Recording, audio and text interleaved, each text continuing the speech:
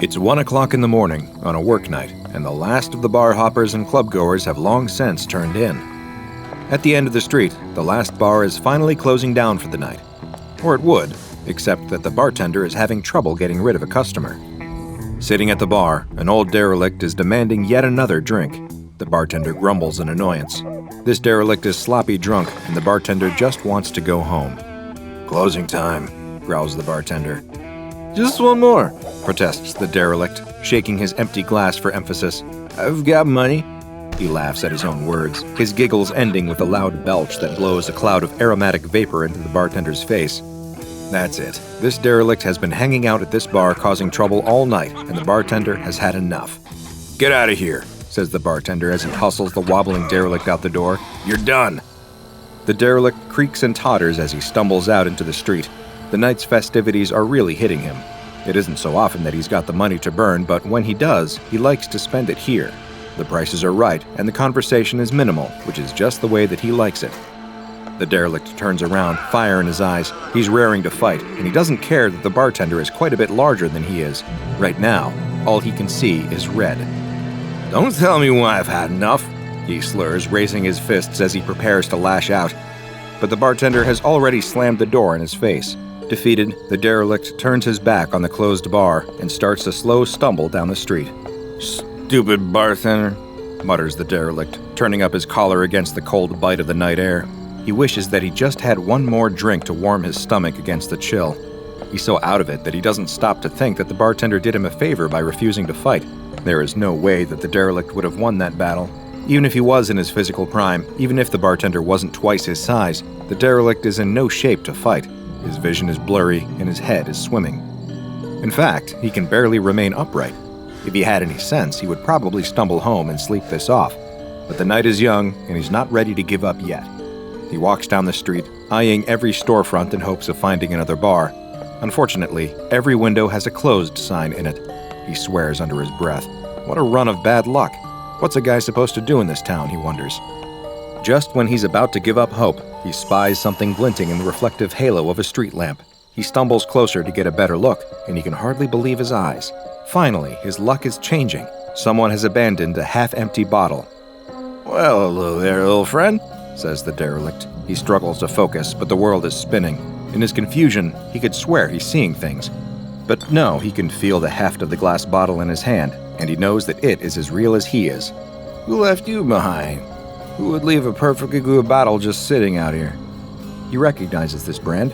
There's only about 3 fingers of liquid left, but that's better than nothing.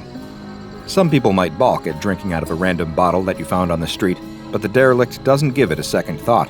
He tips the bottle back and slurps it all down. It burns going down, just as it should, he thinks. He sighs in contentment as he feels the harsh liquid warm his stomach. Perfect. That really hit the spot. But what happens next surprises him so much that he can't believe his eyes. There's still liquid in the bottle. He blinks, wondering if maybe his adult brain is playing tricks on him, but he shakes the bottle cautiously and is rewarded with the telltale swish of liquid. That's no illusion. He takes another swig, guzzling it down. Normally, he'd drop the bottle to the ground and stumble on, but something makes him pause. He maintains his grip on the bottleneck and raises it again to take another look. And sure enough, there's still more left in the bottle. The derelict cannot believe his luck. He feels like he must have won the lottery. He's found a never-ending bottle. Already his mind is reeling with possibilities. "That bartender really thinks he's so smart," he mutters to himself as he weaves unsteadily. "But I don't need him anymore. See if I ever go to this stupid bar again. He just lost his best customer. Now that I have you, little bottle, I don't ever need to pay for drinks ever again." "It's the best day of my life," crows the derelict, raising his arms in triumph. He's barely able to stagger back to his home, a seedy apartment on the bad side of town, before he passes out on the floor. The morning sun rouses the slumbering derelict, and he rises with a groan. His whole body aches, and his mouth feels dry and parched.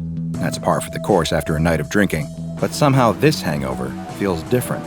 He puts that thought out of his mind as his mind returns to the strange, never-empty bottle that he discovered the night before. It's lying on its side on the floor next to him. He reaches for the mysterious bottle, only to find that, in fact, the previous night was not a dream. The bottle still contains just as much as it did the night before. He can't explain it, but the derelict isn't about to question his good fortune. He lifts himself to his feet and walks slowly into the bathroom. He's feeling a hangover like he's never felt before. His head is pounding and his throat is dry. His tongue feels swollen and sluggish inside his mouth, but he knows how to handle it. A little hair of the dog is all you need to help with the hangover. He takes another gulp from his bottle, but this time it brings little relief. And he notices something else strange too. It's his scalp. The skin on his head has started to itch, and he can't stop scratching. He feels like he's got the world's worst dandruff problem. He should probably take a shower, he thinks. He strips down and steps into the tub, turning the hot water on full blast and letting it wash over him. The shower only brings him temporary relief. Afterward, as he dries himself off, the towels feel rough and abrasive against his skin.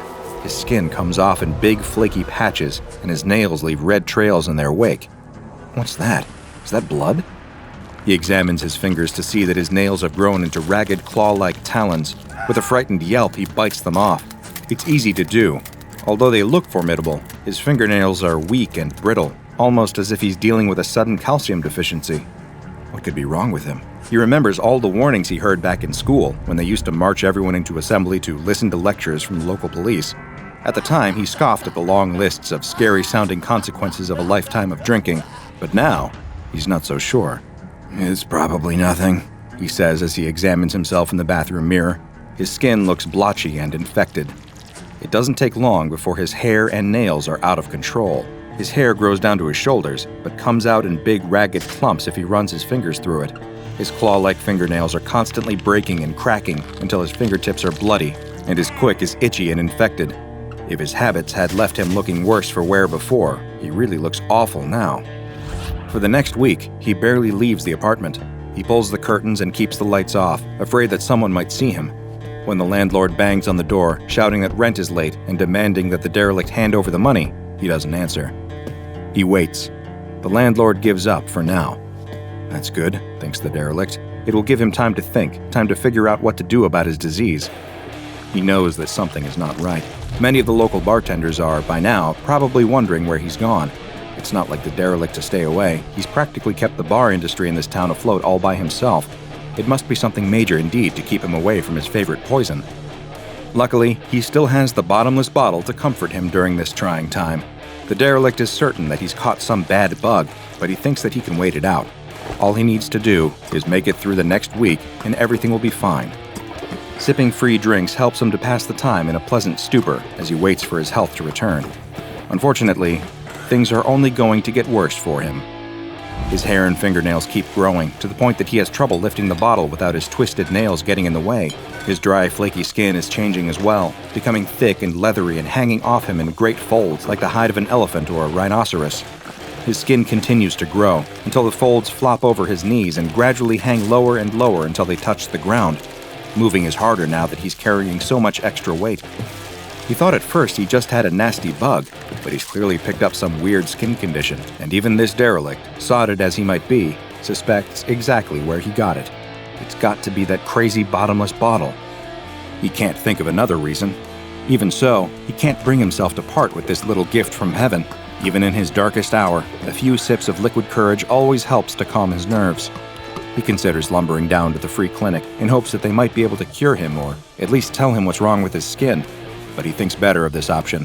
What if he's got some weird alien parasite that no one has ever seen before? They might lock him away in some government lab or something. No, he reasons, it's better to wait it out. He'll sleep it off, swear off the sauce for a little while, and maybe it'll pass. In desperation, the derelict drags himself across the floor, hoping to at least find some solace away from human contact. He locks himself into his bedroom while he's still able to manipulate the lock on his door. The extra folds of skin are hanging off of his hands and arms, making it hard to do anything. The extra skin is so heavy that he can't walk much carrying all that extra weight. He lies on the floor of his bedroom, away from everything, and hopes that tomorrow, when he wakes up, this will just be a fading dream. The only thing that brings him solace is the never-ending bottle, which, even now in his advanced state of decay, he keeps close by him. After all, he reasons, the damage is already done. What could possibly be the harm in enjoying a nice drink? A week later, his condition has not passed. The landlord is back, and this time he's not taking no for an answer. The landlord isn't supposed to enter his tenant's apartment without permission, but he doesn't care. He uses his own key to unlock the door and go inside. The condition of the apartment is appalling. The furniture is broken, the floor is covered with unidentifiable filth, and there's a rotten stench in the air. The landlord wants to throw up as the full weight of the musty smell hits him in the face. It's as if someone has been living in here without any ventilation, with all the windows firmly closed and sealed. A sudden noise from the bathroom draws his attention. Of course, thinks the landlord, that old bum is hiding in there. He thinks I won't find him. The landlord steels his resolve and heads towards the bathroom, determined to get the money that he feels is owed to him. But what greets him when he steps through the door isn't the derelict anymore. It isn't even human. The creature in the bathroom is a massive pile of ambulatory skin folds. The skin flaps have grown so large and cumbersome that the derelict within can barely move. They sprout all over his body, covering him so that he looks more like some kind of alien sea cucumber now than any human. The landlord stumbles backwards, screaming in terror at the sight, unable to comprehend what he's looking at. Improbably, the creature reacts to the noise, and a ripple of movement spreads across its surface. It starts to move, despite not having any legs. The landlord is so terrified that he doesn't notice the glass bottle that suddenly drops from between the creature's skin folds as it starts to move toward him. The same bottle, still with 3 fingers of liquid inside. How could something like this happen? What parasite or disease did the derelict contract from the miracle bottle he found? Sadly, this never-ending bottle isn't a boon, but a curse, and the man who found it that night became just another victim of what the SCP Foundation has classified as SCP-027. SCP-027 looks like a perfectly ordinary bottle of a certain popular libation, even to the point that it bears the label of a common brand. The bottle always contains a small amount of a mysterious liquid known as SCP-020-1. If this liquid is poured out, SCP-027 will always replenish itself. When SCP-020-1 is potent, it is physically, chemically, and molecularly indistinguishable from ordinary whiskey, although drinking will have an effect far greater than even the strongest liquor. When SCP-020-1 is poured out of SCP-020, though, it undergoes a strange transformation, eventually losing its potency and changing until it is indistinguishable physically, chemically, or molecularly from urine. Consuming potent SCP-020-1 instigates a bizarre physical transformation called SCP-020-2 in 6 stages. In Stage 1, beginning 12 hours after consumption, the subject will start to have difficulty speaking, resulting in slurred speech that is not consistent with normal alcohol inebriation. Their fingernails, toenails, and hair will start to grow at an accelerated rate, but also become brittle and prone to breakage. Nail breakage to the quick often leads to bleeding and infection. The Foundation has had some success in curing SCP-020-2 if it is caught when still in Stage 1, treating it as if it is an aggressive form of cancer with radiation and chemotherapy, as well as a constant intravenous supply of Formula 420A09T-T174B. Victims thus treated have a 73% recovery rate, but a 21% fatality rate. From Phase 2 onward, this protocol can slow the spread of SCP-020-2, but will not stop it entirely. In Stage 2, beginning 1 to 2 weeks after Stage 1, the subject's skin begins to show similar properties to those exhibited by hair and fingernails in Stage 1, becoming dry, brittle, and prone to cracking. As old skin flakes off, the subject's new skin begins to grow at an accelerated rate, eventually forming thick, leathery folds all over the subject's body. Skin flaps growing inside the mouth interfere with speech and eventually render subjects mute, but do not appear to impede breathing or eating. Indeed, subjects in Stage 2 exhibit a renewed interest in eating, possibly because the subject's body requires additional nutrients and calories to build the increasingly heavy armor of thickened, calloused skin. Stage 2 subjects will eat anything that they can get their hands on, and many die after attempting to eat poisonous or inedible objects. In Stage 3, beginning 3 to 6 weeks after Stage 2, nerves in the skin layer grow uncontrollably, but no longer connect to the victim's central nervous system. Genetic testing of the skin in this stage reveals that its DNA has become so mutated that it can no longer be classified as human. It is, in fact, a separate and very inhuman organism that almost acts as a parasite growing from the human host. The skin may develop tumor-like growths, which appear to be analogous to human muscle and secretory cells. Hair and fingernails sprout randomly from the mass of skin. By Stage 4, beginning 3 to 7 days after Stage 3, the skin has become a mass of thick, leathery folds, completely covering the human host to the point that they disappear completely. The skin begins to exhibit random twitching movements, as though it is indeed a living organism finally coming into its own as a life form and testing out its new body. The human subject within the skin continues to eat, although brain scans reveal that they are no longer in control of their mouth. Instead, the skin entity forces the mouth to move by moving the attached skin. Small holes begin to form in the skin, eventually growing into narrow tunnels or throats that lead back to the now trapped body of the helpless subject. The subject is still consumed with a ravenous hunger and will eat anything that they can get in their mouth. In Stage 5, beginning 1 to 2 days after Stage 4, the skin begins to move in patterns indicating rudimentary intelligence. The skin, although still attached to the original subject, is now completely and distinctly non-human. It is its own organism. It can move of its own accord, dragging the trapped host along for the ride, and it moves and feeds much in the manner of an extremely large amoeba.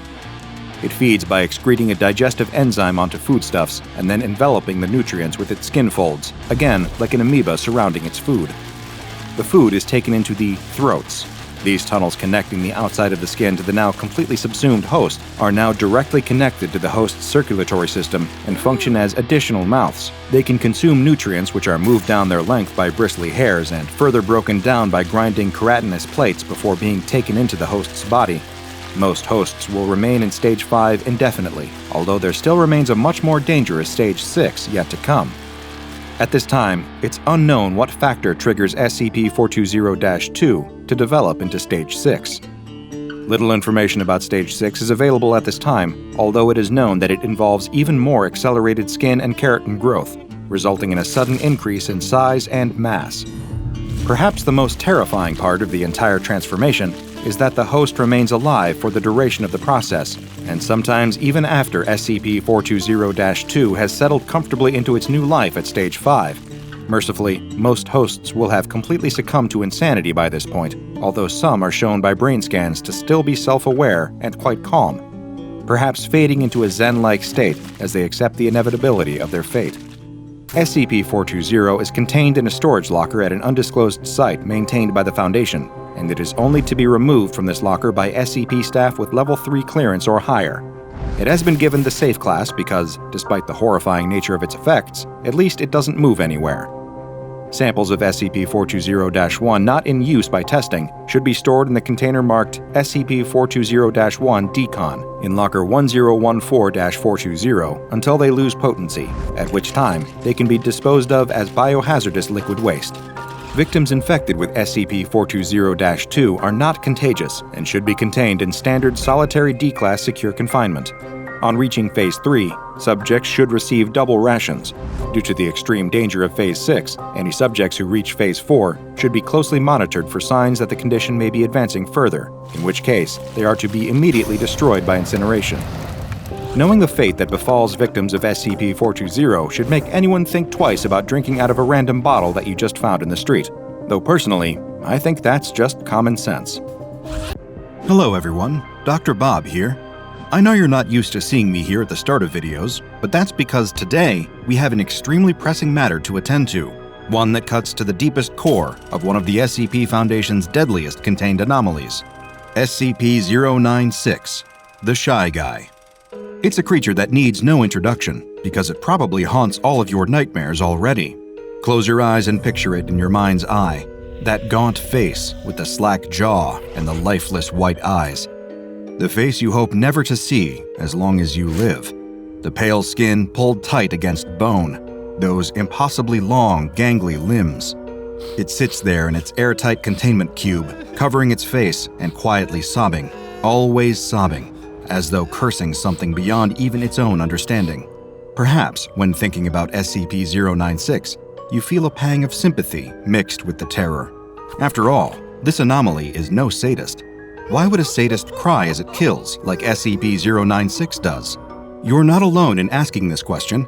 I've spent many a night poring over classified files with an ever-freshening pot of coffee, trying to piece together the answers. SCP-096 is considered one of the most dangerous Euclid-class creatures in containment, and yet, so little about it is known, beyond its capability to do great harm whenever someone is unlucky enough to see its face and send it into its rage state. How did this happen? It's a question for the curious, like you or me, and after months of strenuous research, I believe I may have an answer. Whether you choose to believe it is up to you.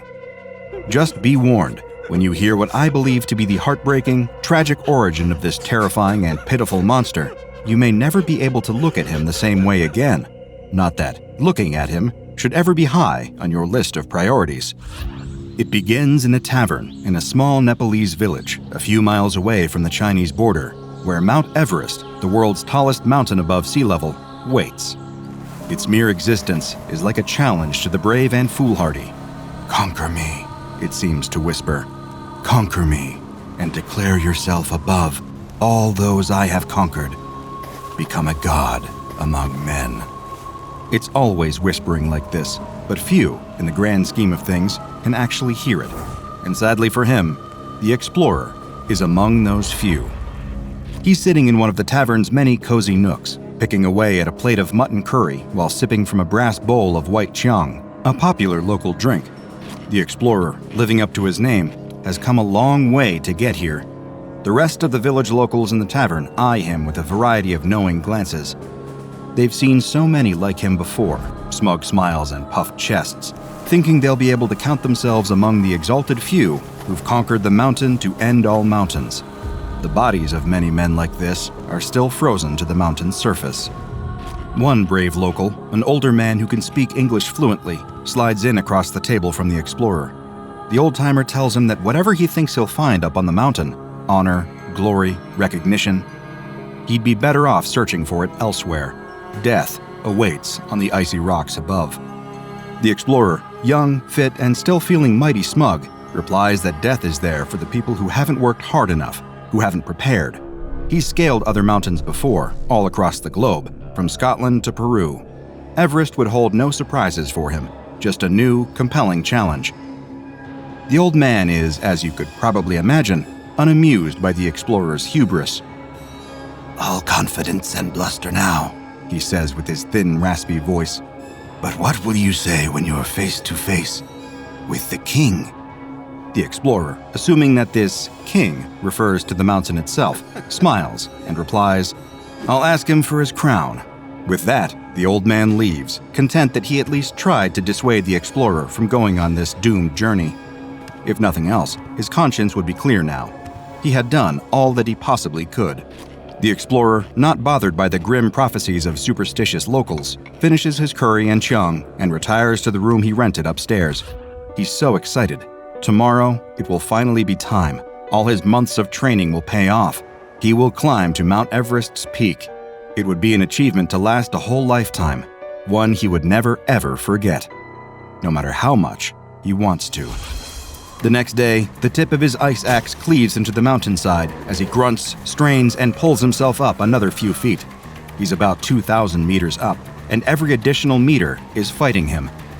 It's the bitterest cold he's ever known, a freeze so deep it makes his incredibly expensive thermal locking clothes feel like he's wearing wet, one-ply toilet paper. But the pain doesn't matter. The cold doesn't matter. He finds it exhilarating. Of course, just as the old man had warned, death could be waiting for him on this mountain, but the truth is, the explorer has never felt more alive.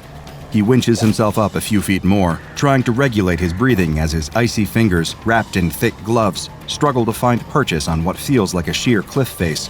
There are many times when he's supporting his full body weight with only his hands. It often takes the kind of Herculean strength that only a lifetime of training can give you. After all, there's no room for error on Mount Everest. One wrong move, and you're either plummeting to your death or becoming a permanent frozen fixture of the mountainside. And because Everest is so dangerous, nobody comes to collect the bodies of dead mountaineering hopefuls. Their corpses, coated in often colorful winter jackets, litter the mountain. Some look at them as a tragic warning. Other, more morbid mountaineers use them as mile markers for their own more successful ascents. Whether the explorer would be lucky or become just another dead, frozen mile marker is still entirely up to chance. He climbs for a few more hours, pushing past his body's complaints, his physical limitations, until he reaches a well-earned plateau. Here, he establishes a small base camp and eats some of his rations. The area is thankfully guarded enough to keep out the worst of the sub-zero winds, so he can at least get some sleep without freezing to death. Mount Everest cannot be conquered today, and even someone with the explorer's bravado wouldn't dare to try. But as he settles down to sleep for the night, he can't help but look up, and the enormity of what stands before him he finds utterly terrifying. The mountain just keeps going and going and going, stretching up into the misty heavens, like the tip would only be a short jump from the moon. For the first time, the explorer begins to genuinely wonder, will I scale this mountain, or will I die on it? What he never even considers is that there may be a third option that's so much worse. Over the next few days, he keeps climbing further and further. Hundreds, then thousands of meters pass under him as he breaks past even the boundaries biology seemed to set for him. He's impossible to deter, an engine of pure burning willpower, going because he knows he cannot stop. Because he knows that if he throws in the towel now, it will have all been for nothing. He'll be just another failure, one speck among billions. He'll have no meaning, no legacy. He'll just be another average Joe, forgotten. And that honestly scares him even more than the prospect of freezing to death up here. Eventually, even though it costs him almost everything to do it, he reaches 8,000 meters, an area known as the Death Zone, where it's believed to be impossible for humans to acclimate. This is the thin, rarefied air that few have been permitted to breathe, and he's seen so many brightly colored mile markers on the way to here. The ground is slippery, and the air chews into the explorer's skin, but he knows he's made it this far. Less than 1,000 meters from the peak now, he has almost conquered the mountain. So you can only imagine how surprised he feels when he sees another mountaineer walking down the side of the mountain towards him with an eerie kind of casualness. He's wearing standard mountain climbing gear, including white thermal pants and a hooded coat, zipped up to the chin. The explorer can't make out the stranger's face beyond the pair of thick, black goggles he's wearing over his eyes. What the hell is going on here? The second the stranger's eyes fall upon him, he feels a frightening sensation. The bite of the cold is gone. The chilling winds can't reach him. Instead, he feels warm, cozy, and content, like he's sitting in front of a warm fire in a well-insulated log cabin. In any other circumstance, these sensations might be welcomed, but a seasoned mountaineer knows that this is actually one of the worst things you can feel. It means that death is creeping in, and your body is opening the front door and welcoming it. And if this stranger is causing that feeling, then one thing is certain. He's bad news. The explorer wants to turn and run, but he finds that he can't. It's almost as though he's frozen in place, entranced by the warm, inviting feeling that the other mountaineer seems to exude as he gets closer and closer. That's when the explorer notices something strange about him. Something is glowing through his goggles, like hot embers, burning a bright, luminous orange. Are those eyes? Dear God, are those his eyes? The explorer can feel their terrible stare, literally feel it. It hurts to be looked at by this monster. Yes, that's what it is. A monster in the shape of a man. "Why are you here, mortal?" comes a booming voice from the inhuman mountaineer. "Do you wish to challenge me?"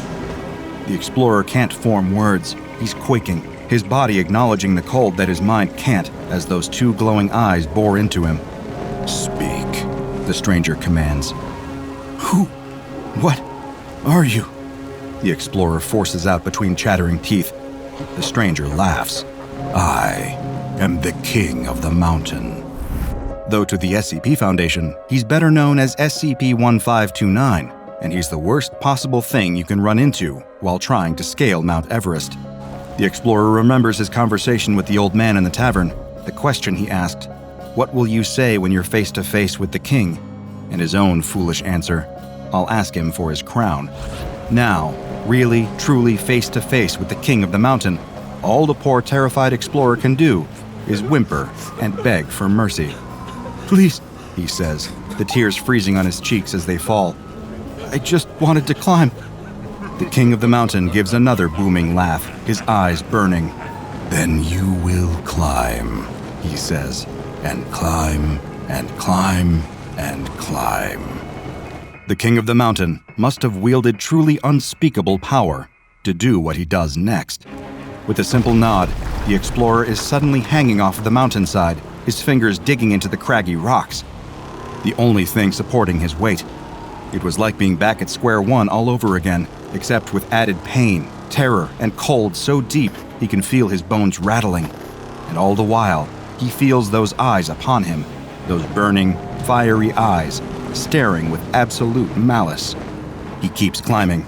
Every time he reaches a plateau, a place where he might camp and find even momentary comfort, the king of the mountain is already waiting there, staring that horrible stare. And just like that, the explorer was climbing again, wind whipping against him like 40 lashes from a cat o' nine tails. That, coupled with the endless strain of the climb on his muscles, is the worst agony he's ever felt. And yet, he never dies. Even though he hasn't eaten in days, weeks, months, years, he never, ever dies. He just fulfills the same torturous loop over and over again. It's like the king of the mountain is just keeping him alive for his own amusement, a toy that's impossible to break. But while the explorer never breaks, as time goes on and the torments never cease, he does begin to change, like rock being molded by the tide. First, from the endless stress, his hair falls out. His skin goes pale from the lack of sun. His body becomes thin and wiry from starvation and malnourishment.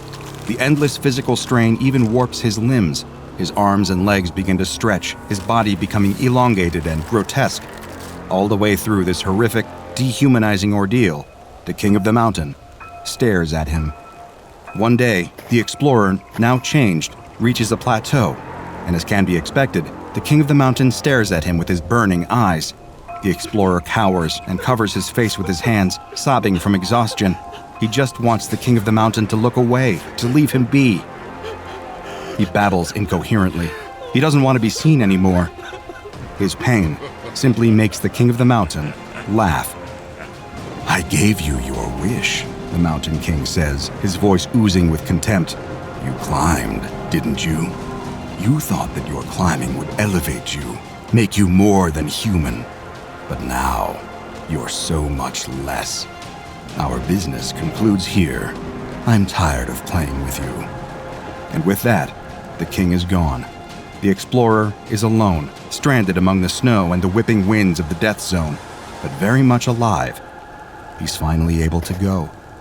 At long last, after what felt like an eternity, he's escaped. When the explorer arrives in the village again, he's not the explorer at all. It's been years since he went missing on the mountain. The old man who had warned him not to go up onto Mount Everest had passed peacefully in the interim. The other members of his small village would not be afforded the same luxury. Instead, the explorer stumbled back through the village limits, still covering his face. The only sounds he can hear are the wailing wind and his own pitiful sobbing. Everything hurts. He's so terribly afraid. He needs somebody to help him. Why will nobody help him? The sun begins to rise, and the village shakes itself awake. People leave their homes to go about their daily tasks. None of them are expecting to see a monster loping through their streets, a pale, gangling monstrosity, stretched and hairless. It engenders a mix of fear and curiosity as it stumbles around, audibly sobbing with a loud, warped voice. It's like nothing any of them have ever seen before, like something out of a myth or a folk tale. But for the monster that was once the explorer, it's so much worse. At first, he thinks that the villagers might be there to help him, but then he sees their eyes, that same intense, burning fire pit orange as the king of the mountain, that same horrible gaze that the explorer thought he'd escaped when he'd left the mountain, the gaze that meant pain, torment, and madness. Even when he tries to cover his face, when he wails at them to go away in words that make sense to no one but him, he can still feel those terrible eyes on him. Is he still on the mountain? Is he still at the mercy of the Mountain King? Are these all just illusions or projections, another awful trick? What did he ever do to deserve this kind of torment? Was the crime of wanting to climb a damn mountain worth this kind of everlasting suffering? Did it earn him the gaze of all these monstrous eyes? The explorer begins to feel his anguish being replaced by another feeling, rapidly rising rage, the kind of pure, blistering hatred that inexorably leads to one result: violence. First, he screams, then they scream, and finally, the killing begins. The creature that had once been the explorer leaves no stone unturned. Even when they try to run away, he still feels their eyes on him. He needs to kill them all, to annihilate them quickly, leave no trace. It's the only way he can feel anything close to at peace again. It becomes a kind of terrible chain reaction. The sound of the horrors going on in the street only entices more to come outside and see what's going on, to look at the creature causing all this carnage, to see its face. They have no idea that this very action is dooming them. And within the hour, the village is empty, save for one creature. The creature that had once been the explorer, now just afraid, confused, and alone. He will always be alone. The anomaly that will soon be known as SCP-026 simply bows its head and weeps. A young woman steps onto her bathroom scale. She holds her breath and squeezes her eyes shut, afraid to see the results as she listens to the dial spinning. When it slows to a stop, she opens her eyes and looks down. She balks at the result. 150 pounds! That's unacceptable in her eyes. She steps off the scale and examines her reflection in the full-length mirror. In truth, her weight is far from out of control, but when she looks at herself, she can't help but see flaws. The subtle ring of pudge around her middle, the way her butt sticks out just a little too far for her liking, the very faint thickness around her cheeks and chin that hint at her history of snacking. As she leaves the bathroom, she reflects on her situation. Of course she's gaining weight. How could it be any other way? For the last 2 years, she's been in lockdown during a pandemic, and she's barely left her apartment. She let her gym membership lapse, and instead of cycling to work, she's instead taking the easy way out by just driving. And it's not like she gets much exercise in her free time either. During these last 2 years of isolation, she's mostly stayed in and watched television. She's discovered a particular love for trashy daytime talk shows and court dramas. Intellectually, she knows that they're the equivalent of junk food, but at the same time, there is a certain mindless charm to them. She would be embarrassed to admit it to any of her friends, but she does enjoy just turning off her brain and absorbing some silly talk show about professional stunt dwarves or Satan-worshipping furry juggalos. That sort of entertainment has been a boon to get her through the tough times. Nevertheless, it's time to make a change. She promises herself that she's going to get into shape. Today, instead of vegging out on the couch, she's going to make an effort. She's going to go out and get some exercise, and she tells herself she's going to watch those extra pounds melt away right before her eyes. She hopes that her old gym clothes will still fit her. After all, she's definitely put on some extra weight since her last trip to the gym. After rummaging through her drawers, she finds what she's looking for: her spandex gym shorts and sports bra. She quickly changes her clothes and is relieved to see that, although they might be a little snugger than she would like, they still fit her pretty well. That's a good sign. She probably won't even have to work very hard to get herself down to her ideal weight. It's all a matter of willpower, she tells herself. I was fit before, so that means I should be able to do it again. All I have to do is avoid temptation. I'll just have to make sure I stay active instead of watching trash TV all day. After all, I don't want to rot my brain too much. On the first day, she actually does an admirable job of sticking to her plan. She cycles to work, enjoying the fresh air and the reassuring post-workout burn in her legs that let her know that she's making progress. She throws away all the junk food in her refrigerator and goes shopping for healthy fruits and vegetables. And, most important of all, she limits her television time. She knows that trashy TV is probably her biggest addiction, even more than junk food, so she needs to be careful of that. On the second day, though, she notices something strange. She starts off with a simple, healthy breakfast, just some granola and a glass of juice. It's barely enough to satisfy her, but she knows that she has to make sacrifices if she expects to actually lose any weight. After breakfast, she decides to go out for a jog. As she's out on the street, she's overcome with sudden hunger. Of course, that's to be expected. She's on a diet now, so it's going to take some time to adjust to these smaller meals. She puts her hand to her rumbling stomach and grimaces. She's never felt this hungry before. If she didn't know better, she would think that she hadn't eaten for a week with the amount of pain that she's feeling. In fact, she's actually starting to feel a little woozy, and she has to lean against a light post to keep from fainting. She shakes her head to clear her thoughts. Okay, she thinks, I must have misjudged how many calories I need to get me through a morning. Her eyes stray to a nearby coffee shop. She sighs in relief. She thinks to herself, I'll just pop in there and get myself a small snack, just a little something to keep my blood sugar up. She walks into the cafe and gets in line. As she waits, she can't help but stare at the rows of pastries on display under the glass. They all look delicious, and she is really hungry.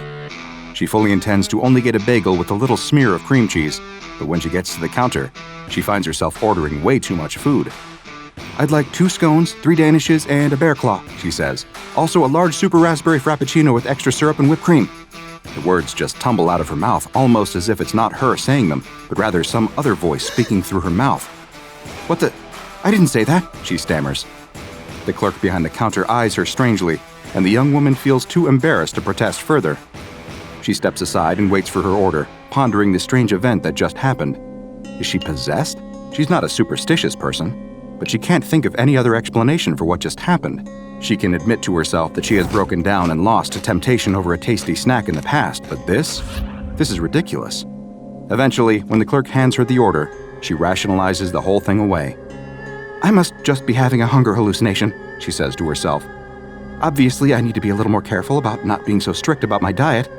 I'm sure if I just eat sensibly, I won't have an experience like that again." Her stomach grumbles again, reminding her of the original reason why she stepped into this coffee shop. She retreats to a table in the corner and tears open the bag. She wolfs down her pastries with gusto and slurps at her rich, creamy drink. When she's finished, she sighs in satisfaction, although the uncomfortable, full feeling in her belly reminds her of her predicament.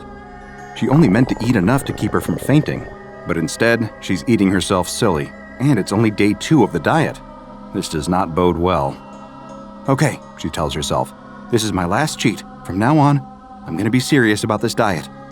She stands up and leaves the cafe, ready to complete the rest of her jog. But then, something even stranger happens. On the television, the matriarch of the family is furious. She has forbidden her daughter from marrying the gardener because she believes that he is too low class for her high-born daughter. But what she doesn't realize is that her daughter is in love and that she is determined to make it work. The daughter and the gardener have eloped, and the matriarch is hiring a private detective to track them down. Meanwhile, the matriarch's long-lost twin brother, whom she thought died in a plane crash in the tropics, has actually been alive the entire time. He has been in a South American hospital recovering from amnesia, but now he returns to the family estate, ready to claim his share of the inheritance. These events are all noted by the family's shady lawyer, who has big plans to usurp the family fortune himself. Unbeknownst to the family, he is actually secretly working for their mortal enemies and business rivals to destroy them. The young woman laughs, shoving a handful of potato chips into her mouth. "Oh man, I wouldn't want to be in their shoes now. That lawyer is playing them all like fiddles." Suddenly, she startles, as if she's just waking up. Where is she? Wasn't she just in that coffee shop? How is it that she's at home? And why is she eating potato chips? She was sure that she threw out all the junk food in the house. She must have bought a bag on her way back home from jogging, but she literally cannot remember it. And what is she doing now? Watching television and eating junk food? In disgust, she grabs the remote and shuts off the TV. She was supposed to be jogging, and instead, she's sitting at home and watching stupid soap operas. The thing that worries her the most is her apparent blackout. She remembers nothing about her trip home from the coffee shop, although the evidence of the potato chip bag indicates that she must have stopped at a convenience store or supermarket on the way home. How could she forget something like that? "I really must be having a blood sugar issue," she tells herself reassuringly, even though deep down, she knows that can't be the case. She had the blackout after eating the pastries at the coffee shop, so that can't be the cause. But she really doesn't want to think about that, so she puts it out of her head with a renewed promise to commit to her exercise and fitness program. Over the next few days, she makes a valiant effort to keep her promise. She cycles when she can, she jogs when she remembers, and yet, the blackouts continue. And no matter where she is when she loses her memory, she always recovers in the same place. Back home on her couch, always in the middle of eating some fatty junk food, always staring at the television set. Sure, she's always had an unhealthy television habit, and she knows that trashy talk shows and silly soap operas are her biggest weakness. But it doesn't make any sense that she would be seeking them out when she's in some kind of fugue state, right? As the weeks roll by, the young woman finds that her weight keeps rising. When she steps onto the bathroom scale, she's shocked to see that the dial points to 200 pounds. She's doing everything right, she thinks. How is that possible? How is it possible that she's ballooned up an extra 50 pounds since deciding to slim down?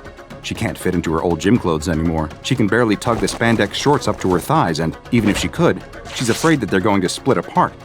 In desperation, she switches to an old stretchy sweatsuit. It's the only thing that she owns that still fits her. "This is just a temporary setback," she tells herself as she stares at her bloated reflection in the bathroom mirror. "I just have to work harder." And she does. Or does she? When she goes to ride her bike, she finds that it's no longer strong enough to support her weight. She can't perch on the seat comfortably, and the steel body frame starts to creak when she rests her full weight upon it. She steels her resolve. Sure, it might be embarrassing to go out in public wearing an ill-fitting sweatsuit and riding a bike groaning under her bulk, but she really has no choice. This time, she's going to do it. And she probably did ride her bike to work, right? She's not sure. The next thing that she knows, she's back at home, spread across the couch, basking in the comforting glow of the television. The floor is covered in empty bags and cartons, and her face is slathered with crumbs and sauce. The last thing that she remembers is that she was just about to go for a bike ride, but now she's back at home, and it looks like she just completely ruined her diet. She lifts her arm with some effort and stares at her watch. She's lost almost a whole day. That's the longest blackout yet. She must have gone out cycling and made her way home, where she decided to reward herself for her strenuous efforts with a little snack. That's the only logical explanation. She tries to reassure herself that maybe she's past the worst of it, but she finds that these mysterious blackouts keep happening. They happen while she's at work, while she's at the gym, while she's out cycling, but she always comes to in the same place, sitting on her sofa at home, in front of the TV, surrounded by the debris of a massive meal. Again, she wonders if maybe she's having some sort of reaction to her new low-calorie diet. Maybe she's been cutting back so far on her food intake that she's starting to have fainting spells. Maybe her diet food is tainted in some way. But that doesn't explain why she keeps gaining weight. The scale in her bathroom doesn't lie. It keeps reporting higher and higher numbers, and as much as she tries to reassure herself that it must just be broken, her ever-tightening clothes and ever-widening reflection tell her otherwise. Her trips to the gym become less and less frequent, as she finds that other patrons have started to stare and whisper about her. Are they laughing at her for not being able to control her weight? Are they whispering about how her new flab is spilling from the confines of her sweatsuit? She can't even run on the treadmill for more than a few minutes without being completely winded, and she's too wide to balance on her bike now. The young woman has grown absolutely massive, to the point that she completely fills the whole couch. She chews her way through yet another bag of potato chips, her eyes never straying from the ever-chattering television set. She barely moves from the spot, her tremendous girth sinking into a permanent groove in the cushions as the couch springs groan. She barely notices, however, because she's much too intent on enjoying herself. She loves to eat, and every bite brings her untold joy, her taste buds tingling with delight. She is constantly full, so much so that she feels slightly sick, so bloated that she feels like she might just burst, but she's powerless to resist the siren call of junk food. She scarfs down entire boxes of cookies and cartons of ice cream without a thought, having turned into the very definition of a mindless eater. Only occasionally does she rouse herself from this stupor of gorging, to reach for her telephone, to order more takeout or more grocery delivery, always choosing the most calorie-laden options. Other than eating, her attention is completely devoted to her television set. She watches a constant stream of daytime talk shows, laughing along with the studio audience as the hosts parade out an assortment of society's biggest freaks. Sometimes she'll switch the channel to watch soap operas, becoming so wrapped up in the ridiculous plot twists and melodramatic acting that she completely forgets the passage of time. Her bicycle stands propped against the wall in the hallway, completely forgotten and untouched now for months. At this point, all thoughts of losing weight have utterly evaporated, and all that she cares about is satisfying her appetites for junk food and junk television. One day, she suddenly shakes her head and looks down at herself in horror, as if seeing herself for the first time. "What the?" she says in disbelief. She drops her half-eaten carton of ice cream and grabs at her fleshy middle with her hands, as if to make sure that it's all her and not some kind of crazy dream. Her hands sink deep into her new flesh, and she realizes to her shock that indeed she has eaten herself into morbid obesity. "How is this possible? I can't be this big. I was only... Her words trail off as the sound of an organ sting from the soap opera on TV diverts her attention. Within seconds, her eyes have glazed over, and her hands move to pick up the dropped carton of ice cream. Her worries about her growing size forgotten, she's now only concerned with watching until the next commercial break. It might seem unbelievable that someone could undergo such a startling physical and mental transformation, but what that young woman experienced has led to her being classified by the Foundation as SCP-2611. SCP-2611 is, as you might have expected, a young woman currently weighing approximately 500 pounds. Her mobility is limited due to her weight, although SCP staff encourage her to take light exercise whenever possible, in hopes of preventing her mobility from deteriorating further. She also suffers from several health issues related to her weight and lifestyle, including diabetes, for which she is receiving treatment by Foundation personnel. Her awareness of her situation and surroundings is severely limited, as she spends most of her time in a stupor, but when she is lucid, she believes that she is in a special facility receiving treatment for her weight problem. In reality, SCP-2611 is under observation because of SCP-2611-1. SCP-2611-1 is a mass of sentient fat located on SCP-2611's left side. SCP-2611-1 has become integrated with several of SCP-2611's vital organs, making it too dangerous to attempt to remove SCP-2611-1 via liposuction or other means. SCP-2611-1 has gradually exerted increasing control over the mind and actions of its host, to the point that SCP-2611 is only fully conscious for 1 to 2 hours daily. The rest of the time, SCP-2611-1 is fully in control of its host's behavior. Prior to coming to the SCP facility, SCP-2611-1 influenced its host to consume massive amounts of calories, leading to the mysterious and sudden weight gain that we observed earlier. This was possibly an attempt by SCP-2611-1 to increase its own size and influence, but as of yet, its reasons, as well as how it exerts control over its host, are unknown. When in control, SCP-2611-1 can speak through its host, communicating in standard American English. SCP-2611's access to food has been limited since her arrival at the Foundation, so as to prevent her weight gain from accelerating to dangerous levels. Other than eating, SCP-2611-1's main interest appears to be daytime television. Attempts to communicate with SCP-2611-1 have so far met with little success due to the anomaly's limited attention span for anything other than the minutiae of daytime television. In a conversation with one researcher, however, SCP-2611-1 let slip that it preferred daytime television to the programming watched by, quote, that other guy, suggesting that it lived inside a different host before it eventually took up residence within the body of SCP-2611. At another point, while in the middle of a conversation about a court drama, SCP-2611-1 suddenly announced, kill it now, I don't care if I die." Staff believe that this might not have been SCP-2611-1 at all, but rather the voice of SCP-2611 trying to break through the hypnotic control of her parasite to call for help. At this time, no drastic action is recommended until further observations can be made. SCP-2611-1 does not appear to be contagious, and the way that it bonds with the host is unknown, so it is currently classified as safe. At the moment, SCP-2611-1 is the only known instance of its kind. However, considering rising levels of obesity worldwide, it is not unfathomable to think that there could be countless other instances influencing the behavior of other hosts to dedicate their lives to consuming food and television. Who knows? It's not like most of us would need that much convincing. The group of children on their bikes stare intently at the large, abandoned house. Rumors have been circulating all school year about a monster that lives inside. One child tells the others about the kid from a couple towns over who went inside and never came back out, and it's easy to believe that something evil could be lurking inside the rundown home with its peeling paint and many broken windows. The children begin teasing each other, daring one another to go in and see the monster for themselves. No one seems especially eager to volunteer, though, as they all egg each other on. As the group of children joke about who should be forced to go inside, another comes riding up behind them, struggling to catch his breath. "You left me behind again," he complains. Clearly, this is not the first time that this smallest child of the group has been made to try and keep up with his bigger and faster friends. The bigger kids all turn to look at him. They don't need to discuss it any further. The answer to who must go inside has already been decided. The smaller child tries to protest, but ultimately, what decision does he have but to go inside? He can't let everyone else think that he's a chicken. He's got to prove once and for all that he's just as tough as any of them. Without another word, he lets his bike fall into the dirt and makes his way towards the big, creepy house. The door pushes open without any resistance, and the boy looks into the dark house. The boy steps inside, and the floorboards creak loudly under his feet. The inside looks much like the outside, old, worn, and abandoned. But then, he hears something, a scratching noise coming from above him. He turns to leave, but he can see all of his friends through the doorway, and they motion for him to keep going. The boy steels his nerves and turns back. He's going to show them just how brave he is. The boy starts up the stairs, each one groaning as he steps onto it.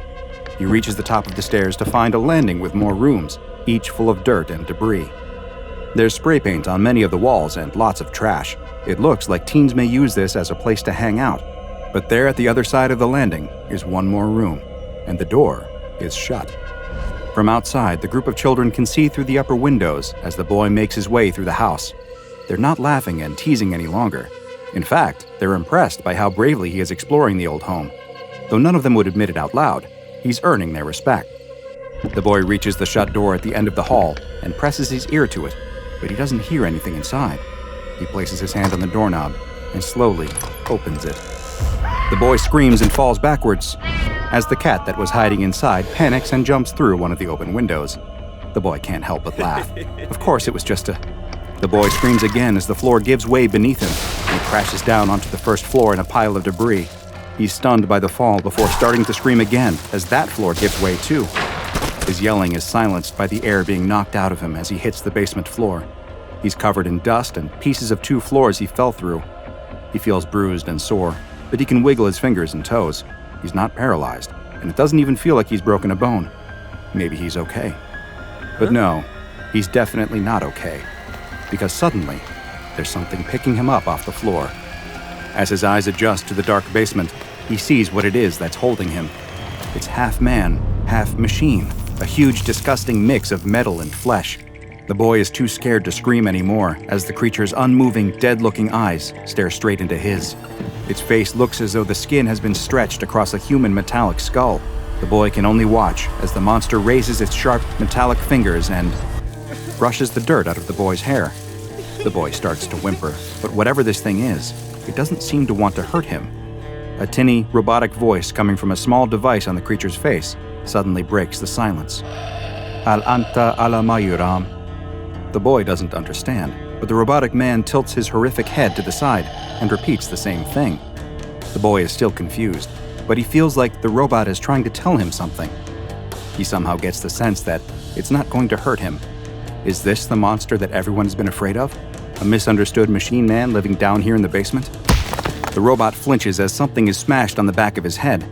He tosses the boy to the side and turns to see the boy's friends, each of them armed with pieces of wood and other scraps as weapons. They've come here to save their friend from the monster that they dared him to find. Another runs up to strike the robot, but before he can reach him, he falls to his knees in pain, as do the rest of the children. The creature has begun emitting a high-frequency noise, and the children try to cover their ears. They all feel a searing pain that makes it feel as though their heads will explode. The piercing noise continues to ring out, but the monster looks like it has entered some kind of dormant state and is no longer moving. The small boy is able to slowly get back to his knees, hands still clasped to the side of his head, and stand up. He runs past the monster and his friends who are writhing on the floor in pain, up the stairs and out of the old house.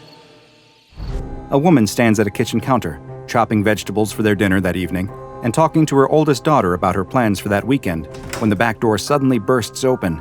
Standing there is her son, the small boy. He's barely able to whisper the words, "Monster. There's a monster in the basement," before he collapses, blood pouring from his ears and nose, before he begins convulsing on the floor. At the local police station, an officer is speaking on the phone.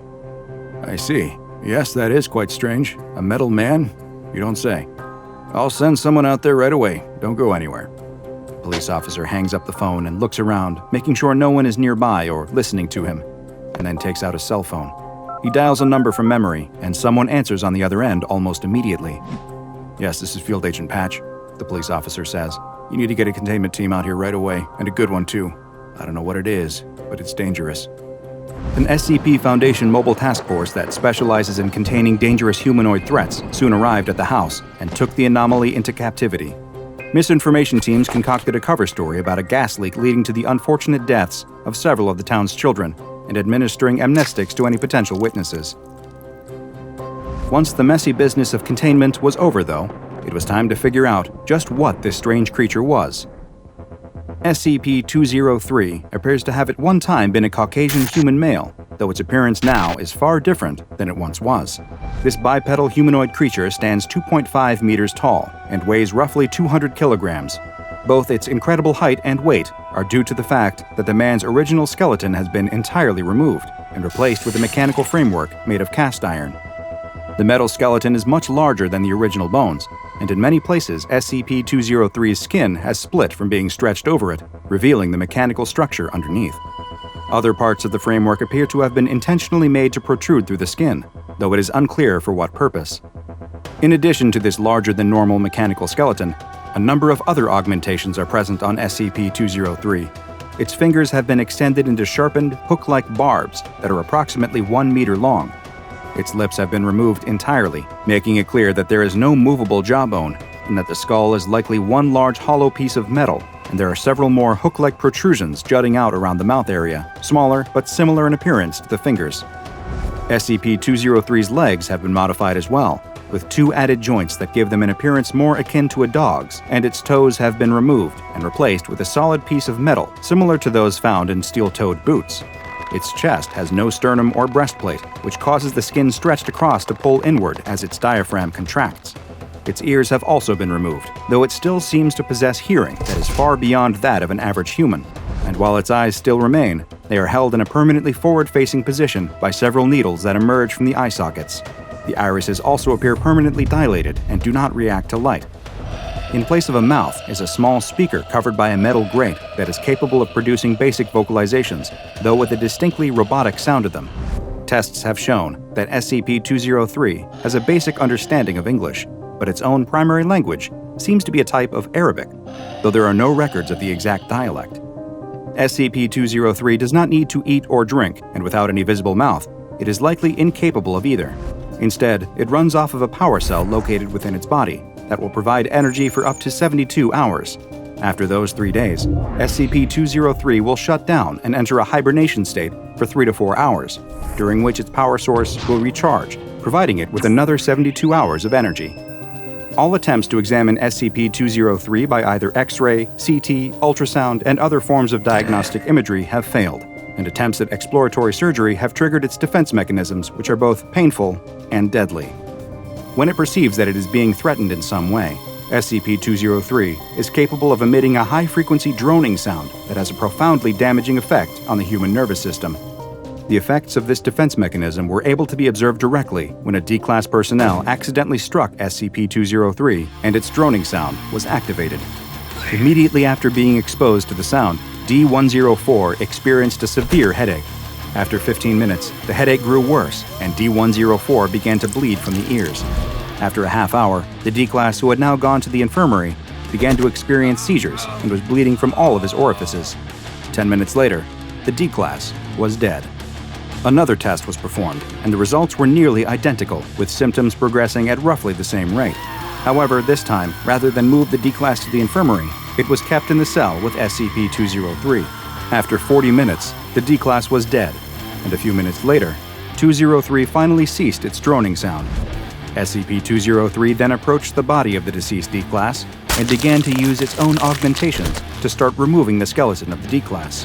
While SCP-203 was stopped before it could complete its task, it now appears that the droning sound it produces is a defense mechanism, but may also be a part of the process by which it creates new instances of SCP-203. In interviews with SCP-203, it claims to have no memories of its life prior to its augmentation. It says that it now exists in a near-constant state of pain and confusion, and that the times when its battery is expended and it enters a rest state are its only escape from the pain of its existence. It also claims that it has no memory of what happens once its defense mechanism is activated, nor does it remember what it did to the body of the D-Class that was left in its cell. However, it is unknown just how truthful SCP-203 is being. There has been no way to verify anything that SCP-203 tells researchers, and for the time being, its statements are to be regarded by Foundation staff as an attempt to elicit sympathy or otherwise manipulate them emotionally. It's made several requests for pain-killing medication and anesthetics, but so far, all of these requests have been denied. SCP-203 has been classified as Euclid, and it is kept in a specialized storage bunker at a research site. 2 D-Class personnel equipped with sound filtering equipment guard it at all times, and it is accompanied by an armed escort to any testing or research sessions. Is SCP-203 the ultimate victim? A normal human that was transformed against his will into a crude amalgamation of man and machine? Maybe there is something more to SCP-203, or rather, less. Is SCP-203 fooling all of us? Is this tortured iron soul nothing more than a metallic monster disguising itself with the skin of its last victim? Perhaps with more research, we will one day know the answer. A prisoner in a striped uniform is led down the central corridor of a penitentiary by a pair of guards. Wherever he's being taken, the prisoner is not going peacefully. The other inmates stand at their cell doors watching as he is dragged past them. The prisoner is begging for the guards to show him mercy, pleading for them not to make him go in there, to subject him to anything in the world, but that. The guards pay no attention to his cries as they force him along. They reach the end of the corridor and stop in front of the last cell, number 667. The prisoner looks into the dark, empty cell and screams, struggling against his captors one last time before they overpower him and shove him inside, slamming the door shut behind him. The prisoner looks around the small, dim cell. All that's inside is a bed with a thin mattress and a filthy toilet. He looks extremely scared, his eyes searching around the cell as if a monster is going to leap out from a dark corner and grab him. The prisoner hears a cracking sound and jumps in fright, spinning around to see a different kind of monster. Standing between the two guards who led him here is a third prison guard. He's enormous, and the prisoner watches as he cracks the knuckles of his massive hands. The giant guard reaches for something hanging next to the cell door. It's a clipboard. He looks at the prisoner's uniform and notes his name before writing it down. The large guard asks over his shoulder, "So, what are we thinking? 1 day? 2? For this one?" One of the other guards answers, "He deserves a lot more than that for what he did." "Why, what'd he do?" asks the big one. "He attacked one of the nurses. She's in pretty bad shape." One of the nurses? The veins in the larger guard's head start to bulge out as his grip on the pencil tightens. "Who was it?"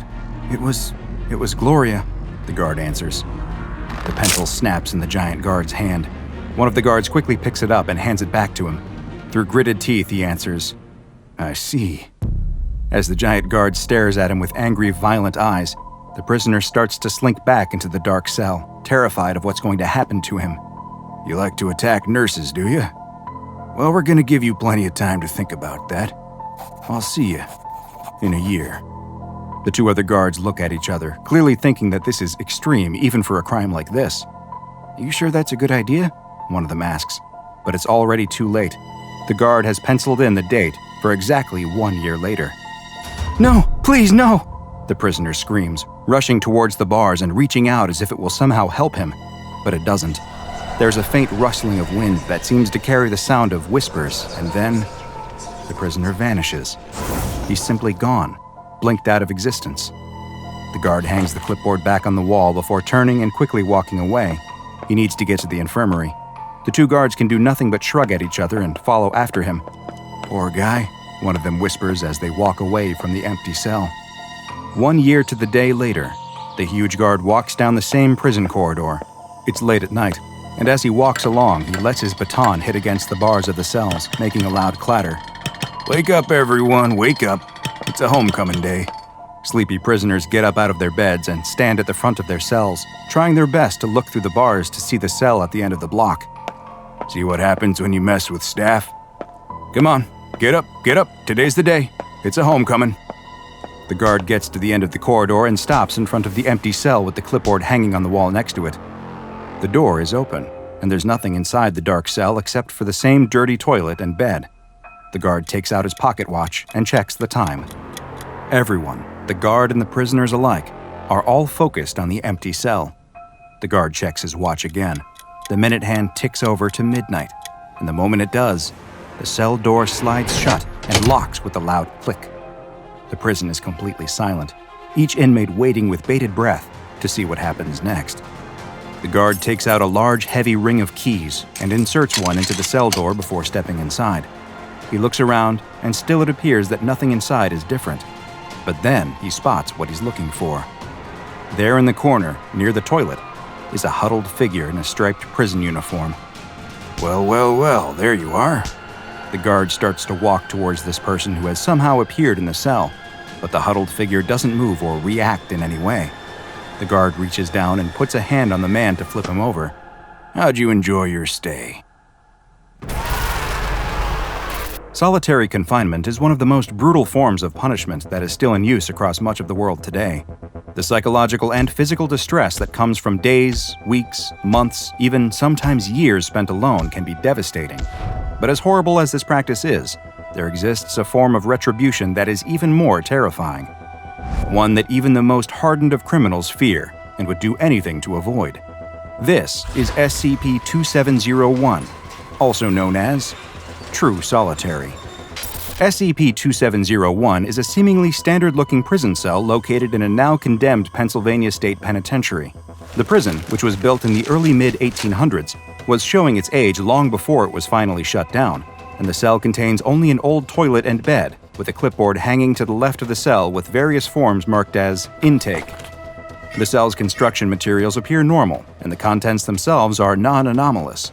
It is only when someone is placed inside of SCP-2701 and the clipboard next to the cell is used that its frightening effects become evident.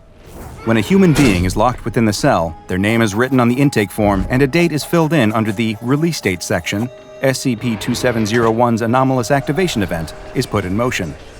13 seconds after these conditions have been met, the person inside will disappear, completely vanishing from view as if they simply no longer exist. Any attempts to better understand the process by which they dematerialize have been unsuccessful, as all recording equipment looking into or placed inside the cell will show only static or blank images during the 13 seconds before the subject disappears. Researchers observing the effect in person, though, have reported the sounds of wind and unidentified whispering voices, but it is still unknown what may be producing these. At 12:00 a.m. on the dot on the release date, the cell's door will somehow close and lock itself if it is not already shut. At this exact moment, the person who vanished will reappear within the locked cell. Unfortunately for the person who was locked inside, while they may have returned to our reality, it is unlikely that they will ever be the same. Experiments into SCP-2701 have revealed that those who are placed inside and vanish will experience a state of complete sensory deprivation while remaining fully conscious the entire time. They experience no sounds, smells, or sense of touching anything. They do not even see darkness, since that would imply sight. Instead, they truly experience no senses at all. This effect can be disastrous for the human psyche, with subjects reporting that they have developed intense fears of both shadows and light, claustrophobia, agoraphobia, and a fear of going to sleep following their time within SCP-2701. At the same time, they will have experienced no physical changes at all, including aging, no matter how much time has passed. But the worst part of SCP-2701 is that those who are locked inside do not experience time at the same rate as you or I. No, tests have revealed that once someone disappears from within the cell, they will feel as if time has been significantly stretched out, with the dilation effect causing them to perceive time at a rate that has been estimated to be between 300 and 400 times longer than normal.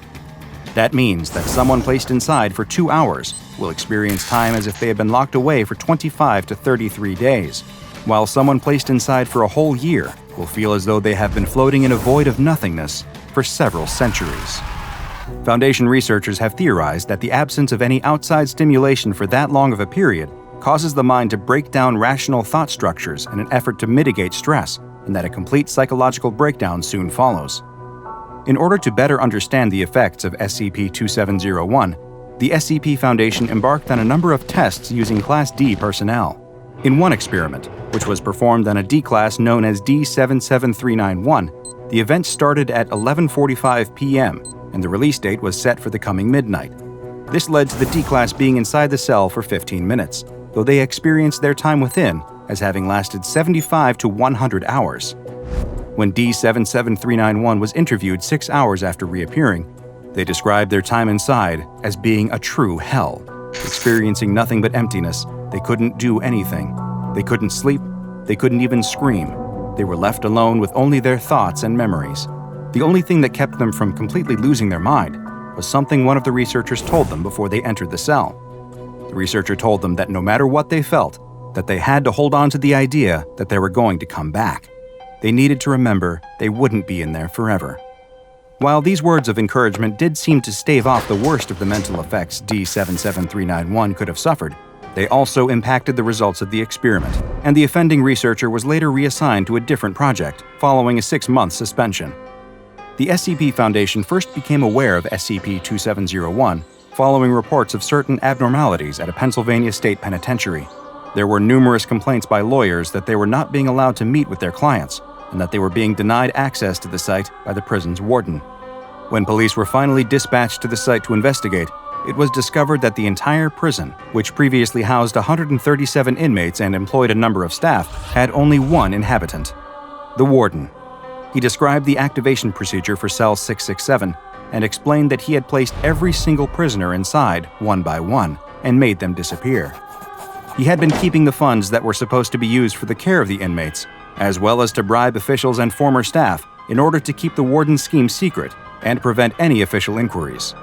The warden surrendered to the police without incident, and an undercover Foundation agent within the Philadelphia police soon alerted SCP agents to the cell's anomalous effects.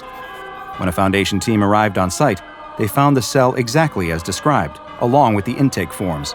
The prison warden had been telling the truth. Over 100 forms were filled out with inmates' names, with release dates ranging from 50 to over 1,300 years in the future. The ease with which SCP-2701 is able to be contained has led to it receiving the Safe classification. The former prison where SCP-2701 is located is monitored at all times by video and audio surveillance, and a security guard equipped with full-body restraints is present at all times to both detain any subjects who appear within the cell, as well as prevent any new ones from being placed inside that aren't a part of an official SCP Foundation experiment. A climber struggles on the side of the mountain. He's so close to the summit of Mount Everest that he can taste it. He just needs to triumph over this last difficult section, and he will have fulfilled his lifetime dream of standing at the top of the world. He needs to hurry, though. At this altitude, the air is so thin and the temperature is so cold that your body is slowly dying. There's a reason this topmost section of the mountain is known as the Death Zone. He glances down behind him and spots something. Is that another climber? That's strange, he thinks. He was at the very back of his group, and there shouldn't have been anyone else coming up behind him. It must be a solo climber. The soloist doesn't look to be moving, though. He's just staring at him, and the climber can't seem to take his eyes off him. Suddenly, the climber starts feeling odd. He begins to feel warm and comfortable. The aches and pains of the long journey melt away. He decides to sit down on a small ledge and relax.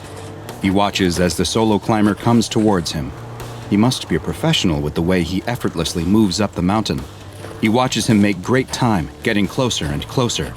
He loses sight as the solo climber reaches the same difficult section he had been struggling with.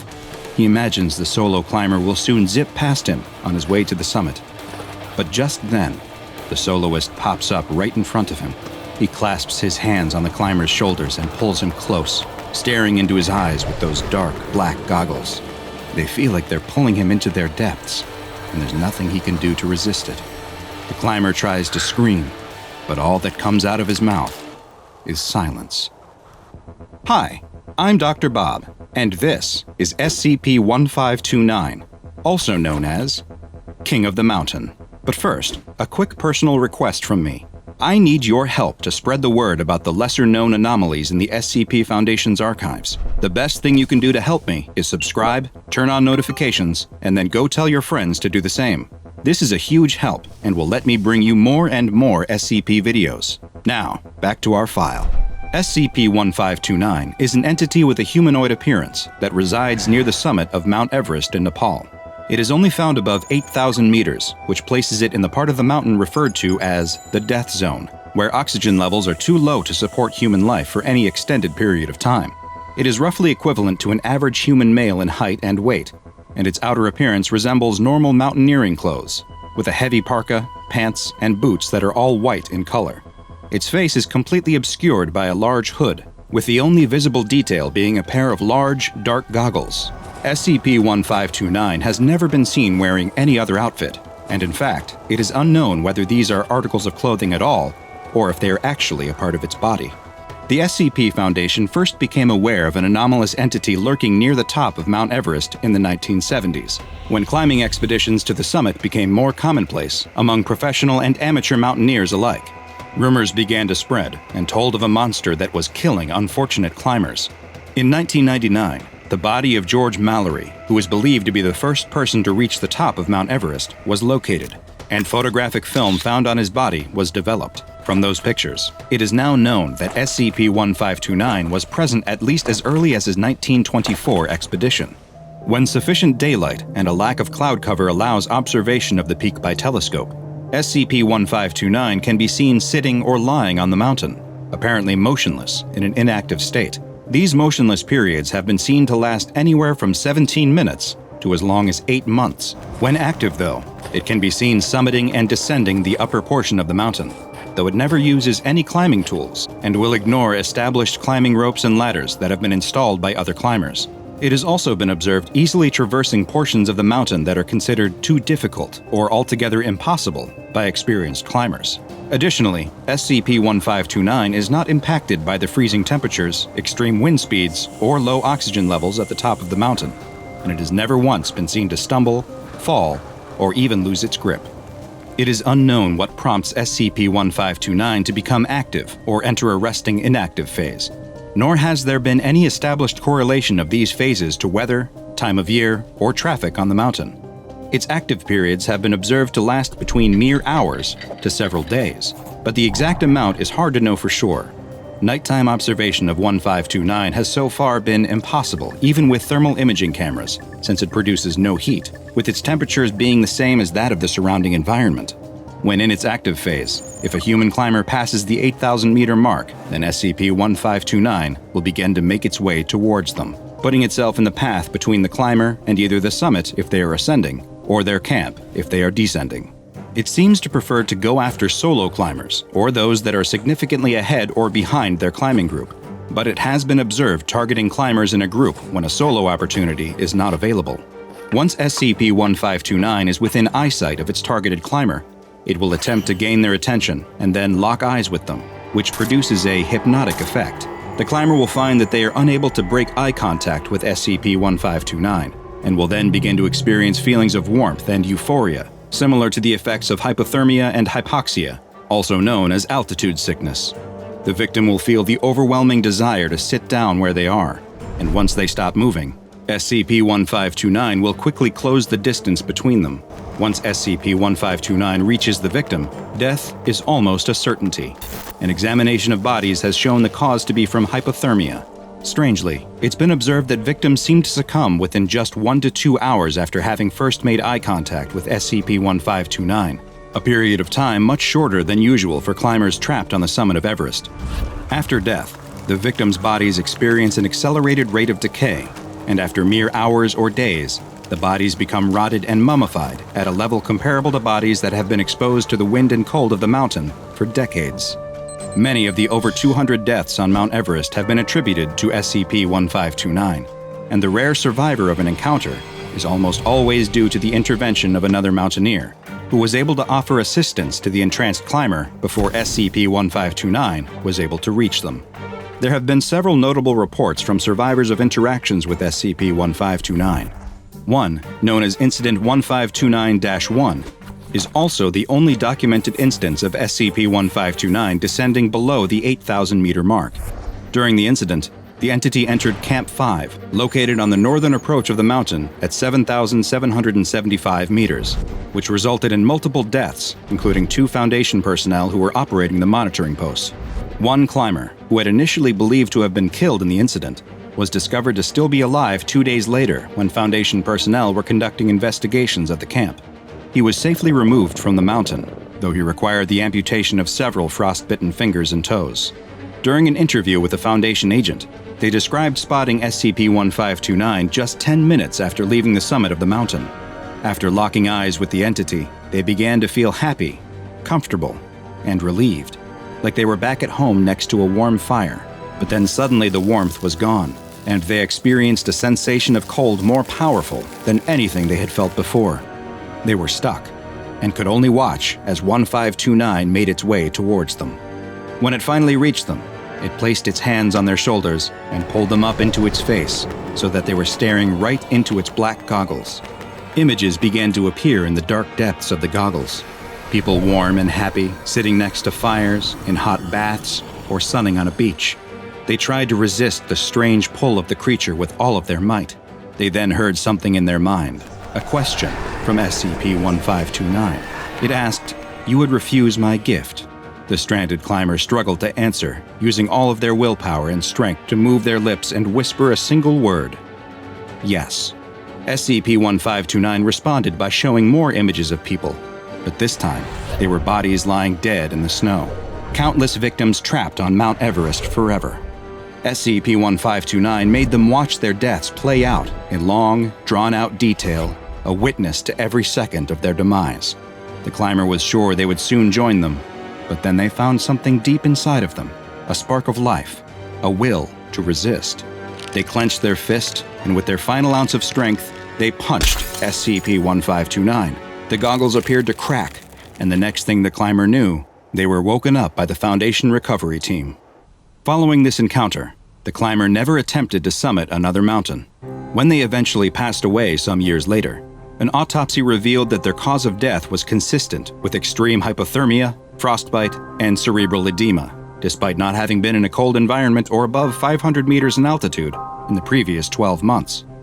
SCP-027 has been classified as Euclid and is to be kept under telescope and satellite surveillance whenever possible, though telescope observation should make use of a delayed video feed, as observers have reported seeing SCP-027 appearing to stare back at them and reported feeling symptoms consistent with an encounter, including hypothermia and frostbite. The Foundation maintains communication with civilian mountaineering expeditions to prevent summiting attempts when SCP-027 is active. The bodies of any victims are to be removed from the mountain if possible for autopsy, with their deaths being officially classified as having been from natural causes related to altitude sickness and hypothermia. Any survivors of encounters with SCP-027 are to be debriefed and administered amnestics. Mobile Task Force Psi-29029, also known as Alpine Echo, is to remain on standby at all times at a permanent monitoring station, with on-duty members remaining in a pressurized environment acclimatized to 7,900 meters above sea level, allowing them to quickly deploy via helicopter if need be. Finally, and most troubling, is that aerial surveillance of another mountain has revealed an individual similar in appearance to SCP-027. The location remains classified, and the local government has prohibited climbing on the peak, so threats to humanity are minimal at this time. But the Foundation will continue to monitor it and other mountains for anomalous activity. A young man steps off the subway into the station. Like many others on their daily commute, he has headphones on and keeps his eyes glued to his phone as he messages his friends, plays mobile games, and watches videos. He takes the escalator up and out of the subway station, paying no mind to the rats that scurry past down the handrail. He steps out onto the street, head still never looking up from his phone. He's made the same trip hundreds, if not thousands of times, each step of his route home so burned into his mind that he could make this journey blindfolded. He turns a corner when, suddenly, he looks up. There's something different. In the split second before everything goes wrong, he realizes what it is. The grate he has stepped onto has just given way. The young man screams as he falls through the loose drainage grate in the sidewalk and is swallowed up into the bowels of the city. He is in the air for only moments before landing with a thud in the darkness below. The air is knocked out of him, but he's immediately aware that he didn't hit the ground as hard as he could have. Something must have broken his fall. It's too dark to see anything, though. He feels around for his phone. It must be around here somewhere. There, he's got it. The screen is cracked, but luckily, it still works. He turns on the flashlight and looks around. He appears to be in some kind of maintenance area below the sidewalk. The room is mostly empty. So what did he land on? He sits up and looks beneath him to find rats. A huge pile of rats. The young man screams and hops up as the rats squeak and scatter. He's in a panic, looking for a way to get out of here as quickly as possible, when he spots something else. There's a pile of dirty clothes in the corner of the room, or at least, he hopes it's a pile of dirty clothes. He slowly steps towards whatever it is. Even after his own harrowing ordeal, he still feels compelled to check it out. If he just found a body, the police will need to know, and he might even get his name in the paper.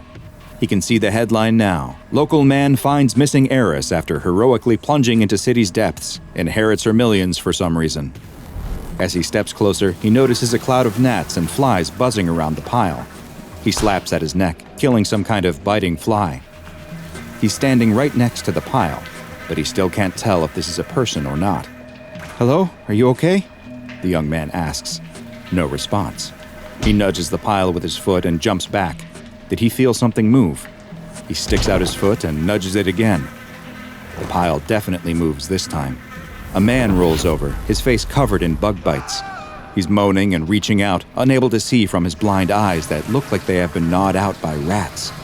He opens his mouth and with one last gasp, appears to die right in front of the young man. The young man can only watch, frozen in fear, as a rat wriggles its way out of his open mouth and stares at the young man. The young man screams, turns, and runs. He doesn't know where he's going as he runs through the dark tunnels. but he finds a set of stairs and follows them up before bursting out of a door into the open air. He slams the door behind him. He's sure the man he saw in the tunnels died, but he's not taking any chances. He runs the rest of the way home, taking the stairs up to his apartment 2 at a time. He gets into his home and locks and bolts the door behind him. He leans against the door and tries to catch his breath, letting himself slide down to the floor. Finally, safe at last. He slaps at his neck again. Another fly. It must have been in his coat. He takes off his jacket and shirt, shaking them out, and is surprised to see more flies come out, but also other bugs like worms and cockroaches. He keeps shaking, panicking now, as more and more bugs fall from his clothes. He can see in the mirror on the wall that his body is covered in bites, but that's not what really has his attention. He gets close to the mirror, almost in a daze. This can't be right. He must be hallucinating. He looks in the mirror, reaches into his nose, and pulls out a cockroach. Flies crawl out of his mouth as he opens his mouth to scream, while behind him, rats start squeezing in under his door and crawling up his body until he is completely covered in a living, writhing mass of vermin. Many of the anomalies studied by the SCP Foundation are cruel, horrific, and utterly mysterious. And this is one of the rare cases that embodies all three. Because this is SCP-027, also known as the Vermin God. SCP-027 is a phenomenon with strange and frightening properties that seems to affect one human subject at a time. When someone becomes a host to this anomaly, they will find that they are constantly surrounded by swarms of various types of vermin, parasites, and other pests. The human host has no ability to control or command these creatures, and in fact, the animals will often show aggression towards the host, biting and scratching at them as well as any other person who comes near. It is unknown what causes this effect, but once someone has become a host to SCP-027, the effect appears to be permanent.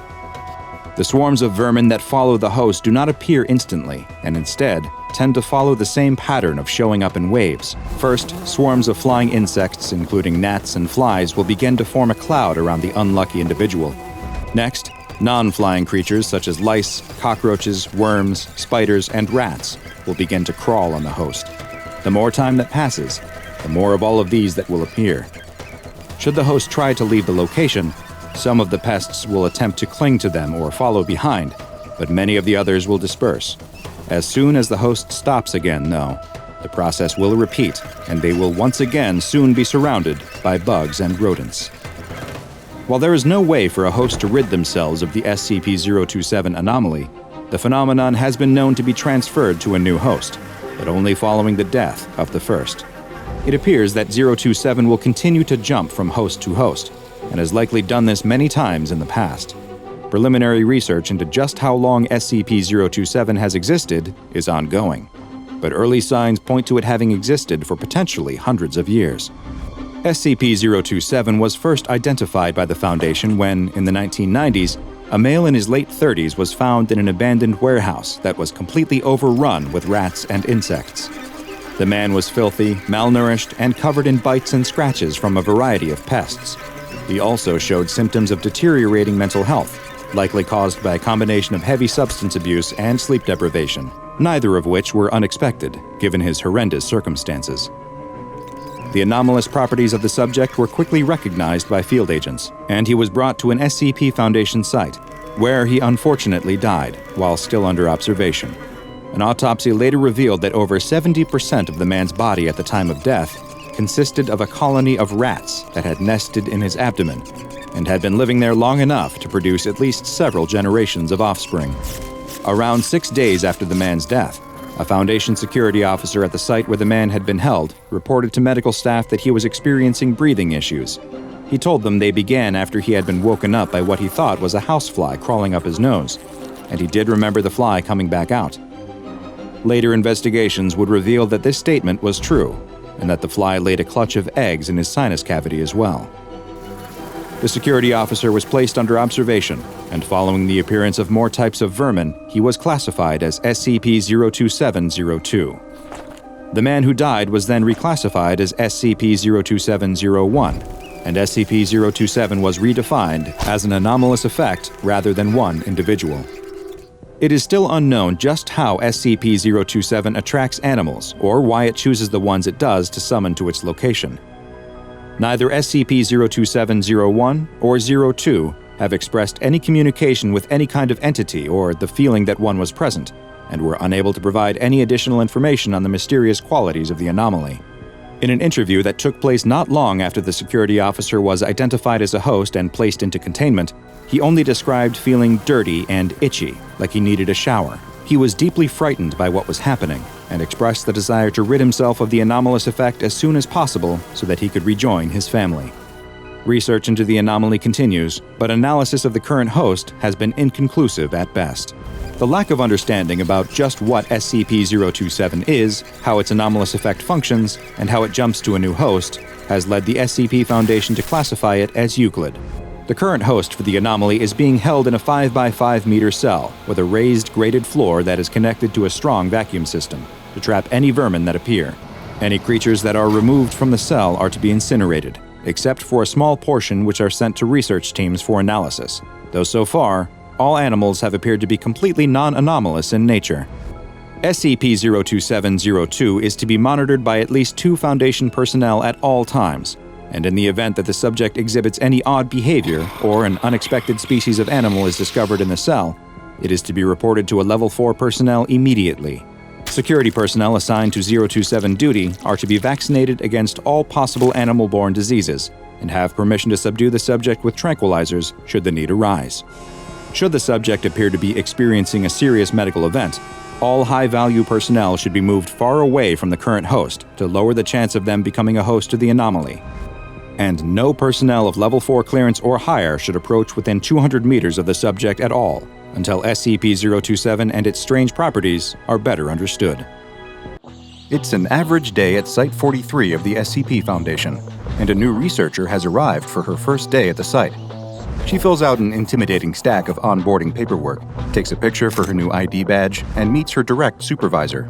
"There's something you should probably know about working at this site," he begins, but an alarm sounds down the hall, and he has to rush away to attend to it. "We'll finish this later, don't move," he calls to her before he disappears from sight. Then she's left alone, twiddling her thumbs, shifting from foot to foot, and looking at her new workplace. It looks like any other Foundation site for the most part.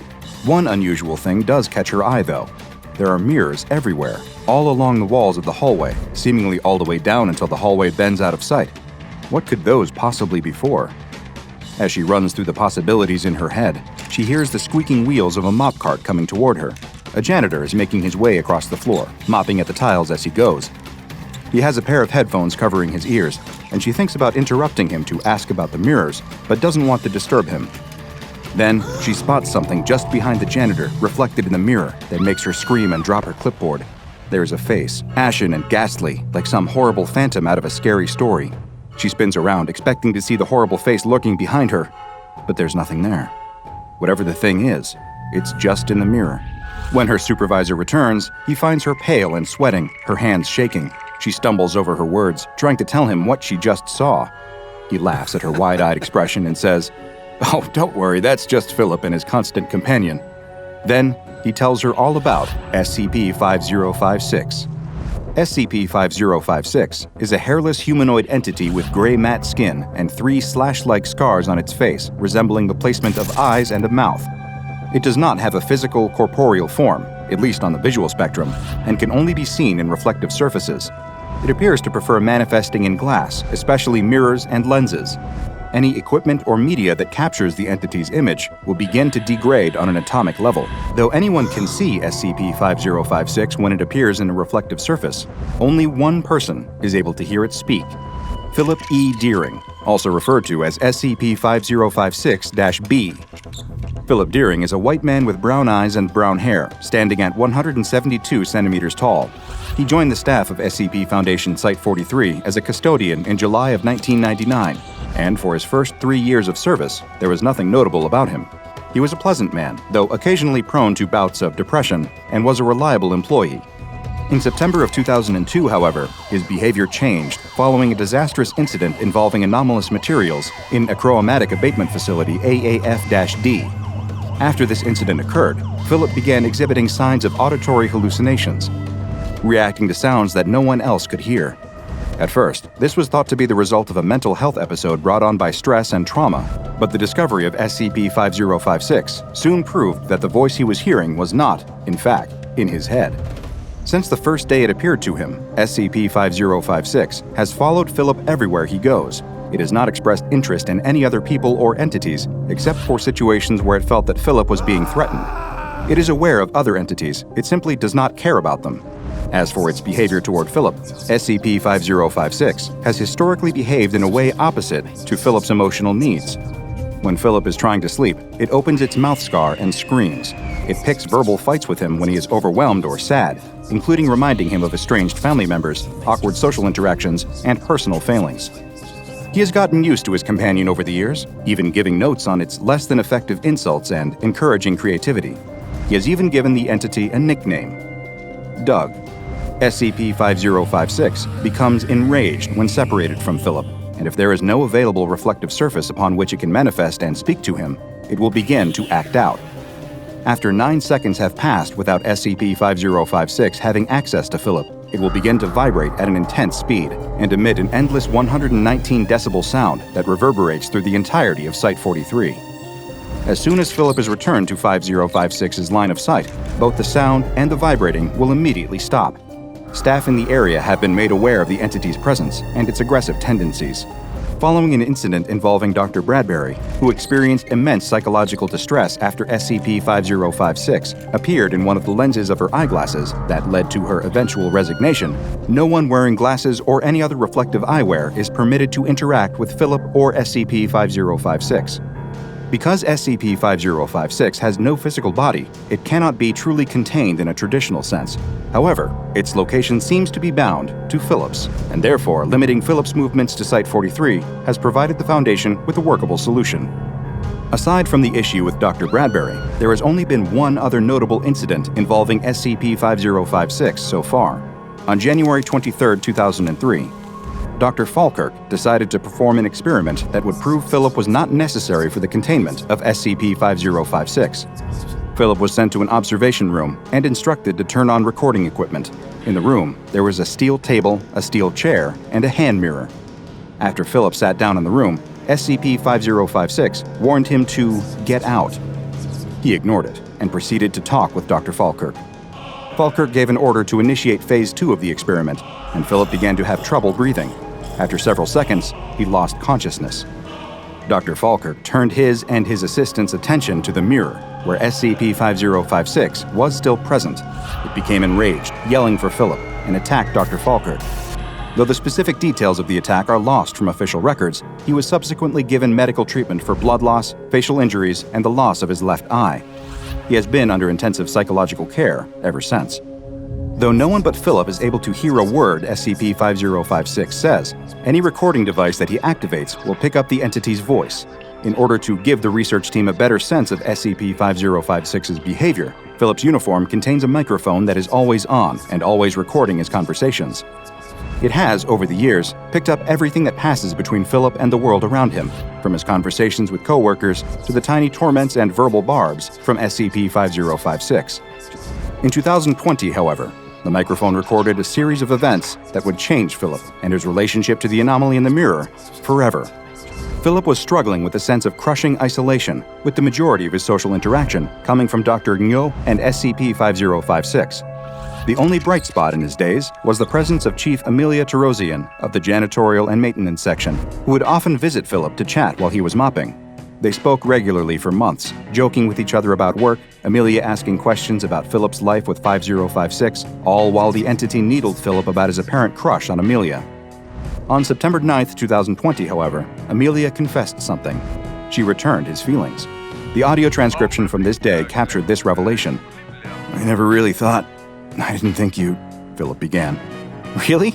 Really?" Amelia retorted. "Yeah, really. Well, I mean, I didn't think you... either," she admitted. Philip laughed at this. "Are you kidding? You've got to be kidding. I mean, you're..." A moment of silence passed between the two, the air crackling with nervous excitement. "How long..." he began. She interrupted. "Since I met you." He laughed again, a giddy sound. "You had that on speed dial." "Well, how long..." she started. This time, he interrupted. "Since I met you." They both laughed for a long time before falling silent once again. "What are you thinking about?" Amelia asked. "Can't you tell?" She shook her head. "No. Confusing me with your anxiety surrogate?" "He hasn't said a word tonight." Philip smiled softly at this. "I must not have any anxieties right now." The two quickly developed a romantic relationship, Philip brushing off the doubts that SCP-5056 tried to plant in his mind. On June 11, 2021, Dr. Ngo conducted Philip's annual psychological review, and they discussed the notable changes in his demeanor and worldview. The audio from the session has been transcribed. "Thanks for letting me do this a day early," Philip began. "Well, hey, I have a social engagement tomorrow," Dr. Ngo replied. Philip laughed heartily at that. "You know, that might be the first time I've heard you laugh. Let's talk about that." SCP-5056 started to speak. "Yes, let's talk about..." But Philip cut it off. "About how humorless and morose I am?" The entity was stunned into silence. Dr. Ngo spoke up. Was he about to say that? Are you finishing his thoughts now? "Why not? They used to be my thoughts." "What changed?"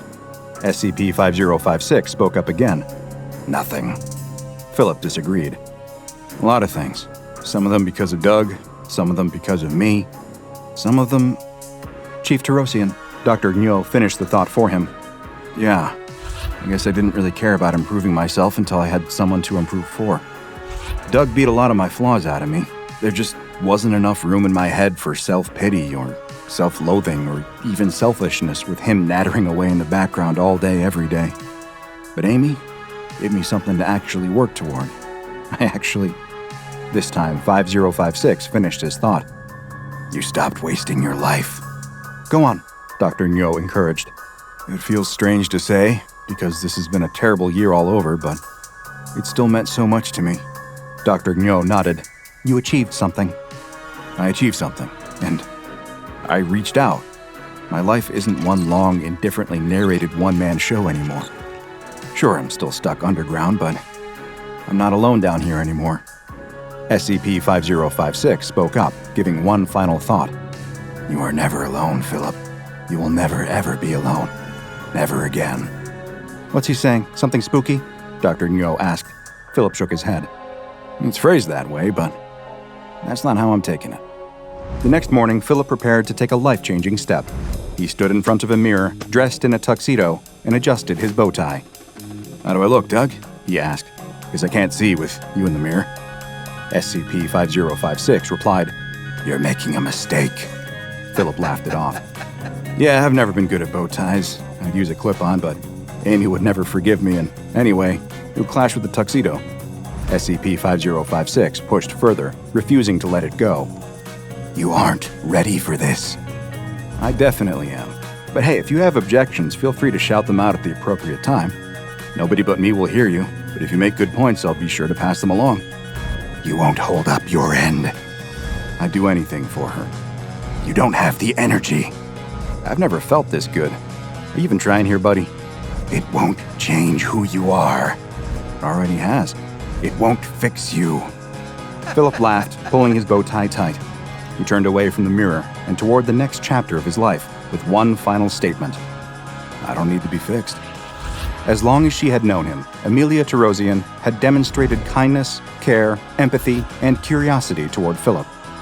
Unlike her colleagues, she was not put off by the presence of SCP-5056, but approached it with an open mind and an appreciation for the entirety of Philip's self, the man beyond the anomaly. The two were married in Ipperwash Provincial Park on June 12, 2021, and have been together ever since. Notably, Amelia has reported that SCP-5056 remains largely dormant in her presence, allowing the two to spend their time together without interruption. Following Philip's relationship with Amelia and the improvement to his mental state, as well as changes to SCP-5056's behavior, the Foundation conducted a review and reassessment of the anomaly. Several high-ranking Foundation staff wrote down their changing thoughts on SCP-5056 and contributed them to the official revised file. Amelia R. Terosian, chief of the janitorial and maintenance section and wife of Philip Deering, wrote, "I don't think anyone understood Doug when he first manifested. They all thought he was an anomalous abuser, a demon with a short fuse, existing just to get a rise out of someone. They tell me Phil was plenty risable back then, introverted and absent-minded, the perfect jump scare target. But once he stopped being jumpy, Doug started needling him about his low self-esteem. Once he started standing up for himself, Doug made him worry about other people's needs. By the time I met him in 2019, Phil was considerate, unflappable, and still absolutely miserable. That's when Doug started bugging him about his love life. I don't think Doug is preying on Phil. I think he's trying to help. Dr. Harold R. Blank, chair of the Archives and Revision section, contributed, "For the longest time, we thought Phil might be anomalous as well. We even tossed around the idea of classing him Thaumiel, which obviously didn't fly. At the very least, we were pretty sure Doug was an unconscious manifestation of his internal monologue, so we labeled it 5056-A and made him 5056-B. After nearly 2 decades of observation, however, I can say with near certainty that there is nothing at all remarkable about Philip Eugene Deering beyond his unusual equanimity in the face of enduring trauma. He is no longer considered an SCP object, and his paranormal paramour has been reclassified as simply SCP-5056. A self-containing, incorporeal emotional parasite requiring no containment because it voluntarily restricts itself to the presence of a man who voluntarily restricts himself to a secure underground bunker. We're still not sure what will happen when Phil dies, but my guess is 5056 gets one last class change to neutralized." Dr. Melissa Bradbury, chair of the Research and Experimentation section, included, "No, I can't tell you what I saw, but I can tell you what I felt. That's only after more than a decade of Foundation psychotherapy, mind you. I was comatose for 11 months and endured 3 years of blurry vision because I couldn't put on a pair of specs or contact lenses without having a panic attack. When that thing filled up my vision, it felt like someone had gut-punched my brain. You know that late-night experience where you suddenly remember some stupid or embarrassing thing you did in your life and it makes you feel ashamed? Well, imagine if you suddenly thought of every stupid or embarrassing thing you'd ever done, all at once, like your conscience finally got fed up and decided to go nuclear on you. No wonder Falkirk tore his eye out."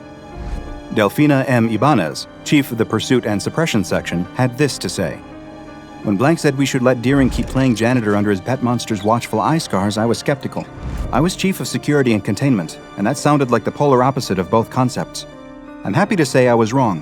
Deering has absolutely nil combat utility, and without 5056, his disaster response priority would be somewhere just above the D class, and we don't even have D class at 43.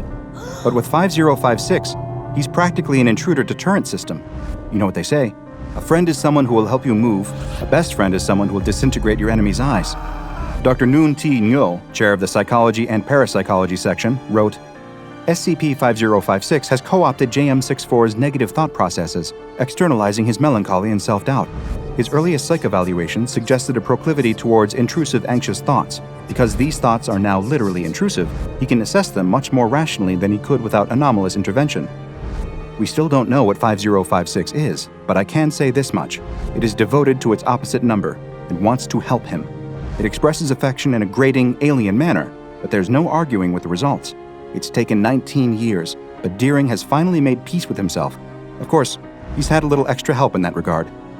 Finally, Dr. Polixeni Metaxas, chair of the Spectrometry and Spectrometry section, said, "They've called this a haunting for 19 years. It's even entered the general terminology. A Deering-class haunting denotes the stalking of a corporeal being by an incorporeal one.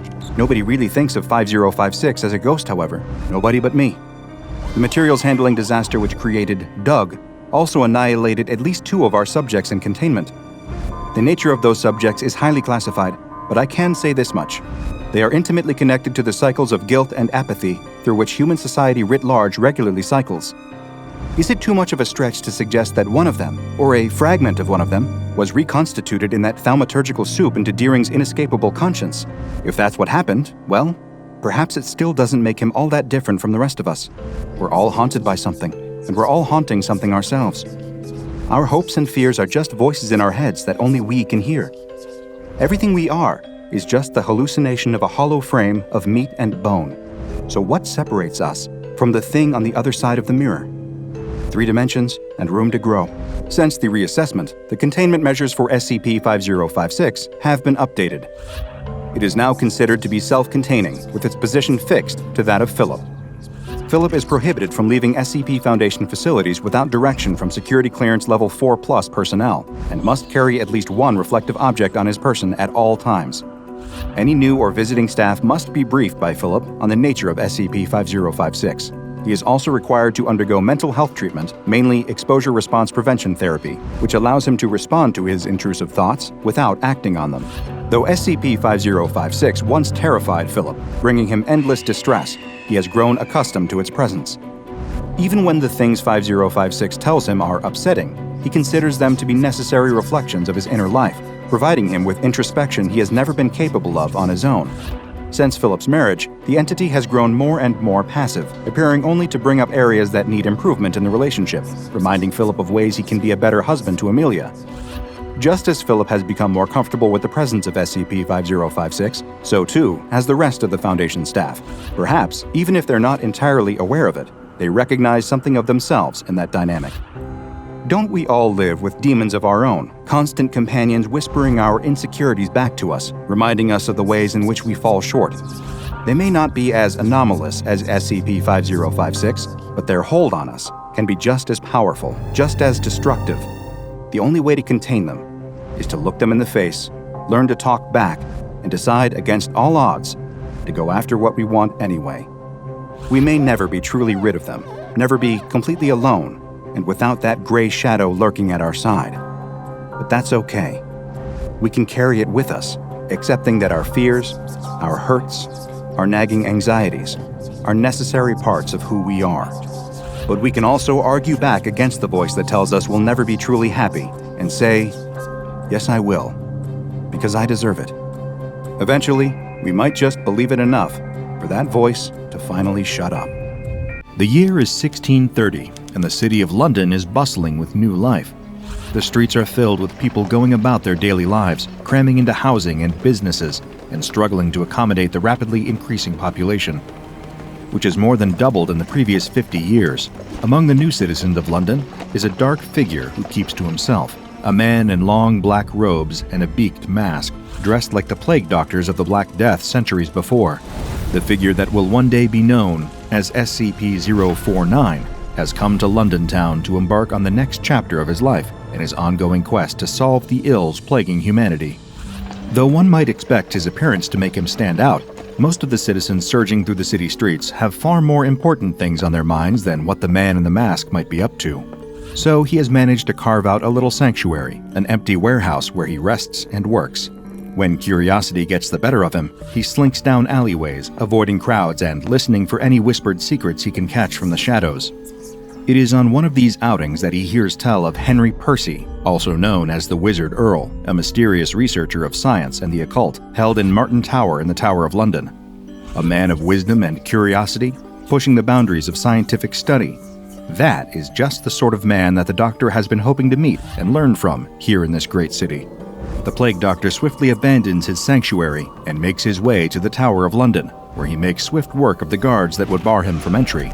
He does not enjoy harming innocents, but alas, some sacrifices must be made in the pursuit of greater knowledge and understanding. Leaving a trail of bodies in his wake, the Plague Doctor makes his way into Martin Tower. Excuse me, sir. I apologize for the intrusion, but as a fellow academic, I wondered if I might speak with you. But as he enters the chamber, the Doctor finds that his polite introduction was wasted on an empty room. Wherever this Wizard Earl might be, he is not in his designated quarters. Fearing the worst, the Doctor searches for signs of a struggle, for bloodstains on the floor or overturned furniture, but everything appears to be in its rightful place. Where, then, could Henry Percy have gone? The Plague Doctor explores every inch of the tower, searching for any clues that might point him in the direction of the missing man. He inspects every item on every surface, pulls every book from every shelf, but as he pulls one particular book from its spot, the bookshelf appears to pop loose from the wall like a door opening. Indeed, it is a door, revealing a dark, winding stairway just beyond its secret opening. Ah, so this is where you have disappeared to. Truly, this Earl must be a clever man, a good ally to have in the battle against the pestilence. He follows the stairs down, into a small room in the bowels of the tower. It is a sparse, barren room, with only a stack of journals and a large iron door. The Doctor spends hours searching for a lock or other mechanism to open the door, before turning to the journals left behind by the tower's occupant. There, he discovers the instructions for unlocking the iron gateway, directions he recognizes from his time studying alchemy. Fortunately, he has all of the necessary materials tucked away in his trusty doctor's bag, and he is able to effectively perform the esoteric procedure. As he dusts off his gloved hands, content with a job well done, he hears the click of a bolt unlatching. and the second secret door he has discovered today swings open to welcome him in. Ever the adventurous spirit, the doctor picks up his bag and crosses the threshold into whatever awaits him on the other side. As the iron door shuts behind him, the doctor gazes up into a yellow sky dotted with an infinite number of black stars. A breeze blows the scent of dried flowers, mold, and the dusty pages of century-old books into his nostrils. He hears the sound of waves lapping at a shore and turns to take in the sight of a thick black sea washing up onto a stark white shore. The world around him is an array of black, white, yellow, and red, the yellow sky reflecting in the inky waves, the glittering black stars dancing above garish red buildings, white staircases, yellow doors, and black windows made from something like stained glass. This strange new place is not empty either. All around him, there are as many people bustling through the streets as there are back in London, though their attire is quite different. These people dress in a way that feels familiar, that reminds the plague doctor of the ornate clothing he once saw at the Carnival of Venice. The people cover their faces too, commedia dell'arte masks hiding their features and giving them a mysterious appearance. For the first time since the days of the Black Plague, the doctor is keenly aware of the fact that he does not stand out in this place. In fact, he blends right in. Now to search for Henry Percy, or anyone else who can offer the doctor some helpful insight. Uncertain of where exactly to start, the doctor decides to simply strike up a conversation with a stranger. A woman walks by in an elaborate red gown, her feathery white mask almost resembling a swan. "Excuse me, madame," the doctor calls to her, stepping into her path. "No time to talk, I'm already quite late." She brushes past him, and the doctor braces for the ill effect of physical contact between the two to take hold. However, she continues on her merry way, seemingly unaffected by his normally deadly touch. He watches her go, stunned into silence for a moment. The citizens of this strange new place. It is safe for him to touch them. Something else catches his eye about the woman too.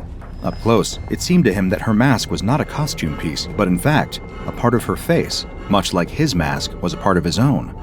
"How curious," he remarks aloud to himself. "Henry Percy can wait. This is a far more compelling matter. I must uncover more about this land." And so the plague doctor takes a long stroll through the unusual city, noticing as he goes that the geometry and gravity of this place do not play by the rules he recognizes. Buildings slant at odd angles, alleyways and corridors appear and disappear, as the layout of the city seems to shift at random with each glance. The people themselves are just as bizarre as the place they occupy, behaving either uniquely rudely or entirely too familiar.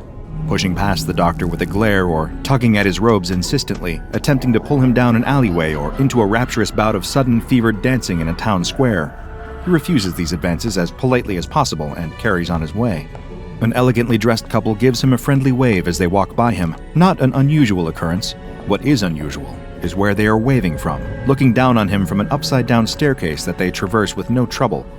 Some other gravity source holding them in this reversed position as they disappear into a dizzyingly constructed building. Fascinating. The doctor shakes his head in awe. Then it occurs to him. He should be taking notes on all of this. He opens his bag and digs around for his leather-bound notebook, but can't seem to find it. He stops on the street and begins dumping out the contents of his pack onto the stone walkway. Jars of specimens, salves, syringes, and surgical tools all tumble out, but no notebook. It must have fallen out of his bag somewhere on his journey. Or worse, it could have been stolen by one of these flamboyantly dressed strangers. No, he mustn't allow his mind to jump to the worst possible explanation. Most likely he simply dropped it somewhere, and he only needs to retrace his steps to find it. He begins to walk back the way he came, as best he can find it in city streets that seem to warp and change with every moment like the landscape of a dream. He approaches dozens of people, but each stranger he speaks to brushes him aside, rushing off to their far more important business. They seem to look at him with disdain, like something foul stuck to the bottom of their fine shoes. It is discouraging, and it seems as if the notebook may very well be lost forever. But then, hope.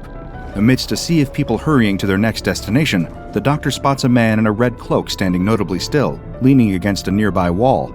The figure looks up at him, eyes shining behind a red mask in the shape of a happy, smiling face, reminiscent of the figure of Il Capitano from commedia dell'arte performances the doctor dimly recalls. He sheepishly approaches the grand figure in the cloak and red mask, explaining that he is an outsider to this place. When the red-masked man speaks, he speaks in a warm voice, but with a distinct air of authority. "Welcome to Alagada, sir, for that is the name of this kingdom. You are fortunate, very fortunate indeed. For I am the Red Lord of Alagada, wearer of the Mirthful Mask, a chief advisor to the king. Being a man with medieval origins, the Plague Doctor bows deferentially the second he hears that he's in the presence of a lord. With his knees on the ancient cobblestones below, he begs the Red Lord for assistance in finding his precious notebook, the bearer of all his research and valuable scientific secret. The Red Lord pushes himself away from the wall, standing at an impressive height, seemingly suddenly far larger than he had at first glance. His face seems to strike a sympathetic tone, as sympathetic as one can be while wearing a mask. With a grandiose hand gesture and a dramatic stride, he asks the doctor to follow him and begins strutting off down the alleyway. The doctor has come across a person with good manners in this confounding place. He follows close behind the Red Lord as the two traverse the unstable landscape, following a yellow cobblestone street to a winding black staircase that curls around and around in a seemingly eternal spiral before tilting dizzyingly on its side. The doctor hesitates, afraid he will lose his footing, but much to his surprise, the laws of gravity seem to shift along with the angle of the stairs.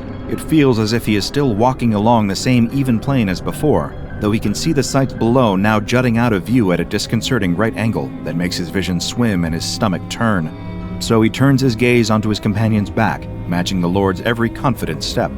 He wonders idly where the man is taking him, but decides to hold off on additional questions until they have reached their destination. The Red Lord comes to a stop at the top of a tall, thin tower. He stands before an unusually shiny black door that curls down at the edges, like the entryway itself is frowning. He sweeps his arm in the direction of the door and beckons the Plague Doctor to follow him inside. Before the Plague Doctor can even mention that the door has no handle or knocker, it simply opens of its own accord, as if by magic.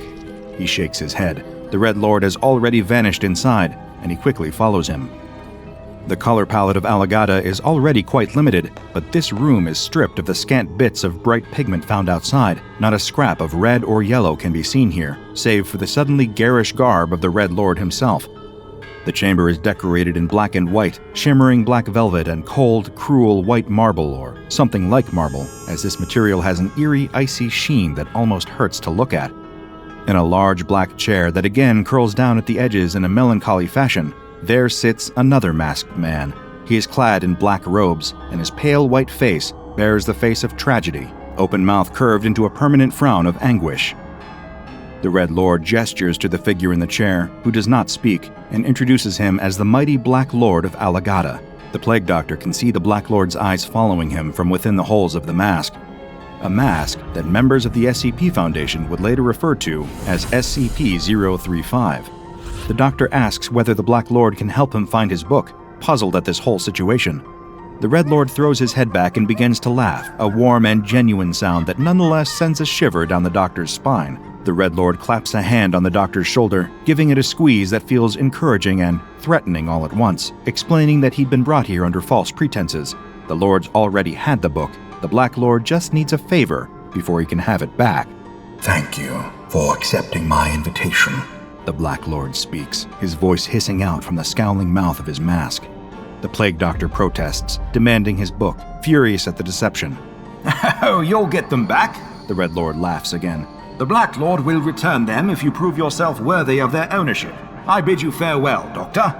May your stay in Alagada be pleasant. The Red Lord sweeps out of the room, leaving the Doctor alone with the Black Lord. Silence hangs heavy between the two. Before the Doctor asks the Black Lord why he'd even want a physician from another world to attend to him, the Black Lord wheezes and spits up black slime that corrodes the ground beneath him. The Doctor shakes his head. I am no miracle worker, only a simple doctor. I struggle to treat the ailments of my own world. I do not wish to disappoint you, but I have failed again and again to cure the pestilence that plagues my home. I do not know if I would have the capacity to cure you.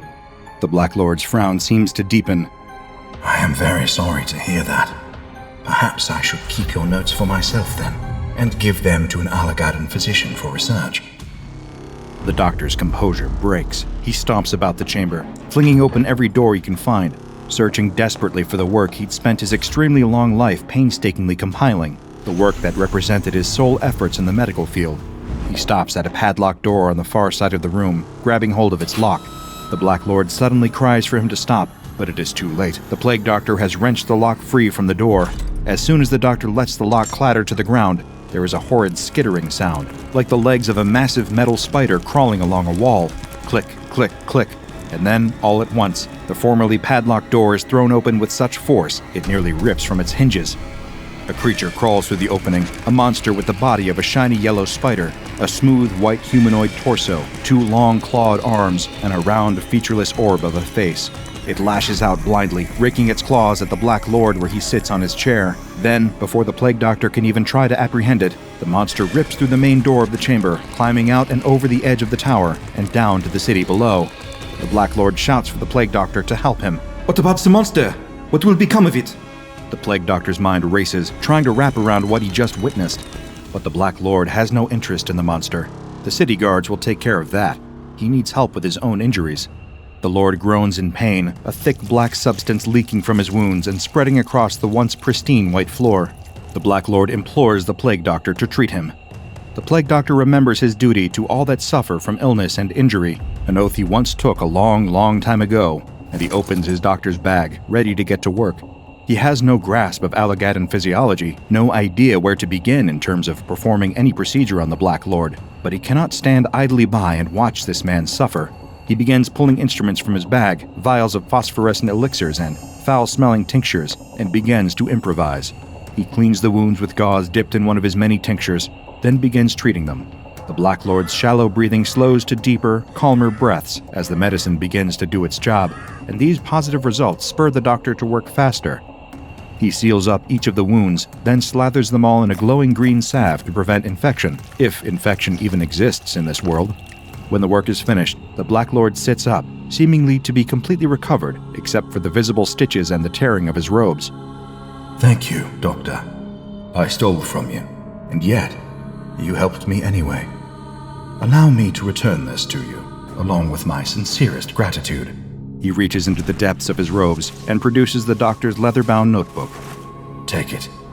The doctor snatches the notebook from the Black Lord's grip and returns it to its rightful place inside of his bag. Villain, He mutters to himself as he does. Our ways may seem strange to you, The Black Lord says. but these are troubled times in Allagada. All is not well in the court of the Hanged King. There is deception and betrayal everywhere. All kingdoms encounter periods of strife.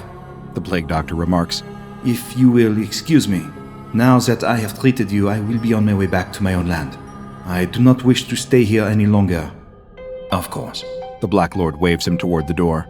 As the doctor prepares to leave, however, the Black Lord speaks again. Are you quite sure that is your land, Doctor? You look quite like the child of a woman I once knew, long ago, who made the mistake of defying the king. She had the face of a crow, as you do. A mask that was not a mask. Excuse me? The Plague Doctor does not understand. Were you born in your world? Were you a child there? Do you remember it that way? The Black Lord asks. The doctor thinks for a long moment. He cannot recall ever being anything other than what he is now, a doctor with a singular purpose. I do not know. Perhaps, dear Doctor, this is not your first time in the land of Allagada, and I imagine that, with time, you shall walk its twisted alleys once again. Consider that on your journey back to the place you call home. The Black Lord laughs, a low, hollow sound. Farewell. Eager to be rid of this place with its lies, tricks, and monsters of many shapes, the Plague Doctor takes his leave. This journey he hoped would provide some answers, but instead, all he found were more questions than he ever could have anticipated. The lights go out on Maple Street as a young woman takes stock of her marriage and the man she once thought she knew.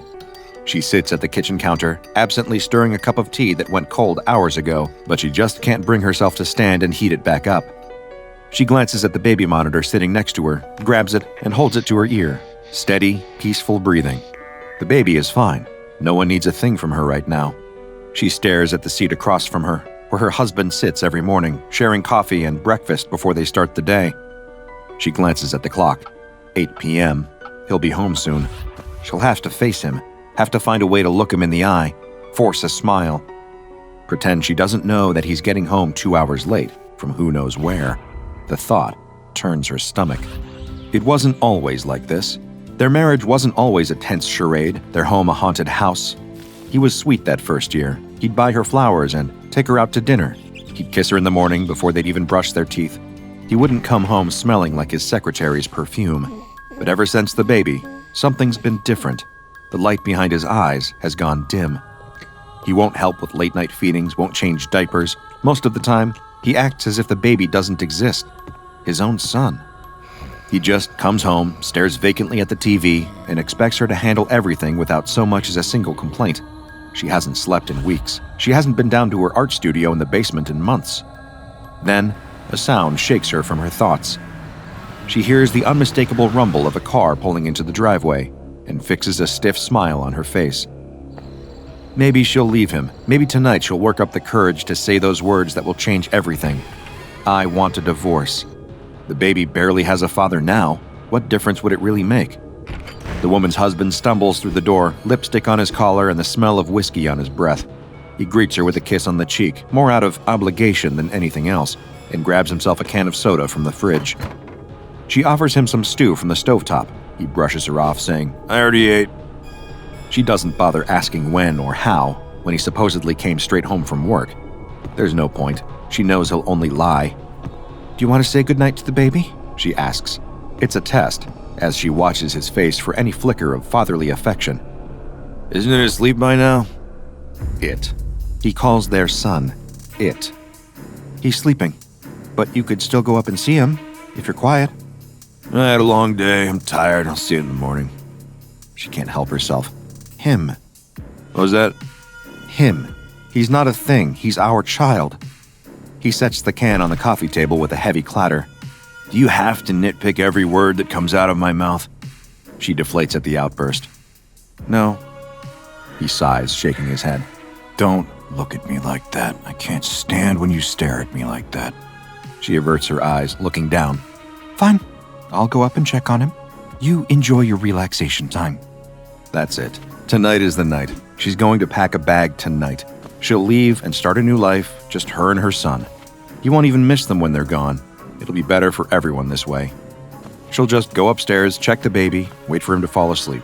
Then she'll just cut and run. It's not like he deserves a proper goodbye from her. She can go away, go to her sister's place. As she fantasizes about leaving him, spending peaceful days in a little country house with her son and maybe a dog, she finds that the baby has spit up all over his pajamas. She scoops him up into her arms to make sure everything is okay otherwise, and he's fine, just a mess. As she holds him, he stirs awake and begins to cry.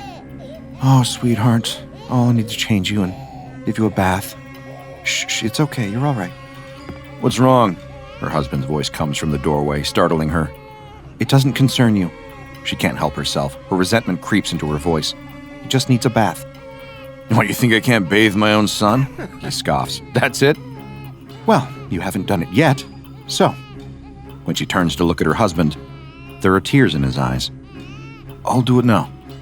Something in his voice is so sincere, she falters in her determination for a moment.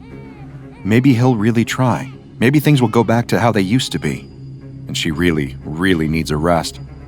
So she hands the baby over to him and sits down in the soft chair in the corner of the nursery.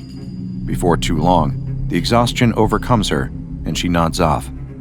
In her sleep, she can't see her husband leaving the bathroom to go downstairs and catch the last 20 minutes of the Dodgers game, leaving the baby alone in the tub. When she stirs awake, the crib is still empty. She can hear the water running, and she knows. She just knows what has happened. What she let happen. No, what he did. A glance into the bathroom confirms her suspicions, and with a primal scream of pain, rage, and heartbreak, she tears down the stairs to confront the murderer himself. She finds him asleep on the couch and takes a moment to catch her breath, to wipe the tears from her eyes. Did he do it by accident or on purpose, to punish her, to free himself from their marriage once and for all, to break her heart beyond repair? It doesn't matter in the end. What's done is done, whether he meant it or not. But what can she do? What could ever make this right? She wants to scream, to set the house on fire, to tear him to shreds. Then she spots it. The baseball bat leaned against the wall by the door in case of an intruder. She picks it up, feeling the weight of the wood in her hands, the heft of it. Swung hard enough, with real intent behind it, it could really do some damage. Slowly, thoughtfully, she walks back toward the couch, raises the bat, and swings. It only takes one good hit to get the job done, but she swings the bat a few more times anyway, as something inside of her bends and breaks. Until the tears stop falling, until her vision comes back, and everything stops looking like a wash of red. He doesn't even scream, never wakes from his stupor to see the look on his wife's face when she gets her revenge. He's just gone. She wipes the red from her eyes and lets the bloodied bat drop to the floor. She started the day as a wife, as a mother, but now she's ending it as a killer. He deserved it, she tells herself. He took her baby from her, so she got him back. But why doesn't she feel any relief? Why does she still feel the gnawing grief in the pit of her stomach, feel the darkness clawing at her heart? First things first, she needs to get him out of the living room, out of sight of prying eyes and nosy neighbors. She could try to bury him, but where? The yard isn't exactly private, and she's not sure how much she could even dig up before sunrise. No, that won't do. Then the idea hits her, and she grabs him by the arms and begins dragging the lifeless body of the man she once loved toward the basement stairs. He's heavy, much heavier than she expected, but she supposed they called it dead weight for a reason. She grunts and struggles as she drags him down the stairs, wincing as his head bumps against the steps, before reminding herself he's not using it anymore. She surprises herself with a laugh, a dry sound echoing in the empty basement. She drags him past the last chair, and he lands on the floor with a thud in the room that she converted into her home art studio when they first bought the house, back when things were still good. Her eyes dart about the room, the half-finished paintings, the wood carvings she abandoned when she got pregnant, the paints and long dried-out lumps of clay, the potter's wheel in the corner. Her eyes settle on a metal frame, large and twisted into a vaguely human shape.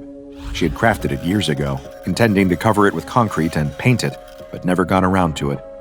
No, she had been forced to put it away. Her husband hadn't liked it, had thought it was creepy and odd, and didn't want her working with such heavy materials. Just another thing he took from her, another dream he destroyed. It's just about his size, now that she takes a look at it with him lying limply on the ground so close by. With a little bit of muscle, some determination, he would fit right inside. And there are the tubs of cement, still sealed tight and ready to mix, just as she left them. She could shove him into the frame, paint him with layer on layer of cement, and it would be like he had disappeared in the night. A fitting coffin for the man, she thought. The perfect place to hide him, too.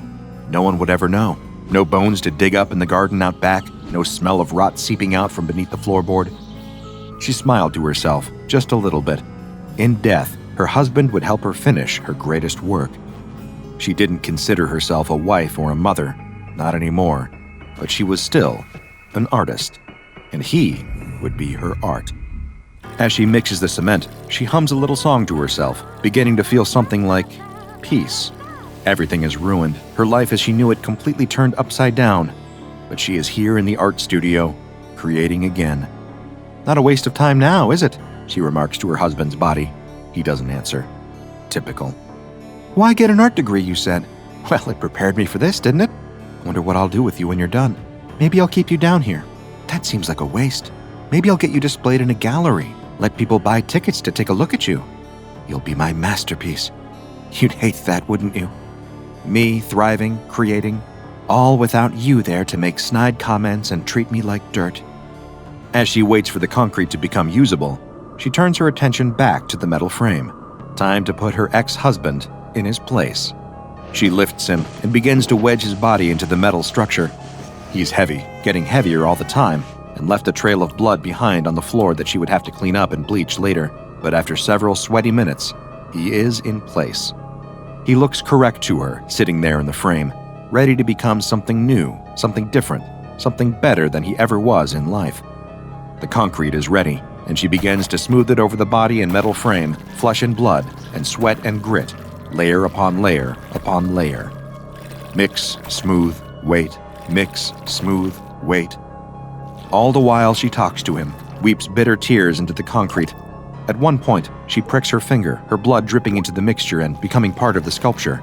For days she carries on this way, not breaking to eat, bathe, or sleep. After 3 days pass, she runs out of concrete, but the sculpture is not finished. She'll need to go out and get more.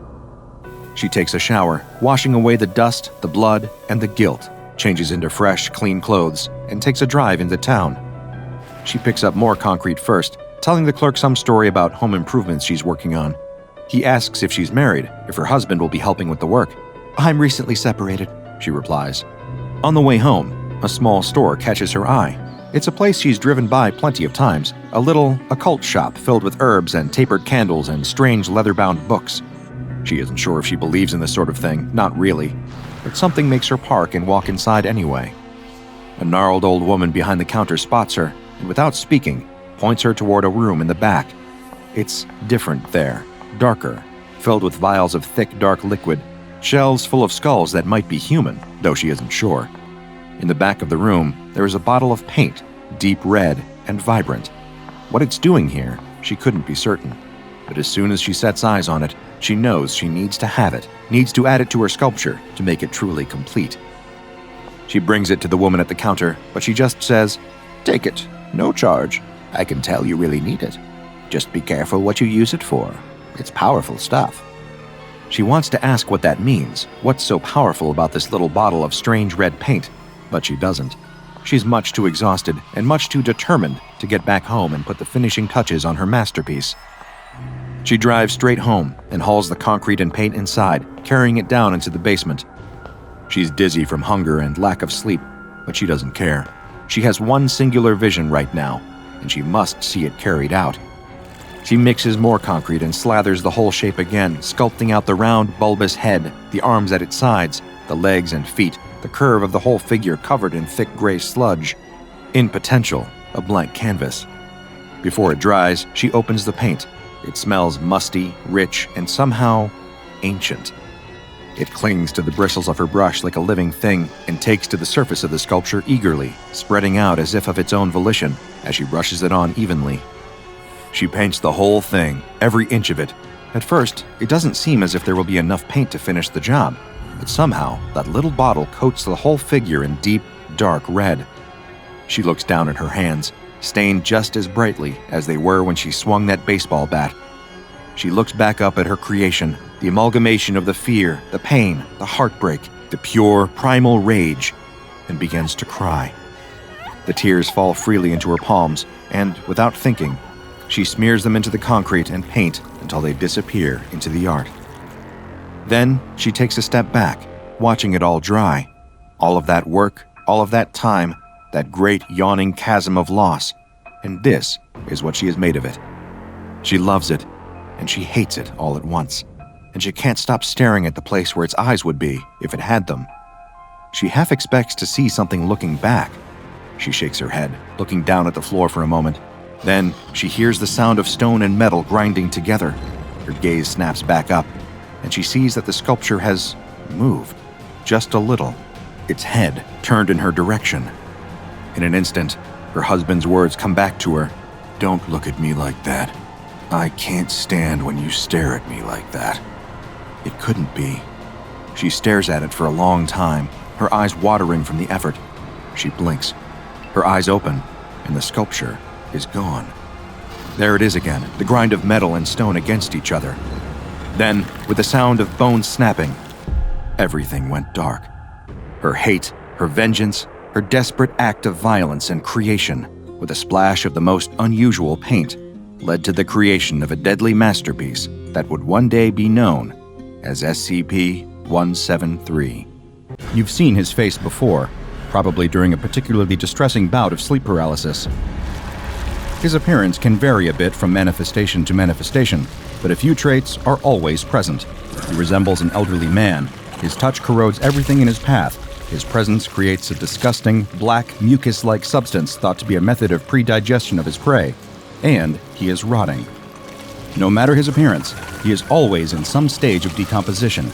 Gray skin sloughing away from yellowed bone, eyes milky and flat, but brimming with malice, wide, toothless mouth stretched into a wicked grin. The entity is incredibly difficult to contain. Its corrosive properties and ability to vanish into solid matter and disappear into its pocket dimension layer make it a threat as unpredictable as it is dangerous. The smell of decay and the presence of visible corrosion on any surfaces nearby may be the only warning a person gets before the old man grabs them in his decomposing arms, dragging them off to a painful, terrifying demise. We know where the being disappears to and have learned a great deal about how he operates. But where did he come from? It is the year 2000. Dr. Robert Scranton and his wife, Dr. Anna Lang, are the head researchers at SCP Foundation Site 120.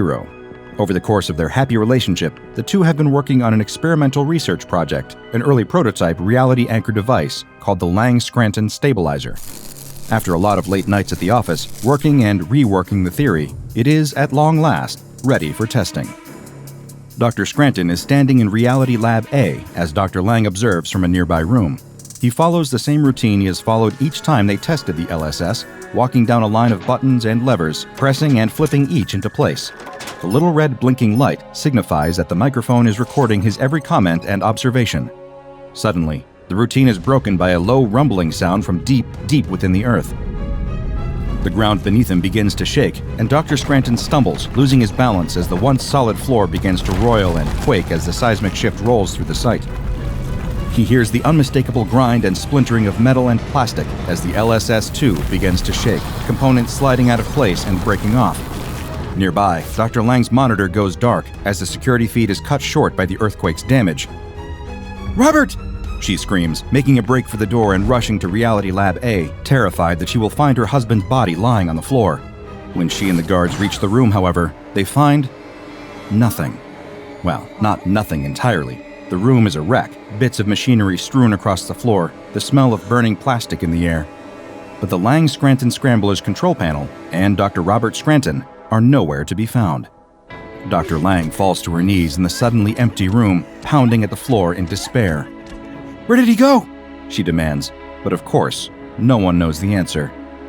No one wants to say what they're thinking. Wherever he is, Dr. Scranton is probably dead. Probably long, long gone, and he is never coming back. But no one says it, not out loud. They just think it, and keep thinking it, for the next 5 years, 11 months, and 21 days. The time passes, and most everyone forgets about Dr. Robert Scranton. Everyone except for Dr. Anna Lang. She never gives up hope, never lets go of the possibility that somewhere, in another world, another time, on another planet, her love is still alive. One day she wakes up, and it's December 23rd, 2005. A day like any other, save for its uncomfortable proximity to the holidays she struggles to celebrate nowadays. But then, in the middle of the day, something impossible happens. The LSS control panel reappears in Reality Lab A. It isn't how anyone last saw it, though. It's coated in some sort of unidentified organic matter, and it reeks of blood, vomit, and decay. As her colleagues try to shield her from the sight, try to warn her away, Dr. Anna Lang wades into the area, desperate for a glimpse at any sign of her husband's fate. As she makes her way into the containment field, she is unable to contain her horror. "Oh God, what the hell? What is all this? This is the... Oh God, Robert? Is this you? Oh God, please, no, don't let it be you, Robert, I thought, how can this thing be?" Her colleagues try to stop her, but she touches the Lang-Scranton Stabilizer interface, and it fires to life. It still works. Somehow, it still works. She racks her brain for what to do next, before saying, "Access audio log, playback starting from January 2nd, 2000. The machine prompts her to verbally state her password, and her voice shakes as she replies, "Password is Anna Bobana." "Request acknowledged. Processing," the machine replies. "I'm sorry. There are no audio logs for January 2nd, 2000. Dr. Scranton accessed log on January 13th, 2000, via voice recognition at time." Anna slams her hands down on the machine with a cry. "Playback now! Damn it, play it back!" A researcher warns her not to touch any of the material with her bare hands, but she doesn't hear him. She's too busy, calling out to Robert, hoping that somehow, somewhere, he can hear her. "There's so much blood here, there's so much... Honey, are you okay? Where did you go? Oh God. Something small and metallic clatters to the floor, lost in the sludge. She retrieves it, wipes it off on her lab coat, and holds it to the light. She would recognize it anywhere. She slipped it onto her true love's finger on the happiest day of her life. It's Robert's wedding ring. Her knees buckle at the realization. She collapses to the ground, and her head cracks against the floor. One of her colleagues snaps into action. "Report, this is Dr. Matthew Skinner reporting from Site 120, Reality Lab A. I need medical attention here immediately." Once Dr. Lang recovers from her fall, she demands access to the rematerialized control panel. She's going to go through the audio logs one by one and find out exactly what happened to her husband, even if the truth is as ugly as she fears. The machine whirs to life, and her lost love's voice emanates from the speakers. Name, Robert Scranton. Age, 39. Birthday, September 19th, 1961. Favorite color, blue. Favorite song, Living on a Prayer. Wife, Anna. She has green eyes. I love her very much. He repeated these simple truths to himself for days before he even realized that the control panel was picking up his voice. My name is Robert Scranton. Yeah, my name is Robert Scranton, former researcher at Foundation Site 120. It has been... I don't know, actually. I can't remember. I estimate it's been 10 days, but I can't... Oh, God. Can anyone hear me? I don't know what's happened. I don't know where I am, and please, is anyone there? Hello? Anyone? Anyone? He began keeping track of how much time passed as best he could. 2 weeks, 3 days, 7 hours, and 58 minutes. Oh, Jesus. Back at the Foundation, with at least a tenuous knowledge of where Dr. Scranton could be, personnel try their best to stage some kind of rescue effort. A mobile task force team is ordered to attempt to replicate the experiment with a hastily assembled Lang-Scranton stabilizer copy. The result is an explosion that kills 3 of them. Senior researchers also approach SCP-343, a powerful reality warper known to some as God, hoping to get some insight from him about where Dr. Scranton could be found. His response is, "He's beyond any of us now. I'm truly, dreadfully sorry." Anna starts having nightmares. She twists and turns in bed, haunted by visions of her beloved Robert consumed by darkness.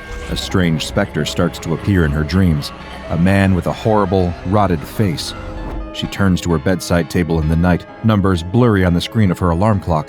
The photograph of herself and Robert that she keeps there. Something is wrong with him, wrong with his face. Is it that same awful, rotted man? She screams and closes her eyes. When she opens them, the photo is normal again. She weeps into her pillow. It can't keep going on like this. This place, it's some sort of reality gap, I think. If I don't concentrate on it, it's fine, but I feel this tingling all over my face. I'm not sure why. 2 months, 15 days, 4 hours. Anna begins to accept the horrible truth. She may not see Robert ever again, and holding on to the foolish fantasy that she will is starting to kill her. She repeats it to herself like a mantra at work. Robert Scranton is dead. Robert Scranton is dead. Robert Scranton is dead. One day, a coworker notices her muttering and strikes up a conversation. It's been years since Robert disappeared. What's the harm in talking to someone again? She even finds herself smiling and laughing at his jokes, but when he asks if she'd like to go for coffee, she gets a flash of Robert screaming in the darkness, of that terrible, rotted face, grinning. She runs to the bathroom to throw up and weep. The tingling in my face has worsened. I wish I could sleep here, but all this damn gunfire overhead, can't take it anymore. Can't take it. Trench foot, shell shock. Hell would be a reprieve in a place like this. And all the men, all the poor souls who look up to me, call me Corporal. What a jerk. To think I have any more idea of what's going on here. Anna can hear it in his voice. He's getting worn down. As Anna feels her emotions start to dull and fade, she begins accepting more dangerous assignments from her superiors, perhaps hoping just to feel something again. She works on the SCP-682 case, trying to devise more futile termination methods. She spends time with SCP-939, the abominations known as With Many Voices, until they start to imitate Robert's voice, and she knows that she can't do this anymore. She works with SCP-027 Eyes in the Dark, feeling no fear whatsoever as it floats towards her. The worst thing that could possibly happen to her has happened already. Now, she's just waiting, killing time. She has no idea of the further horrors to come. Lately, I've been hearing whispers in the dark. I think the rats are talking to me. Oh, funny. My troops must think me mad. What does it matter? This is a mad place, a mad time. A mad man is perhaps best suited to a time like this. So many went over the top yesterday, only to be cut down by machine gun fire. Isn't it odd that I laughed? It was so funny. I think perhaps this mental malady is connected to a physical one. Nosebleeds and vomiting spells. A strange, black liquid. Faintly acidic to the touch. But so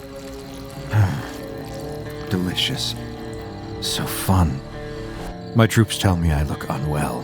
Like anything about this is well. Maybe I'll sneak into one of their bedsits tonight and teach them to lighten up a bit. None of them smile anymore.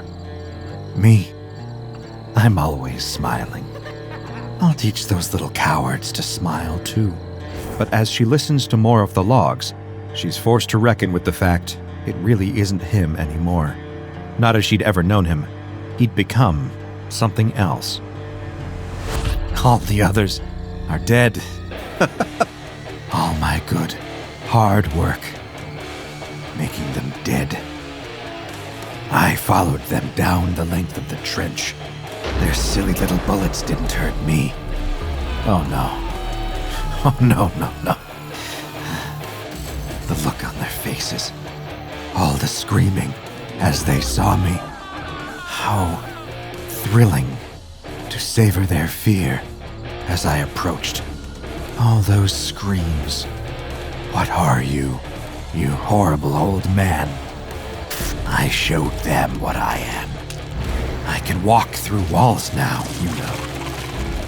Have all the fun I want. Yes. Nothing can hurt me anymore. And I can hurt everyone. And when the war is over, I'll go home. Go home to my sweetheart. I know she's waiting for me. I can't wait to see her, to touch her beautiful face. My lovely Anna. Hearing him like this, so broken, so utterly transformed, it's too much for her to bear. But the work always needs her, and she returns to it day after day. One night, she sits up late, making her way through a stack of paperwork, when she hears it. A curious sound. Drip, drip, drip. Something thick dripping steadily onto the floor behind her. The smell of rot fills her nostrils, making her gag. She turns and comes face to face with SCP-106, dripping its slimy black mucus onto the floor, bringing decay to everything it touches. It reaches out toward her, grasping at her arm. She breaks free, but not before its touch melts away the fibers of her lab coat, threatening to seep through the fabric to her skin.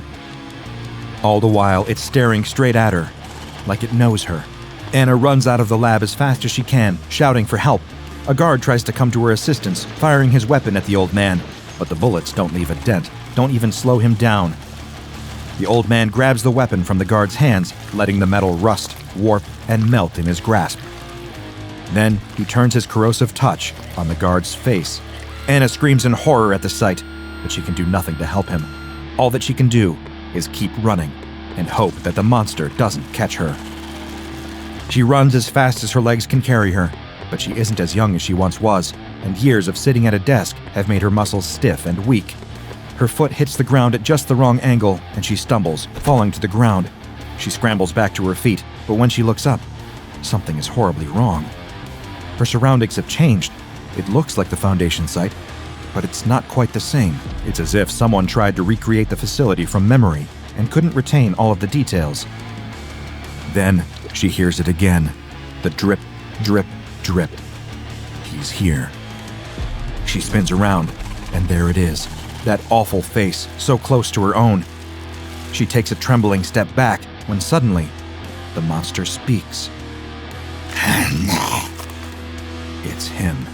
She knows it, as surely as she knows that she is about to die. The monster that once was Robert Scranton reaches out and caresses Anna's cheek with his wrinkled hand. She screams as the skin begins to droop, and he seals her lips with a kiss that makes her insides drip like melting wax. The two become one once again.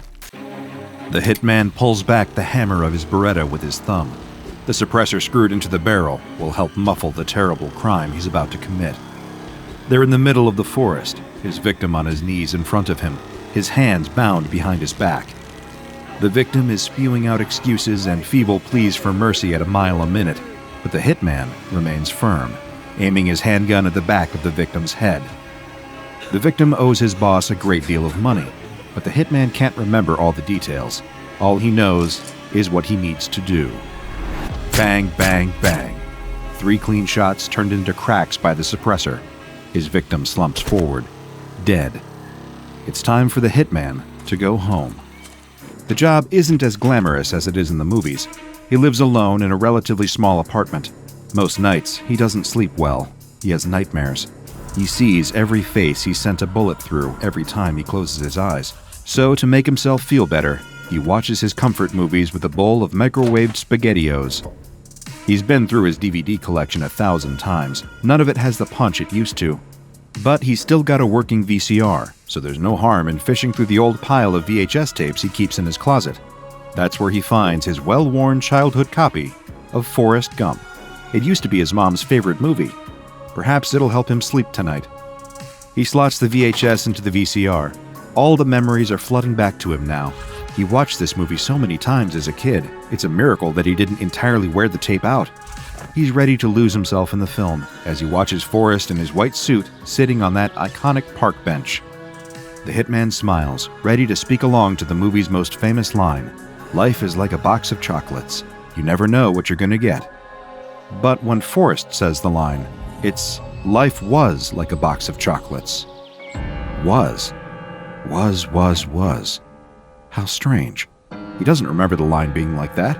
It's "Life is like a box of chocolates," not "Life was," right? You wouldn't think such a tiny misquote would bother a man who kills people for the mafia for a living. But it does. This mistake feels so oddly pivotal to his understanding of the film, and therefore, to his understanding of himself. It feels like having a bucket of cold water poured out onto his head. He watches the rest of the movie, but something is off. He feels almost like Forrest Gump himself knows he's been watching. And scarier still, he's watching back. What happened to this nostalgic childhood classic? Over the next week, as he executes more deadbeats and poor unfortunate souls on behalf of his shadowy bosses, he just can't stop thinking about that line. Life was like a box of chocolates. There's something wrong about it, something so terribly wrong. How can he shoot a man dead without losing his appetite? But thinking about Forrest Gump is making his hands shake. He watches the movie every night. Some nights, he watches it more than once, instead of sleeping or showering. Every time he watches it, it feels just a little more uncanny. This movie used to fill him with joy and hope. It made him see the beauty in the world. But now he sees the darkness hiding underneath the surface. Every time he watches, he feels a growing suspicion towards the Forrest Gump character. Every so often, Forrest looks directly at the camera, staring out at the hitman, and smiling. The hitman is sleeping even less now. He gets this feeling that something terrible is going to happen. It's funny. Normally he's the terrible thing that happens to people. A few nights later, he's in the forest again, with another pleading victim on his knees in front of him. They all blur together eventually, but tonight, something is different. There's a certain chill in the air. The gun feels a little heavier in his hand. He presses the suppressed Beretta against the back of his victim's head and prepares to pull the trigger when he hears a twig snap. The hitman looks up, worried, and sees someone else standing in the forest, peeking out from behind the tree. A witness, but not just any witness. A familiar face. Is that? No, it can't be. Is that Forrest Gump? Before he can orient himself, his victim gets up and runs for it. The hitman is snapped free of his stupor, and Forrest Gump is gone. In a blind panic, he runs after the victim fleeing through the forest. He draws a bead on the victim's back and fires, sending a bullet through him and dropping him to the ground. He catches up shortly after that and finishes him off. He finished the job, but he can't shake the terrified feeling of what happened. He could swear he saw Forrest Gump in the forest, watching him. And that can only mean one of two things. Either he's being stalked, or he's losing his mind entirely. His obsession with the film gets worse after that. He'll spend whole days just watching it again and again, back to back, trying to find the secrets that must be buried somewhere within. Sadly for him, all he finds each time is more dread. He comes to believe that the movie is truly evil, that it contains some kind of entity that is more than human, more cruel, more terrible, and more powerful. Could this have been what he saw in the woods? At night, he hears noises, footsteps in the hallway outside the apartment, and then outside his bedroom. Once upon a time, he would have worried that he's been monitored by the city's police or agents from the FBI. Now, he's worried that he's being watched by something different altogether. He starts sleeping with his gun under his pillow. It's the only way he can feel anything close to safe with that thing out there, looking for him, hunting him. But if it came for him, would bullets even be able to stop it? The hitman stops going to work. He doesn't feel safe outside his apartment anymore. His bosses are confused, perhaps even a little concerned, worried that maybe their best hired gun has gone federal. But no, he's gone insane. But that doesn't mean he isn't right. He rarely changes out of his pajamas. He's tired, jittery, filthy, with a scraggly beard growing out of his chin. All he does these days is rewatch the movie. He thinks that if he watches it enough, he'll find some way to stop this terrible feeling he's been going through. But maybe it's making it worse, deepening his obsession. In every scene, he can feel Forrest Gump watching him through the screen.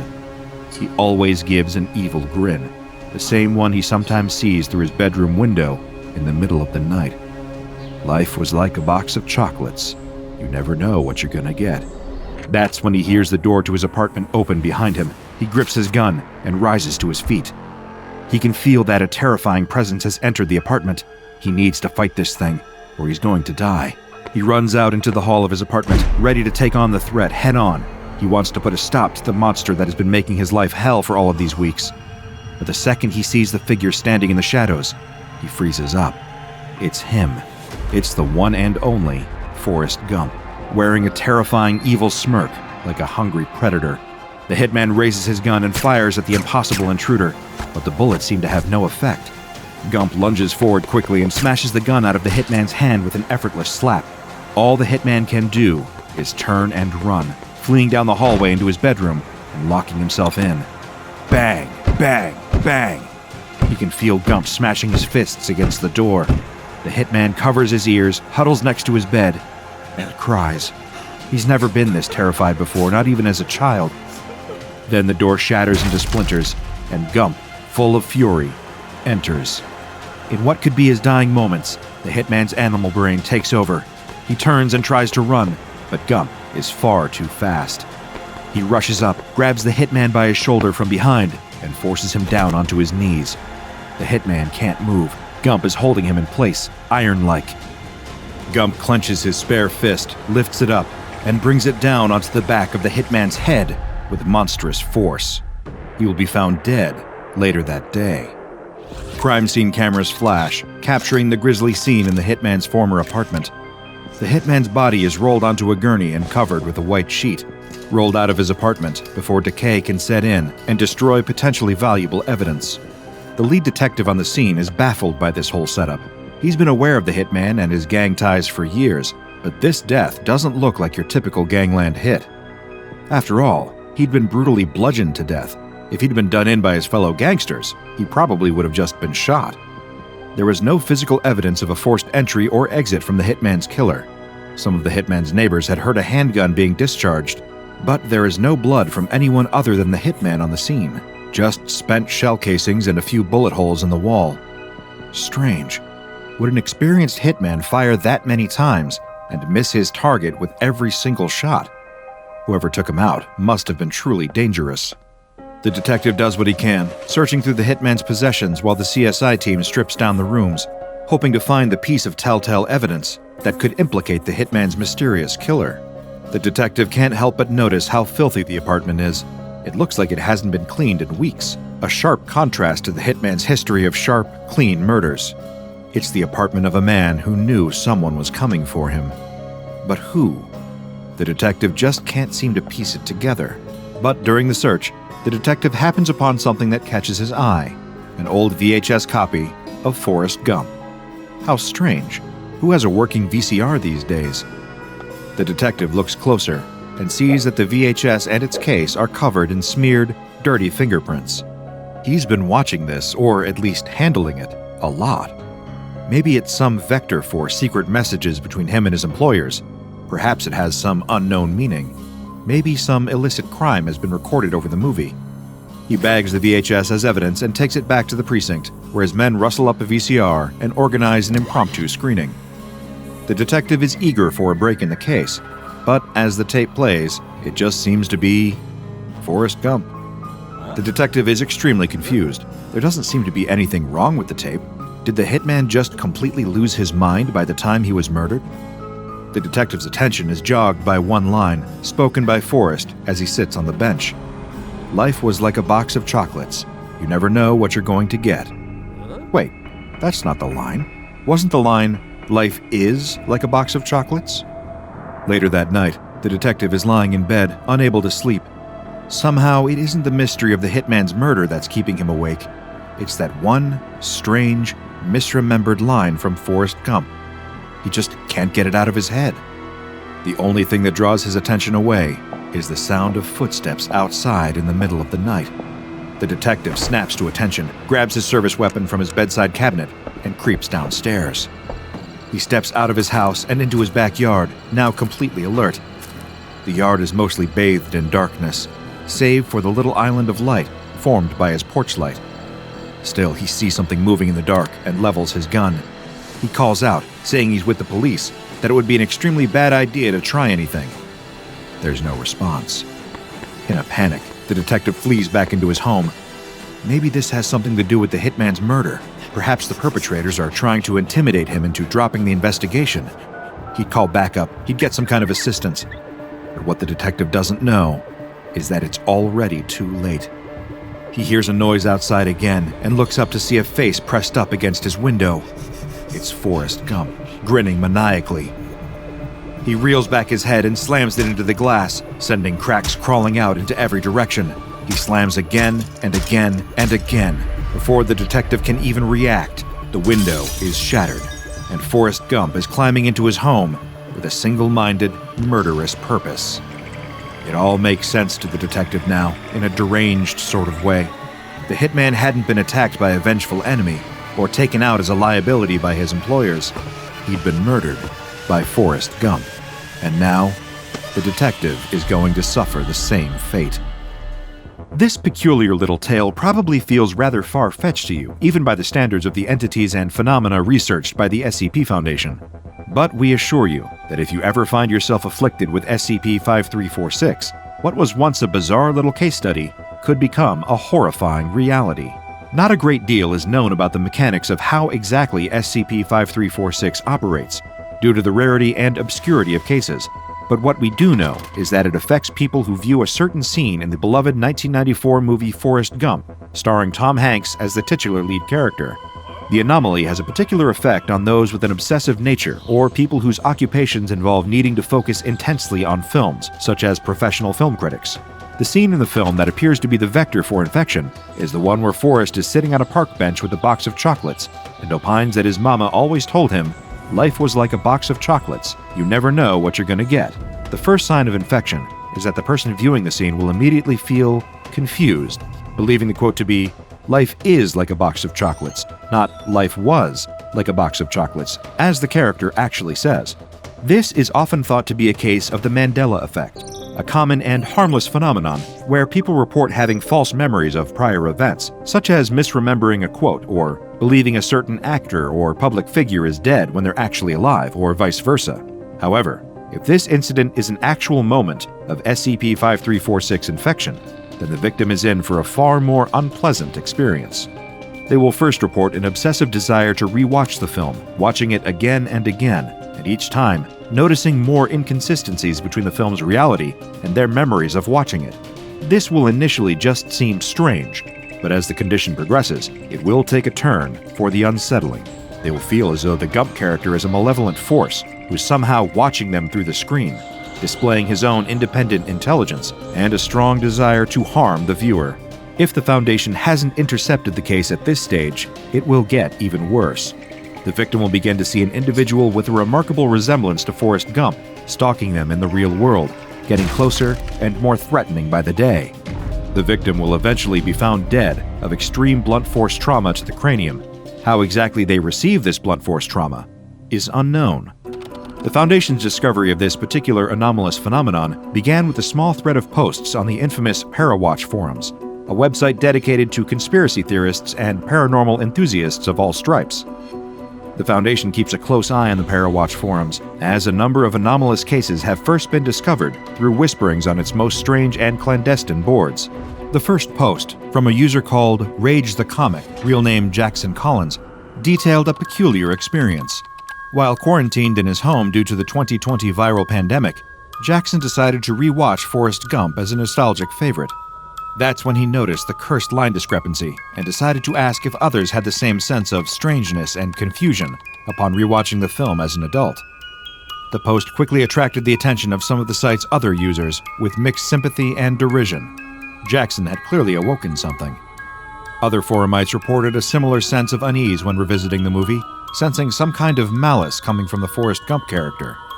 But nobody was feeling this more than Jackson himself, the possible patient zero of the phenomenon. His severe paranoia increased, curdling into a dangerous obsession with the film, completely consistent with other people infected by the SCP-5346 phenomenon. This is the point where the GUMP entity seemingly crossed the threshold, entering the physical world and stalking Jackson, appearing in his dreams and allegedly even staring through his windows, each time bearing a horrifying, satisfied grin. He continued posting about his journey on the forum as the SCP-5346 stalking situation escalated to a fever pitch. Jackson wouldn't actually make any further posts on the Parawatch forum after that. He seemed, for all intents and purposes, to have fallen off the map.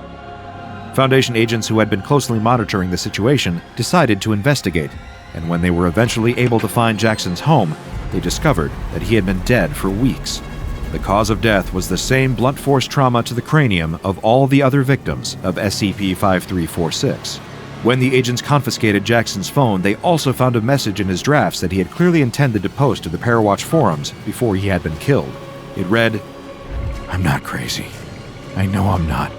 This thing is definitely onto me.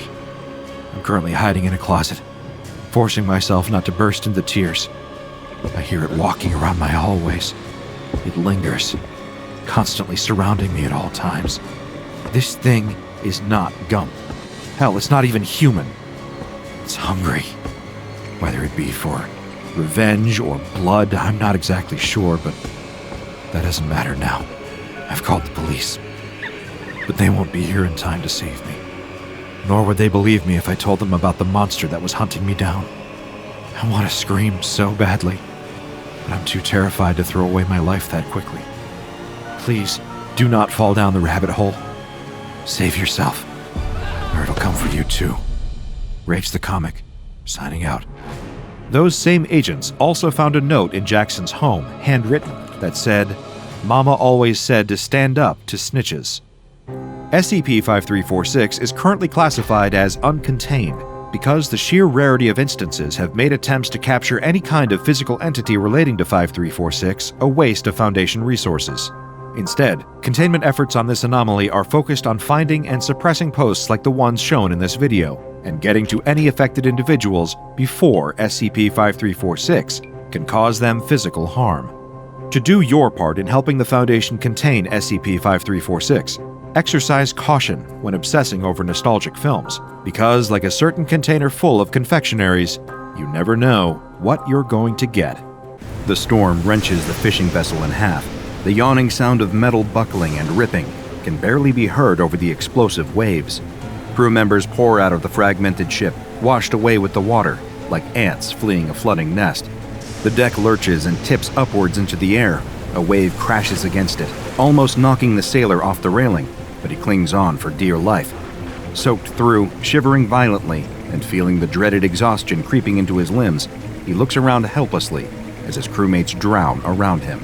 Only one man remains on the deck with him, but the captain's usual steely confidence has gone. Behind the man's bushy beard and grizzled skin, the sailor sees a little boy scared out of his mind. The captain grabs the sailor by the scruff of the neck and hauls him close enough for them to shout over the sound of the seas around them. I saw her!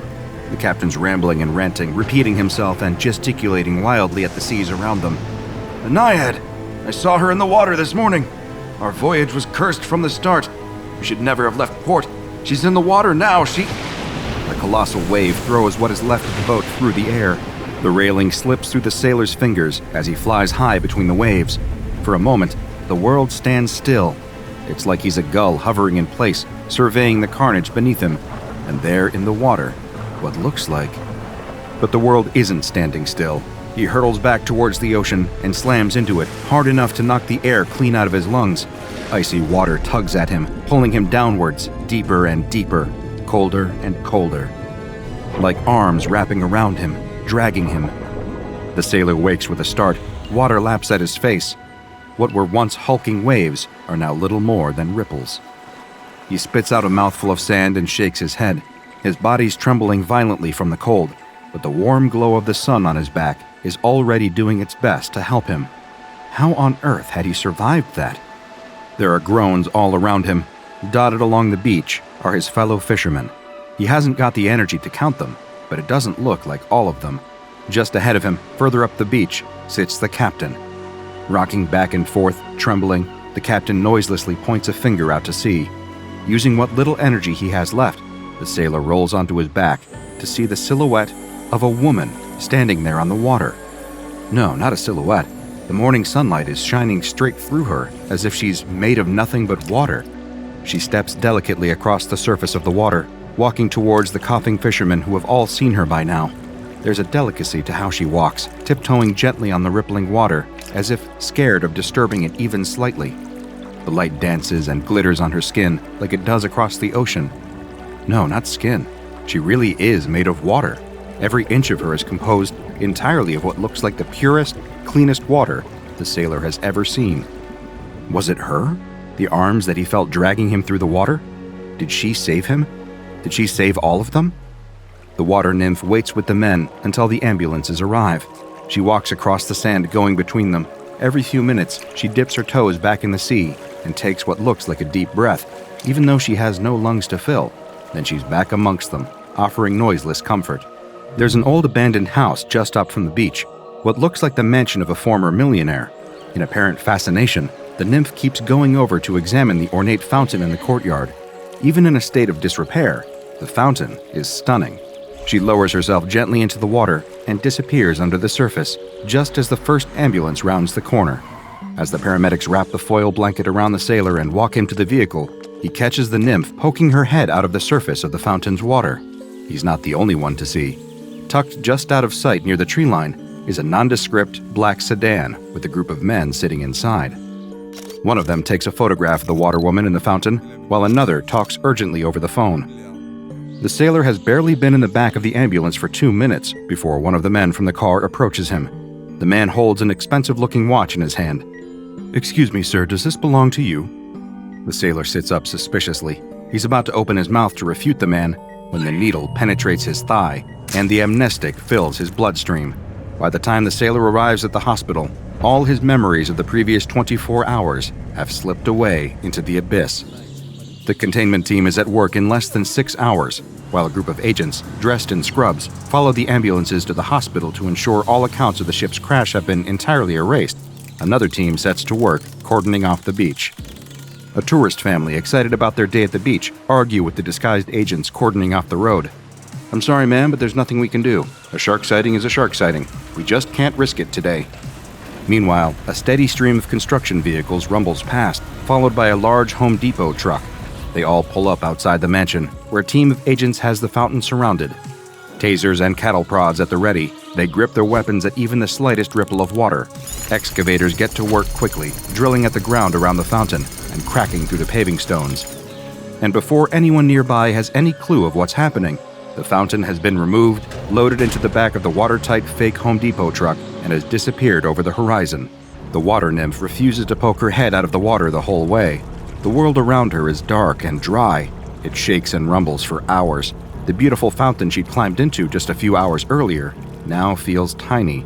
There's barely enough water in here for her to swim in a circle. She'd always observed these strange-looking vehicles from a distance, lifting her eyes up above the waves for a few minutes to watch them crawling along the dark roads with their 18 wheels. She'd always wondered what was inside all of them, with their colorful paints and strange names. At least she now has some idea of what Home Depot does. Part of their business model evidently involves kidnapping. To stop the panic rising up too high in her chest, the water nymph focuses on stilling the water in the fountain. All of the bumps and turns in the road, she focuses all her energy on holding all the water in place and keeping it level. If the water around her is still, maybe she won't feel so scared. It isn't really working. But at least her precious little amount of fresh water isn't spilling out all over the watertight inside of the container. She's just about convinced herself that she's used to her cage when it suddenly stops. The rumble sound cuts out, the shaking stops, and voices somewhere outside discuss what to do with her, saying words like containment protocol, initial testing, and security measures. The water nymph dips her head back below the surface of the water as the rear doors open. She's going to make the most of this. That's what she's decided. Having spent all her life underwater, observing the humans from afar, she'd always dreamed of one day meeting one. There had been moments, sure, times when she'd wave at a child on the deck of a ferry or guide a ship through the fog, but up close? Never. They look funny, these people. When you see them up close, they're such strange colors, so fleshy and hairy. It's bizarre not being able to see through them. How are they supposed to swim? These humans in particular are even more strange than the others. Dressed in long white coats, always walking around with clipboards and strange little devices that light up and make sounds when they poke them. She wonders if they get sick of having their legs stuck to the ground all the time. What if they see something interesting floating above them? They can't just swim upwards. They need to get on one of those plane things. This will be fun, getting to meet real people for the first time. She keeps telling herself that because if she doesn't, it all becomes too scary. They haven't put her back in the sea, a river, or even a pool. They've just kept her in her fountain. It sits right in the middle of a brightly lit chamber. 4 white walls, a white ceiling, and a white floor. 1 white door. The lights are always on, the temperature always the same. For days and days, she just sits in her fountain, alone. Occasionally, one of the humans will come in wearing a big rubber suit. They look totally ridiculous. Taking big, slow steps, they'll approach her fountain. The first time, she jumped up out of the water to greet the human, doing her best to wave like she's seen them do to each other. But the human immediately turned around and ran back out of the chamber. So next time, she was slow and gentle, raising both her hands innocently and letting the human approach without doing anything. The human lowered some kind of glass container into the water in her fountain and took some of the water away. He must have been thirsty. She's seen the humans get like that sometimes. How they're not thirsty all the time, she has no clue. It doesn't look like there's a drop of water anywhere in them, except for their eyes. She tries to catch the human's eye as he leaves, but he just walks straight out of her chamber, carrying away the little container of water. But this time, she has an idea. She waits patiently for a few days, waiting for another one of the humans to come and see her. It's hard to tell how much time has passed because it's always sunny in here, but it must have been a few days by now. Sure enough, the door opens, and a human in another big rubber costume comes in. She rises out of the water slowly so as not to scare them and lets her form melt and shift. Feeling her body flow into a different shape, she does her best to copy the human's big rubber suit. She's practiced this for years in the sea, copying the shapes of different humans she sees. The human stops walking and stares at her. She tries to wave again. The human waves back. Success! For almost a minute, they stand there waving at each other. She knows this is longer than most humans would wave at each other, but it's just so exciting she can't help herself. Maybe this will be her first friend. Imagine that, having a human friend. The human takes a hesitant step towards her. This is her chance. Lifting herself up and out of the water, the nymph steps out of her fountain for the first time. She pauses, careful not to spook the human. They do scare very easily, but this time, he stays. Better than that, he takes another step towards her, then another until they're within touching distance. She can feel the water beating in her chest, pumping excitedly through her body. The human has another one of those glass containers in its hand. It raises the container up slowly for her to look at. She leans in to see why this strange little creature is showing her a piece of glass. She's seen these 1,000 times before in the seas. There's glass and plastic everywhere for her to look at. What's so special about this one? The human takes a swipe at her. The glass container strikes the side of her head and extracts a chunk of water. She staggers away, hands raised in fear. What had she done wrong? Why did the human do that to her? She feels faint. Her head swims and not in the usual pleasant way. Her body works hard to redistribute all the water around her body, rebuilding that part of herself in a split second, but it doesn't stop the pain or the sudden wave of tiredness. She stumbles back into the fountain and plunges beneath the surface, letting the water merge with her body again. But the surface of the fountain isn't still. It trembles and shakes as she lies at the bottom in fear. Why had the human done that to her? By the time she has the courage to peek out of the water again, the human is gone. The lights in the ceiling seem brighter than ever. The next day is the first time she really misses the sea. She would race from coast to coast, feeling herself getting dragged along in the ocean gyres as she flowed between continents. She would study the rainbow colors of the Great Barrier Reef before catching a current to Venice or Jamaica. She'd hug the bottom of cruise ships and dance in and out of the propellers on the backs of cargo ships. But here, in her cell, all she can do is swim around her fountain, round and round in circles. That is, until the humans return. 3 of them come into her room, each carrying strange long objects. She's not sure she's seen those things before and is desperate for a closer look, but after what happened with the glass the other day, it doesn't seem like a good idea. She still hasn't worked out what she did wrong there, but clearly the human was not happy with her for some reason. Best to be very gentle with them for the time being, until they're proper friends. The 3 humans have a box with them, full of water. She's so excited to see it, she leaps straight out of the fountain before realizing she needs to be careful. Patiently as she can, she approaches the box and touches it.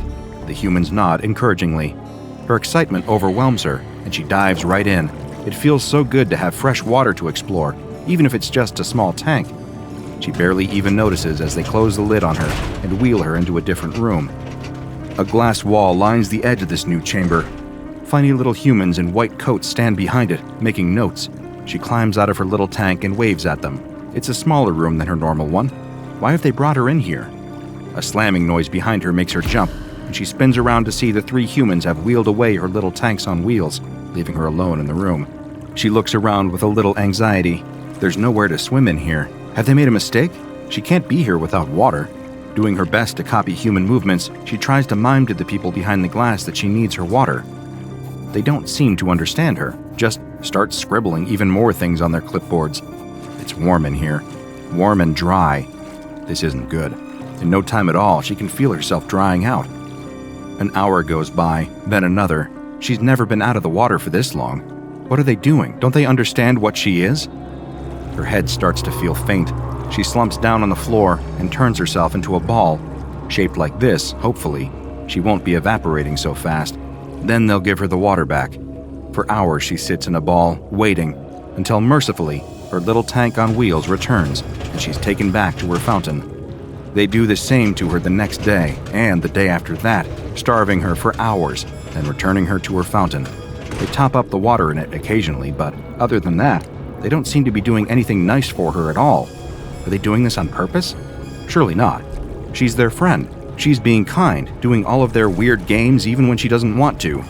Humans aren't cruel, they wouldn't do that to her.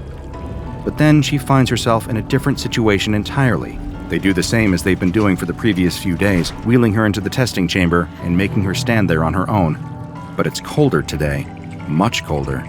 She tries to explain to them through the glass, rubbing her shoulders and shivering, but they just keep making their notes. This isn't good. She can't stand the cold. It's not good for her. Painful crystals start forming on the surface of her skin, stabbing into her and solidifying her body. She cries out noiselessly, but the humans keep going until she feels herself losing consciousness. Weeks go by, and with each experiment they do, the water nymph worries more and more that these humans aren't really her friends. They've started giving her mazes, complex plastic structures that she gets forced unceremoniously into, where she has to swim through various pipes and tubes until she can push a button on the other side. At first, she was expecting a prize. Maybe this is why they had her kept here for so long. They needed help solving these puzzles, and their fleshy bodies couldn't fit through the tubes. But nothing happens when she presses the button. They just pull a plug and drain her out of the bottom. Today, she's had enough. When are they going to put her back in the ocean? She's just going to wait here at the start of the maze until they tell her. It's only fair. The water in her chest leaps for joy as a human enters the test chamber and approaches her. She raises out of the water and waves to greet him, just as he lifts the long, strange device in his hand and jabs it into her chest. The electricity shoots all through her body and sets her mind ablaze. It takes all her strength not to burst into 1,000 droplets. Convulsing and crying, she falls backwards into the maze. The human brandishes the weapon at her again. She has nowhere to go but into the maze. She solves it in a split second, but as she presses the button, she feels a sinking feeling settling over her. What if they don't want to let her out? It's all her fault. What was she thinking? Her one shot at making friends, and she'd blown it. She sits crying in her fountain, feeling her tears flow into the water around her and back into her body. It was the acid. She hates acid, and always has. She'd swam near a factory once and got a dose of it. It hurt, more than anything she'd ever felt before. It would flow into her chest and sit there, burning and burning. She can still feel it now. So when the humans in the rubber suits had poured some into her fountains, she'd lost her temper, slamming into them with all her force. For months, they've been hurting her, jabbing her and exhausting her. But they're her friends, right? And you shouldn't hurt your friends. You definitely shouldn't kill your friends. Shouldn't rip open their rubber suits and force yourself down their throats, drowning them in their own bodies. Her fountain's red with blood and burns from the acid. And it's all her fault. What had she done wrong to make them treat her like this? Why couldn't they just be friends? After a few weeks, a group of humans come in and clean up the mess, refilling her fountain with clean water. She doesn't lift her head above the surface. They install a pipe above her fountain that drip feeds water onto her. Drip, drip, drip. And just like that, she's no longer seen as human. Drip, drip, drip. The lights burn white. The door stays closed. Drip, drip, drip. The water nymph sits in her fountain. Drip, drip, drip. After a year, she stops crying. A year after that, she gives up on thinking, too. 3 years of near silence pass, with only the sound of dripping water from the pipe, until the door to her chamber opens. Something flutters in her chest. She lifts her head out of the water. A friend? He's never believed all the superstitious stories about the place, no matter how creepy and empty it might have been. A building is still just a building, isn't it? But now, watching in abject horror as the foggy split jaw of the specter cackled maniacally, seeing it floating closer, the investigator starts to reconsider his belief. Maybe there is such a thing as ghosts. It all starts the way most cases do, with a client and a sad story. By now, the investigator has long since become accustomed to how things play out. Someone whose case has been thrown out by the cops, left unsolved and without a resolution, they find themselves turning to him.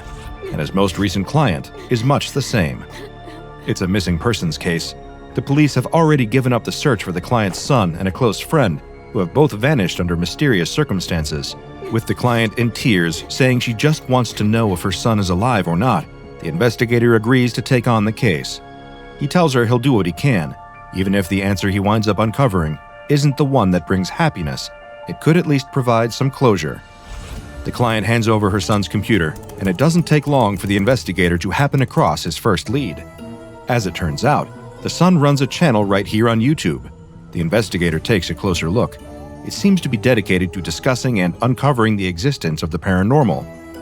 Spirits, seances, Sasquatches, trying to decipher how much of it is real and what are just flat-out stories. The investigator shakes his head and sighs. He's never been the superstitious type. Ghosts and gremlins were usually just myths that distract from the very real wrongdoings in the world. But then he notices something, a recurring series of videos on the YouTuber's channel. Each video has a similar format. He and a cameraman venture to a rundown building that is allegedly haunted and then proceed to stay the night there or try to commune with spirits. While the jury was still out on a ghostly abduction, the investigator feels certain that the YouTuber must have been out filming another of these paranormal explorations on the night he and his cameraman went missing. And sure enough, the investigator doesn't have to look far to be proven right. There's a log of direct messages between the YouTuber and the cameraman discussing ideas for videos that might potentially boost their views and engagement. The YouTuber points out that videos about haunted prisons tend to bring in an interested audience, and the cameraman discovers the location of an abandoned federal penitentiary after some research. They both agree to head there and plan to film a new video when they do.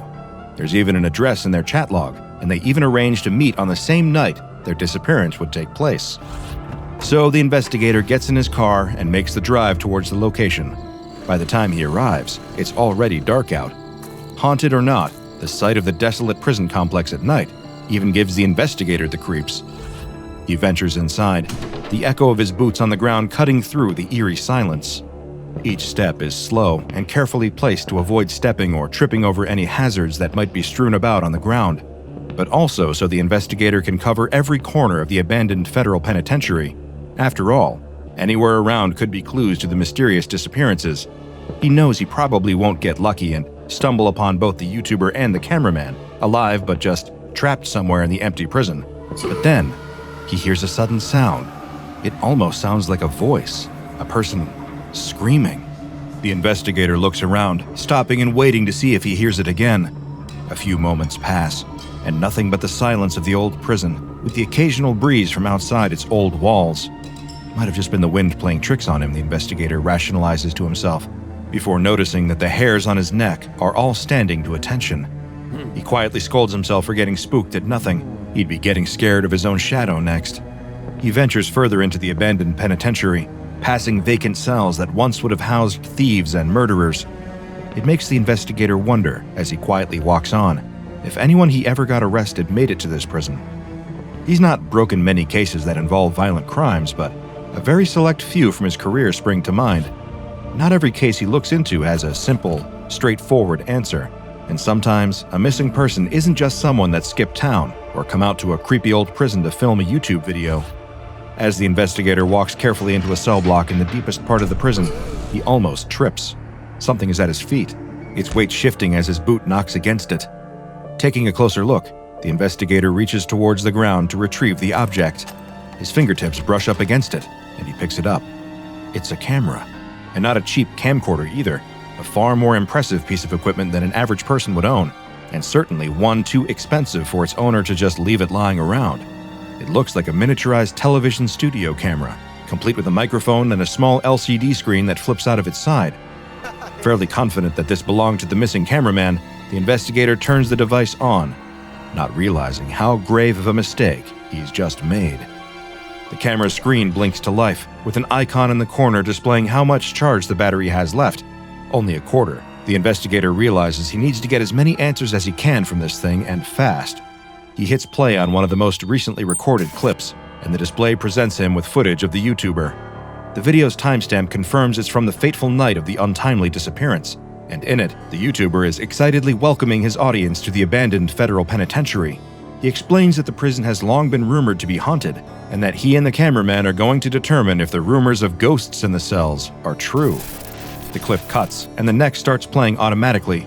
Most of them are brief B-roll shots taken by the cameraman, showing the creepy, unsettling atmosphere of the vacant prison. Bars without anyone behind them, the moon visible through the decaying ceiling, and other clips intended to be edited into a longer video.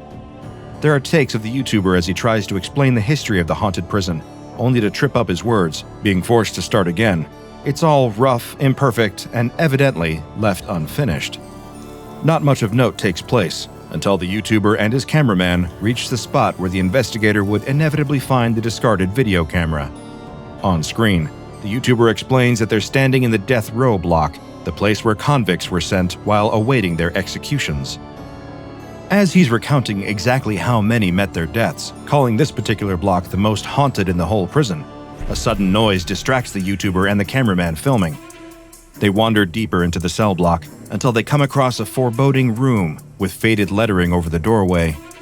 The camera's microphone picks up the buzzing of electricity coming from the other side, and the pair venture through to a grim sight awaiting them on the other side. The YouTuber is in awe, perhaps thinking of all the views it will garner from his morbidly fixated subscribers. The cameraman doesn't appear on screen, but his reaction is easy to gauge from what he says as they step into the room. He's horrified. The gravity of what the place is and what it was built and used for hitting him at once, and it isn't hard to see why. The pair are standing in the execution chamber. In the middle of the room is an old chair with worn leather straps on the armrests and the front two legs. A rusted metal apparatus is affixed to the top and back of it too, giving a clear indication that this isn't exactly a comfy recliner. It's an electric chair. Of course, this doesn't stop the YouTuber from excitedly sitting in it, slipping his hands through the straps, and then shaking erratically. He's pretending to be electrocuted.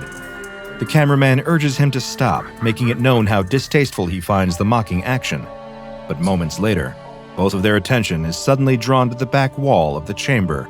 Something is dripping on the wall. Catching the low light from the video camera and the flashlight on the YouTuber's cell phone, the camera pans closer, only for the cameraman holding it to recoil in shock as he sees what's on the wall. It's blood. Fresh blood. Still wet. He panics and starts accusing the YouTuber of arriving early to smear fake blood on the wall as some kind of prank, all to add to the horror factor of the video by making the cameraman believe it to be real. But the YouTuber insists he'd done nothing of the sort. They take another look at the bloody mess on the wall. It looks like a diagram of some kind that someone has put great effort into painting on the back wall of the execution chamber. Immediately next comes a flood of frightened questions from the cameraman. If it's real, then whose blood is it? Why would someone do something like this? And were they even safe anymore?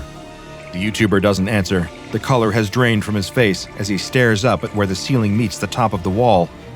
He's frozen to the spot. All of his bravado and exaggerated, ostentatious presenter persona has fallen away, leaving only one real thing: fear. The cameraman whips the video camera's lens to the spot where the YouTuber is looking, then he sees it for himself. The seam where the highest point of the wall connects to the ceiling is bleeding. Long crimson drops start to rapidly spill from the wall and cause the pair to turn heel and run out of the execution chamber. Back out in the death row block of the abandoned federal penitentiary, the YouTuber and the cameraman go into a full-blown panic. Neither one of them can believe what they've seen. The idea that someone else was pranking them is quickly thrown out. Nobody else knows they were coming here, and the blood seems too authentic. The YouTuber is familiar with using fake blood for cheap scares in videos. It's hard to fake the metallic smell of the real thing. Suddenly, a loud cacophony erupts from nearby. It's deafening, the clanging of metal on metal. The cameraman whips the lens over to the cells. Despite being abandoned, Death Row worryingly seems more alive than ever. The rusted doors to the cells are swinging open and shut rapidly, crashing as they slam completely of their own accord. The pair begin to run back the way they came, towards the entrance of the cell block. The YouTuber trips, but as the cameraman turns back to look at him, something inexplicable is happening. He's being dragged back across the floor, like someone is pulling him by the ankle, his hands desperately clawing for something to grip onto in order to save himself. In a second, the YouTuber is gone, dragged screaming into the shadows. The cameraman turns to run again, when something causes the camera to tumble to the ground. Through the tiny screen, the investigator hears the dying screams of the cameraman, while only his shoes are in frame. He hits pause on the footage and notices the timestamp, just over 20 minutes. Combined with the duration of the previous clips, he deduces that the pair were only inside the prison for around half an hour. As to what happened to them, that question still perplexes him. A wild animal attack seems possible, but that doesn't explain the bizarre bleeding walls in the execution chamber. A troubled thought suddenly causes the investigator to check his watch. He's been there for just over 25 minutes himself. A figure has appeared in front of him while he's been distracted. The investigator thinks it's a trick of the light, until he sees, or rather, doesn't see, the legs. The figure is hovering off the ground, missing their legs. Can't be. Surely it couldn't be an actual... It floats closer, and that's when he sees the same grotesque face he's seen before. He still remembers the day they caught the killer. His mugshot was printed in every newspaper. His scarred, twisted jaw reminds the world of his crimes, and now, so does his ghost. There's something sharp and pointed in its hand as it gets closer, a rudimentary blade, and it's the only thing the investigator sees as the killer claims yet another victim. Exploring any abandoned building in the pursuit of internet virality is usually not an advisable course of action. Even less so when that building happens to be SCP-027, the abandoned federal penitentiary. Now, you might be forgiven for thinking that there's nothing inherently dangerous about a building. Naturally, after so many years of neglect, it has seen better days. Much of the now empty prison is in a pretty dire state of disrepair, and collapsing masonry to the head can prove to be fatal if you're standing in the wrong place at the wrong time. However, we all know it wasn't designed to fall into such disuse. Things often decay with time, left to rot like a prisoner in a cell. Structural hazards aside, it might seem on the surface like there's nothing unusual about the penitentiary itself.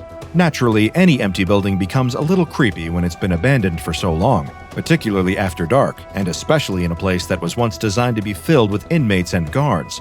And while it might be true that the empty building itself doesn't pose much of a threat, nobody said SCP-027 was empty. Some of the prisoners that were remanded there during its heyday were no doubt made to serve life sentences for heinous crimes, and some of them are still serving their sentences from beyond the grave. The SCP Foundation's extensive exploration into the abandoned federal penitentiary has determined a number of factors relating to its anomalous properties. For one, the encounters with supernatural phenomena are confined to only one particular cell block of the entire prison. Sounds at least a little bit more manageable, doesn't it? After all, at least if you were able to venture around other parts of the prison, then the only creepy part would be how run down and vacant the place is. But over on death row, things are far, far creepier. It seems only fitting that the most haunted area of SCP-027 is the portion of the prison where inmates were held before execution. These cells are those that were once reserved for the most diabolical criminals, who were deemed so dangerous and guilty of such horrific crimes that they were sentenced to death. And it seems that for some of them, this solution wasn't as permanent as you might think. Traversing from the entrance of SCP-027 into the cell block, one will reach the execution chamber just over 160 meters away. Much like the rest of the place, this too hasn't seen much use in a long time, although the sounds you might hear inside might fool you into thinking otherwise. Occasionally, the sounds of crackling sparks, deadly voltages of electricity will ring out, along with the long-forgotten screams of those condemned to death by the electric chair. Upon closer inspection, those brave or foolish enough to venture into the abandoned federal penitentiary will notice a pattern on the wall directly behind the old electric chair. What might look like just a complex inscription is, in actuality, a map of the entire prison, and it's drawn in blood. SCP Foundation researchers have discovered that this map has a tendency to degrade over time, thanks to the amount of natural wear and tear SCP-027 has undergone. For that reason, and perhaps so the inmates can find their way around, the bloody diagram is regularly maintained and repainted when needed. Speaking of the inmates, you can surely imagine what they must have been like while they were still alive in order to be held on death row. Now try to picture how much worse they are after having been executed. Descriptions of the numerous entities inhabiting SCP-027 are scarce, and perhaps that's for the better if you happen to be faint of heart. However, one thing the Foundation knows for sure is that they are all hostile. An encounter with any one of the spectral prisoners is inevitably fatal. The Foundation is able to determine a few specific criteria that will cause one of the ghostly convicts to appear. If one or more of these is not followed, then it will lead to a much quicker death sentence than those once served at SCP-027. First, using any other entrance to gain access to the haunted cell block other than the main door. That means no trying to get there by doubling back through empty corridors and taking shortcuts up stairwells. And while you're at it, it's best to keep your movements slow and steady. Traveling through SCP-027 at a speed faster than 0.25 meters per second will attract some unwanted and undead attention. Any personnel the Foundation tasks with performing maintenance within the abandoned federal penitentiary need to follow specific instructions in order to make it in and out in one piece. By walking silently at a reduced pace, it takes them approximately 11 minutes to make it from the main entrance of Death Row to the execution chamber. But they will need to account for the journey back, too. Anyone present inside the cell block for longer than 25 minutes at a time will invariably attract the presence of the prisoners. With the journey taking 11 minutes both ways, that leaves personnel with only 3 minutes to repaint the blood-soaked map and make it back out to safety in enough time. And trying to rush back is hardly advisable. The faster you move, the louder your footsteps are likely to be, and sound seems to be yet another thing the infernal inmates are drawn to. Noises louder than 25 decibels are known to attract them, as is operating any electronic devices and returning to SCP-450 more than once every 24 hours. Of course, it's hardly smooth sailing for those that the Foundation does send into the abandoned federal penitentiary. Personnel will often report similar experiences being inside the haunted cell block. They will frequently experience hallucinations of spectral, translucent figures. Often, some of these poltergeist prisoners will appear clearer than others, and some still look more human than others too. Auditory hallucinations are also recurringly experienced by those who visit SCP-450, many being a cacophony of imprisoned screams, the desperate cries of those who are still trapped in the prison, now with no guards around ordering them to keep quiet after lights out. But the Foundation likes to assure its staff that anything they experience within SCP-450 is perfectly normal. There's no cause for concern, no matter how many spectral voices one might hear. If the walls start to bleed, don't worry about it. And if personnel encounter any dead, rotting remains, they are advised not to investigate for their own safety. It certainly seems that while SCP-450 no longer houses any living convicts, the abandoned federal penitentiary is still very much in active use when it comes to keeping its poltergeist population imprisoned. Then again, the Foundation can only really keep the doors locked and occasionally head into SCP-450 for maintenance. Anyone who accidentally enters the building, be they civilians or personnel, are to be considered lost, and no attempts at rescue are to be made under any circumstances. It seems that these days the inmates are running the penitentiary. The flashlight beam casts demonic shadows that twist and shift with the trembling of his hands. It makes the feeling worse, seeing those shadows twitch against the walls like they're somehow alive. But shadows can't be alive, can they? Another noise, a creak that sounds distinctly like the weight of someone's soul against the floorboard. Now the man knows he hasn't been imagining it. The beam of light sweeps over the room towards the source of the noise, to reveal the source of his torment is nothing. There's nothing there. And yet every feeling, every instinct, tells him that his eyes are wrong. Listen closer. Someone's here. And yet, there's no one. Not a soul. The man sighs. He swears he thought someone had gotten inside.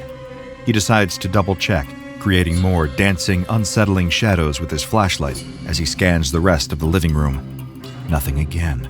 Then the kitchen. Still nothing. Back upstairs to the landing. Nobody but him.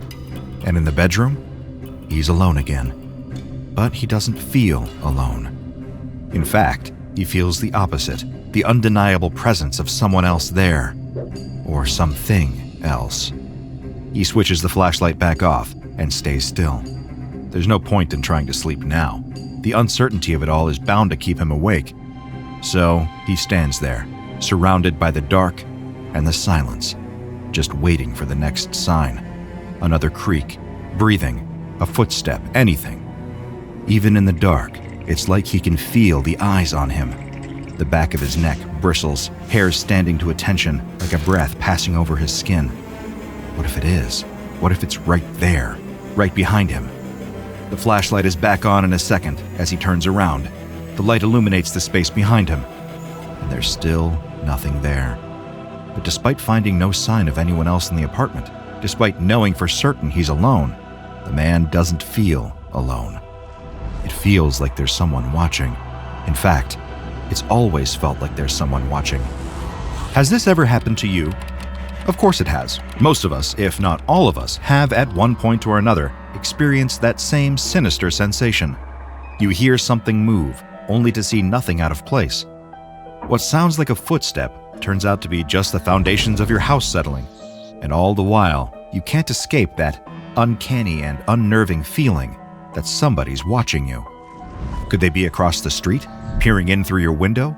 Or maybe, just maybe, they're inside, right behind you, hiding in the only place you would never look. You might write this off as just paranoia, a primal, self-preserving instinct passed down from our earliest ancestors, going haywire as it keeps a lookout for imminent threats when there are none. But it's not that. Not at all. It's both out there and in your head, all around nearly wherever you go.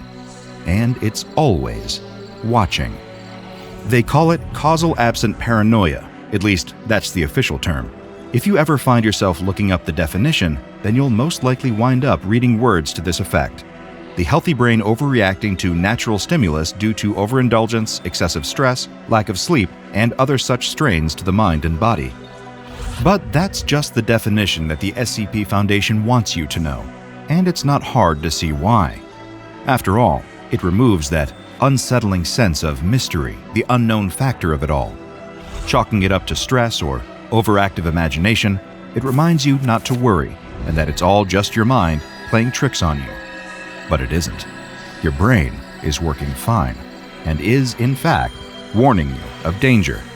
And that danger is SCP-3010. The Foundation's research has uncovered that the feeling of being watched stems from something very, very real, an undetectable entity that they have designated SCP-3010-1. You might be better acquainted with it as that brief dash of movement out of the corner of your eye, or the noises you can't explain. In other words, the things that go bump in the night. But if you ever get that feeling, like someone else is staring at you, observing you against your will, then that's your best indicator. You're not alone. It's in the room with you, and it's watching. Always watching. It doesn't happen every time. None of us are going around constantly feeling like some unseen entity is watching us. At least, the lucky ones aren't. While manifestations of the entity are somewhat random and inconsistent, the SCP Foundation has determined that certain requirements can first be met in order to deliberately cause SCP-3010-1 to successfully manifest. These specifics relate to the space that a person is currently inhabiting. For starters, anything too small won't work. So that's any tight or cramped spaces, single rooms, or sterile environments that are shut off from the outside world, like hospitals or prisons. Foundation containment cells also fall into this latter category. But anything bigger, particularly in houses or living spaces comprised of at least 500 square meters in terms of floor space, are prime real estate for the entity, SCP-3010-1, especially if the lights are turned down low, if not switched off completely, and if there's only one living person present inside. Now, if you were expecting that the moment you're next home alone, that you could just turn out the lights and summon SCP-3010-1, then you'd be wrong. At any rate, we wouldn't recommend trying it. Little is known about the entity itself. It has hardly anything in the way of physical traits that the Foundation knows about. In terms of where it first came from, why it depends on stalking and observing humans, or even what it wants, there are no answers. The Foundation has, however, learned the following things about SCP-3010-1. For one, it is totally imperceptible. It can't be observed at all, not in any perceivable wavelength of light. So put down the thermals and night vision goggles or the UV light. The only surefire way to tell, or rather, guess, where it is at any given time, is after any kind of reactive incident with the entity. Secondly, the Foundation has noticed that SCP-3010-1 interacts differently with human beings who display the symptoms of avoidant disorders. This can include those suffering from social anxiety or inhibition, or who are typically withdrawn. Around a full half of people with these avoidant disorders will not react to scenarios wherein the entity manifests. In short, the reactive events caused by SCP-3010-1 often don't affect those with avoidant disorders, or at least 50% of those people. However, the half that the entity can interact with often feels the effects of SCP-3010 with a lot more intensity. The unnerving feeling of being watched becomes full-blown, inescapable paranoia. As for what exactly SCP-3010-1 looks like, the Foundation is at a loss. Given the entity can't be perceived, it makes getting a witness sketch or a mugshot somewhat tricky. However, there is one thing that the SCP Foundation knows for sure. It does have the limitations of a physical form. This isn't an incorporeal, ethereal ghost that can phase through walls and other solid objects. SCP-3010-1 has a physical presence, and it seems to have an awareness of this. It's for that reason it won't manifest in smaller spaces like single-occupant rooms or particular places with no windows or doors like Foundation containment cells. By avoiding these places, it can't be trapped. SCP-3010-1 remains passively hostile toward human beings, and it will only directly engage a subject when a certain number of set triggers are met. Those that inadvertently cause this to happen find themselves receiving a particularly grim fate. Those who actively seek out or attempt to hunt the entity, especially with the intent to destroy it, are more likely to cause SCP-3010-1 to manifest. Sometimes it's worth trying to ignore the ominous sound of creaking coming from deep within your house rather than going looking for what made it. Anyone spending a prolonged period of time around mirrors is also likely to trigger a manifestation. The same can be said for those in unlit or dimly lit rooms, along with those who endure a long period of isolated, continuous silence, or make any attempt to call anyone else for help. With enough of these factors met, enough space, a lack of lighting, and no more or less than one person in a room or house, SCP-3010-1 will manifest and trigger what is known as a reactive event. This can be achieved by doing anything that increases the adrenaline levels of an isolated person, from creepy noises to the instinctive sensation that comes from being directly watched. Those few who have managed to survive their encounters with the entity have described the symptoms of SCP-3010 coming from behind. They will experience the observation or presence of another being coming from directly behind them. Should they find themselves backed against a wall, they will feel compelled to avoid the nearest window or dark corner. Mirrors are also a cause of major aversion for these victims, often causing those experiencing causal absent paranoia to flee to other rooms without any reflective surfaces present. Anyone currently undergoing the effects of SCP-3010 additionally will not be able to just sleep it off either.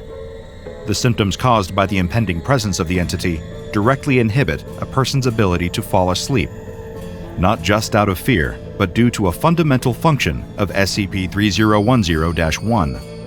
The entity can manipulate the areas of the human brain that are responsible for the production of melatonin, the induction of sleep states, and the regulation of dreams. The SCP Foundation has discovered this disruption to sleep is caused by a gaseous substance that is dispersed into the local atmosphere. In order to avoid detection by the public, this phenomenon has also been given a medical classification: causal absent paranoia-induced insomnia. Being unable to sleep or escape the feelings of being watched, the observed victim will inevitably panic. This is what prompts the reactive event. Usually, SCP-3010-1 will manifest through mirrors or windows. Upon manifestation, the entity then proceeds to kill its target. It extracts some vital material from their body, then sucks what is left of them into the breach that it emerged from. When a reactive event has been triggered, SCP-3010-1 deploys a cognitohazardous effect as well. This total memory erasure acts in the way you might expect. Any memories of the targeted person involved in an SCP-3010-1 manifestation will be quickly destroyed. Anyone who might remember them, might think to check on them if they've been missing for a time, will cease to have any recollection of said person. Once the entity has them, it's as if they no longer exist.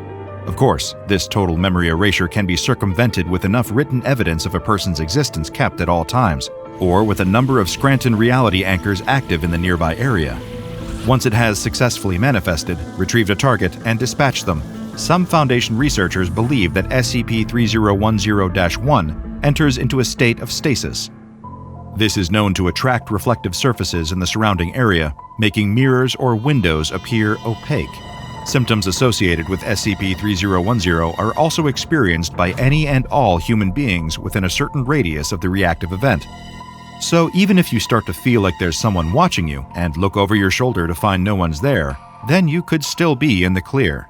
Although, that might mean someone nearby wasn't as lucky as you were. Following the manifestation, the immediate vicinity of the completed reactive event will undergo a rapid deconstruction. A spatial anomaly takes place, causing the room or location where the target has recently been taken from to expand into a number of tight, dark corridors and various small rooms that will each be filled with mirrors and other reflective surfaces. To date, the Foundation has only recorded a handful of these reactive events, and thankfully, the spatial anomaly that triggers in their wake will normally dissipate after several hours. However, the paranoid symptoms of SCP-3010 will persist in the local area, which has led some researchers to question the validity of the entity going into stasis. There are those who believe it doesn't take breaks. While avoidant personality disorders can either have an extreme repelling or extreme attracting effect on an SCP-3010-1 entity, those with an excessive compulsion for human interaction, in particular sociopaths, produce a far different and far stranger effect on the entity. Sociopathy is a mental health condition wherein somebody will consistently show that they have a lack of regard for the moral notions of right and wrong. While not all are violent, many sociopaths will often ignore the feelings of others, unless they are attempting to manipulate those feelings. For example, appeasing somebody else to make themselves seem more likable and thus garner validation. Interactions between sociopaths and instances of SCP-3010-1 will often lead to the causation of several severe anomalies. One such sociopath has been incarcerated under the SCP Foundation, serving as a member of D-Class, the disposable subgroup of personnel comprised of violent criminals who often find themselves acting as human test subjects for anomalous experiments. This D-Class, D17729, also known as Mike, is selected for testing involving SCP-3010. The SCP Foundation constructs a specialized dummy house designed to keep the entity trapped. Inside these dummy households, a D-Class is placed, typically one that exhibits extremely reclusive tendencies. They are not told of the existence of SCP-3010-1, nor are they told what the entities are capable of.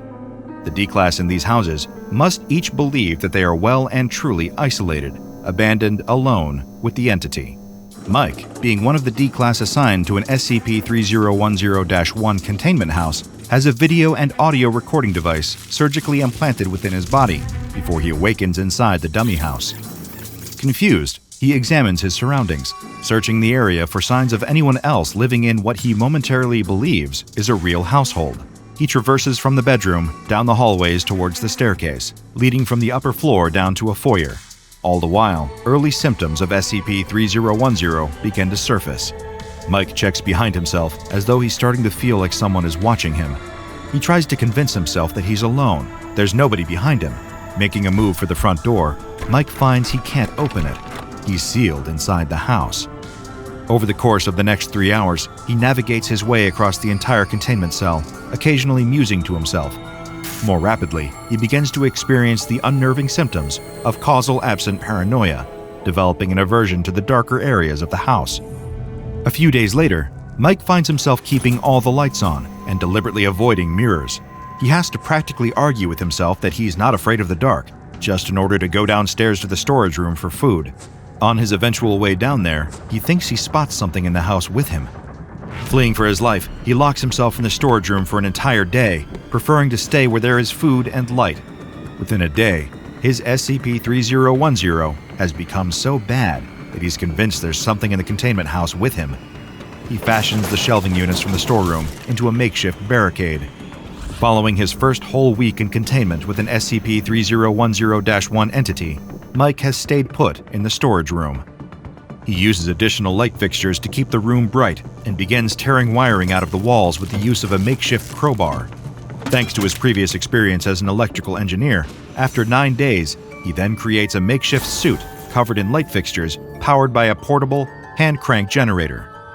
Donning his light suit, Mike sets out to find and destroy SCP-3010-1, something we know only attracts it more. But after searching the containment cell for 4 hours, Mike falls asleep. This is incredibly rare in the presence of SCP-3010-1 instances, if not impossible. When he reawakens, he not only finds the storage room resupplied by Foundation personnel, but also that the lights have all been put out. Frantically, almost completely unhinged at this point, Mike looks for a weapon to fight any SCP-3010-1 he can find. The next day sees Mike rapidly searching through the containment house for SCP-3010-1 entities. Thinking he's found one, he rushes towards it while exclaiming he has light and for the entity to come out. When he approaches, an SCP-3010-1 reactive event starts, but unlike the other recorded instances, seems to fail.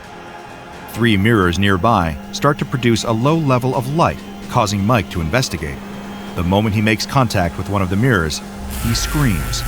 The connection to his recording device is lost, and the containment site undergoes a spatial anomaly. In the interest of recovering any evidence of this different reactive event and finding whatever remains of Mike, the SCP Foundation dispatches a team to investigate the ruined containment site. This unit is comprised primarily of the 8 members belonging to Mobile Task Force 066, also codenamed 8 blind men. Led by their captain, the unit is also overseen by a Foundation researcher named Dr. Obrent. As the team enters the ruins of the containment house, they maintain a clear line of communication with Dr. Obrent via radio. With no idea what will happen once the team is inside, everyone is on high alert, told to look out for cognito hazards or any interruptions of their mental faculties. Upon entry, everything goes quiet. For 10 long minutes, there isn't a word from the team. Then comes the eventual report from the captain. The spatial anomaly is in full effect. Dr. Obrent remarks on the long delay of 10 minutes, but the captain insists that, from his and the team's point of view, it was only 30 seconds. They quickly reach the conclusion that the spatial anomaly triggered by an SCP-027-1 reactive event has, this time, resulted in time dilation. The team navigates their way through a repeating series of hallways, finding themselves in a copy of the foyer of the ruined containment site. It's only then that the captain realizes something is wrong. The team is down a man, MTF-066-8, but his men are confused. They tell him that there are only 7 members of MTF-066. Dr. Obrent concurs. The captain then points out that MTF-066-6 and MTF-066-7 are also both missing. Once again, the rest of the team insists they've never even heard of those people.